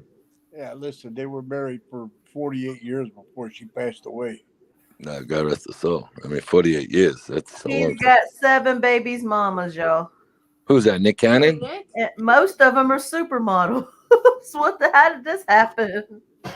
Hello to my friend Mike. Hello, Mike. Your friend Sammy got 10. Oh, yeah, your friend, the basketball player, right? Is that who you're talking about, Mike? Sammy who? His friend, the basketball player. In the NBA? Yeah, he was on here. Mike brought him on here. Well, I know there was one guy who got locked up for putting a gun to his wife, one of his wife's head, Stacey Augman. he had about 12 kids too. Yeah, no. What was his last name again? I forgot, Mike. Sammy has 10 kids. I thought he did. He had 10 kids. Jesus, Mary Joseph. I forgot his name. He was he had one kid that passed away. I don't know if they're counting that in this. Does he hang around with Jim Thorpe? Sam Cassell? No. Mike, what was Sam's last name? He played for Dunbarton. Wow, He's he had the 12. Haitian sensation. He had 12 kids. Yeah, the Haitian sensation. Yeah, he has 10 kids. God damn. Mm-hmm. Nah, it's true. I mean, think about it, guys. What would you do with all these kids running around the house? I don't know. Back in the days, our grandparents used to have that many kids. Yeah, mine did. Well, I tell you what, my grandmother had 22 brothers and sisters. Oh my God. Mm-hmm. Oh my God. 22 brothers and sisters. Oh my God. Yeah. Hey, I mean, anniversary bill. how about going to a family reunion there? And none of them really talked to each other. They were real like Italian stingy people. They started throwing plates around the fucking table. I mean, these people were nuts. Oh wow. I really didn't know them very long in my life. I mean, my father was like, let's get the hell out of here. I mean, they were nuts. Wow. Could you imagine that? Well, didn't your dad have how many brothers and sisters? Well, there was 13 kids, but 11 lived. Right. So they had 11. Yeah, 11 kids. You know, there's a lot of kids. Yeah. I mean, back in the day, they just popped these kids out. I could never have a lot of these kids. Yeah. Oh no, I couldn't either. Oh my God, my hair went gray over 2 kids. Oh, it would Worrying not. about them. I'm talking about worrying. I was a Oh yeah. You know. I tell you what. Since my son passed away, the phone rings after 10 o'clock at night. I jump out of that bed in a cold sweat because you think, what happened now? Yeah. You know, I worry too much, and that's about kids. Anything else, I don't give a. You know, and you always want to do the right thing by your children. But the worries you get, especially in today's day, forget it. Exactly. I mean, it's horrible out there today. Well, I don't think it would have been that bad back then because, like, everybody kind of helped out because everybody had a lot of kids. So everybody looked out for one another. It was like a safer day and time for you to have that many kids back then. So it was absolutely. probably the norm. You can. Oh, we lost you again. And you're right, Tommy Lucchese. Back then, they lost a lot of kids. Yeah. Okay, Chanelli. Boy, everything got real quiet. You know what my professor told me one time? Mm-hmm. She said that men were predispositioned to cheat, but this is why. That because up until the 1950s, it wasn't guaranteed that a woman would survive childbirth. And because back in the day, a man was concerned about his last name, needing a boy to get his last name, like to keep his family name going. Yeah. He would get more than one woman pregnant. So if you had like maybe, I don't know, if that's why they had so many wives back then, that men are like kind of predispositioned that way. That's what she told me. Because she was like, if you had 4 wives and 2 of them lost their kid, you still had a chance of carrying on your family name with the other 2. I don't know what kind of therapist that is. No, she was my professor. Oh, your professor? Psychology. I shit you not. Yeah, that's what she told us. Wow. I was like, really? And she was like, yeah. And then she said women are predispositioned to want to be with a man with money because for so long in society, that was their security. I shit you not. That's what she said verbatim. I even raised my hand. Really? And asked her to clarify. I shit you not. That's what she said. Yes. Carol Quill says it's an excuse for cheating. I'm To just have 12 telling you what a kids? professor said. That is what she said with a straight face. Wow. Everybody's jaw dropped when she Wait a said minute. it. Hey, hello. Can you hear me? Yes, we can. What's an excuse for cheating? My professor, my psychology professor, told me that men were predispositioned to cheat because up until like the 1950s and a little bit later on, a woman wasn't guaranteed to survive childbirth.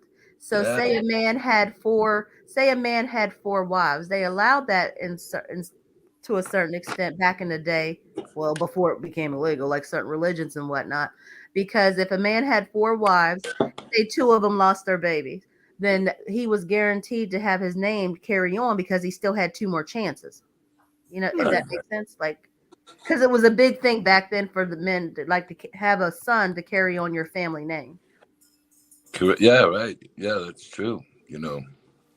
So that, But, and then she said women were predispositioned to want a man with either money or power because that's where she got her security from.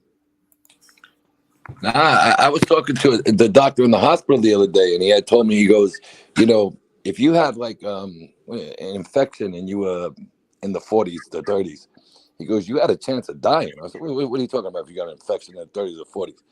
He goes, yeah. He goes, we really didn't have medication back then. I was like, you got to be kidding me. Unbelievable, right? Yeah, I mean, the advancements they've come up with in life. That's why I say some of this shit, I think that they don't give you a cure for because they don't have enough room. I mean, you take a guy like Magic Johnson, all right? 100%. I agree. I agree. Yes. Do you realize he doesn't even have a trace? Forget about AIDS. He doesn't have a trace of HIV in his blood right now. Yeah, that's true. Wow. Where do you come up with these things? And there's a lot more. Trust me when I tell you. It's not just magic. But I'm saying, if you got the money to fix it, you can fix it. If not, don't worry about it. It ain't happening.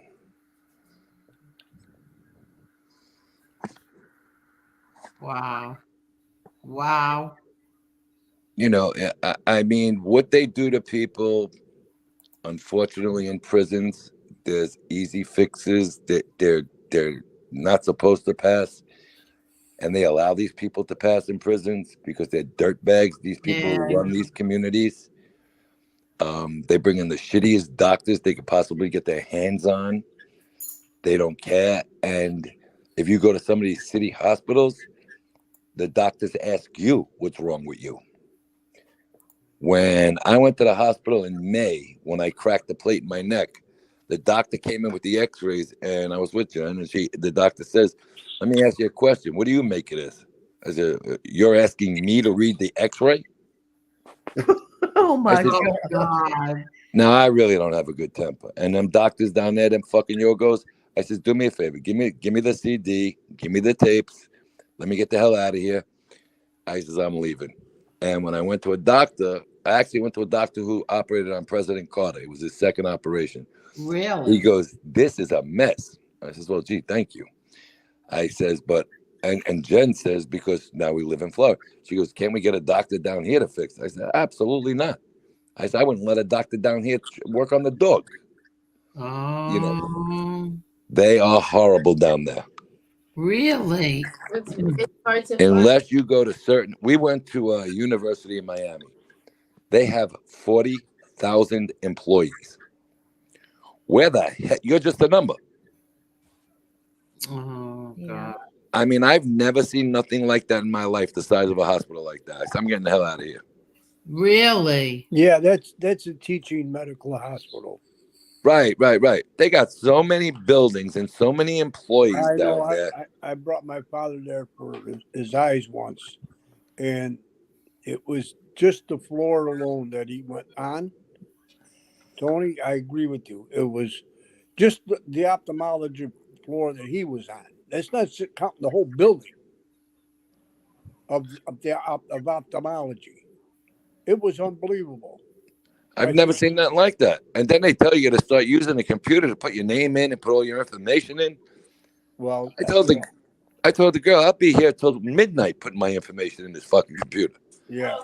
Who did it for you? Well, you did it, but I'm saying I would have did it. I would have left. Yeah, I was going back. This was in the 90s. You know, when my father was, when he'd come down in Snowbird. You know, he had a place off Oakland Park Boulevard, which you know where that is. It's about a mile away from my place. Yeah, you know, not far from Martirano's. I'm right by Stevie's. Yeah. So, you know, and I lived actually in Davie because I wanted to be able to get on the highway because I had to drive to Miami because at the time I was working at the Miami airport. And so I would go by and see him every day. I worked the morning shift, so I get out of work at, 1:30, 1 o'clock. You know, I shoot over to his place because he couldn't drive. He couldn't see. He had macular degeneration so bad. One day he told me, "Tom, you want to take me for a ride?" And I says, "Well, sure, Dad. Of course I'd take you for a ride." So, we went down by the water and different places. And I actually almost broke down crying. He says, "I want to thank you, son, for taking me out." That was so humbling because my father never, that wasn't his style. You know what I'm saying? Just say, Yeah. He was an old timer, Yeah. and it broke my heart to hear him even talk like that, It's just I used to go over there and get on my hands and knees and wash the floors for him and I went shopping for him every day because he always wanted everything fresh. No, it's just a shame the way they actually medically treat people in this country today. Oh, yeah. So then, before I got to take him to Miami, the ophthalmology department at the University of Miami, I took him to an ophthalmologist right near his place, right? So I'm in the room with him, with my father, and the doctor, they give him that thing to put over your eye, cover your eye up. And right.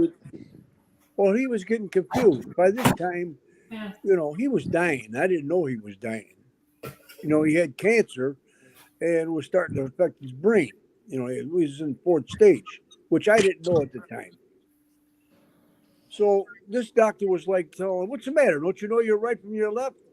I jumped out of the chair. I almost grabbed this doctor by his throat. I said, "Look at you, mother effer you. Who do you think you're talking to?" And I read him the riot act. In the meantime, I was yelling so loud that the nurse opened the door. She didn't know what was going on. And then when she was shutting the door, she gave me the thumbs up because he must have been a prick to everybody. Yeah. She gave me the thumbs up. And then when I walked out with my father, I pushed him out of the way. I said, we're getting out of here. And because of the way he was treating my father, I couldn't believe it. I could not believe what I was watching. I couldn't deal with something like that. I would have to end it for them. I mean, when you care about somebody and you see the person being treated like shit, it's just something you better not do in front of me. I'm done with that. You go into these hospitals today and they really don't give a shit. And then when you go into the ones that are set up, like this neck surgery, they had it all set up and we had everything lined up. Yeah, we were treated great. But I was looking at other people. They had like 60, 70 people laying in hallways as we're being rolled into private rooms. Yeah. I'm like, this is just a disgrace. Yeah. It's sad. Sad. And I feel bad for them. I know I'm going into a private room. They got a bed for my girlfriend. They got a bed for me. You got a couch, a chair, and you got 70 people laying in a single room. Yeah, because they don't have insurance, so they're on Medicare. Whatever.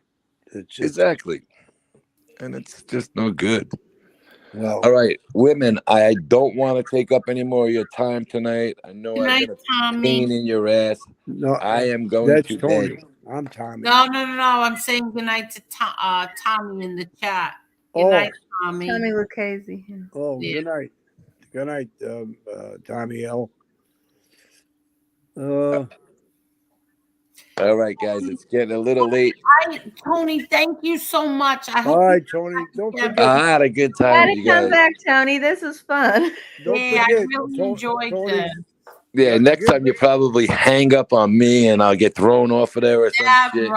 Never. I really enjoyed this. Tony, don't go yet. Good night, Jennifer. Hold on. Good night, Jennifer. Nice meeting you. It was nice meeting you guys too. Hold on. Good night, Jennifer. Tony, don't forget. Get a hold of Angel and give her your information. I'm gonna send everything to her right now. Promise. All right, buddy. All right. You got it, guys. Have a nice and night. I'll get with you. And I'll get with you. All right. All right, be good, my people. Take care. Good night, Tony. I really enjoyed this tonight.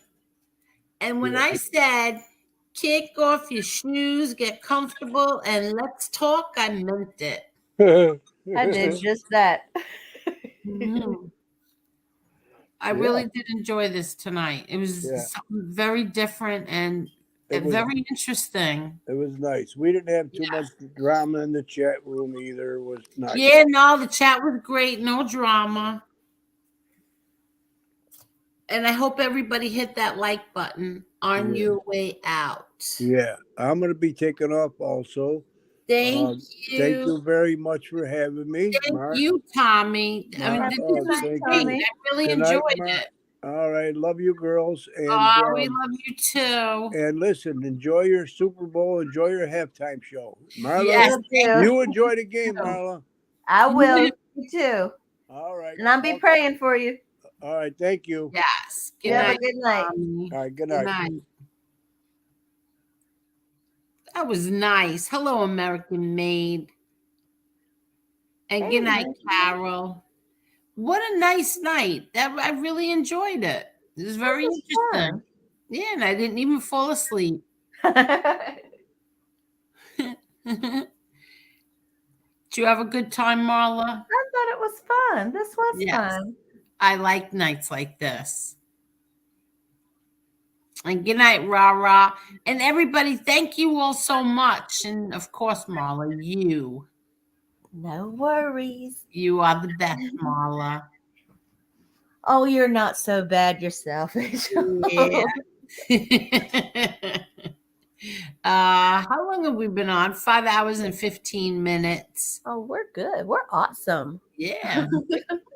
2:35 in the morning. Thank you, everybody. They have hung in there with us, haven't they? Yes, they have. Yes, they have. Thanks, everybody. I hope you all hit the like button on your way out. Have a good night, everyone. Have a good night, Angel. You too, Marla. Thank you so much. And everybody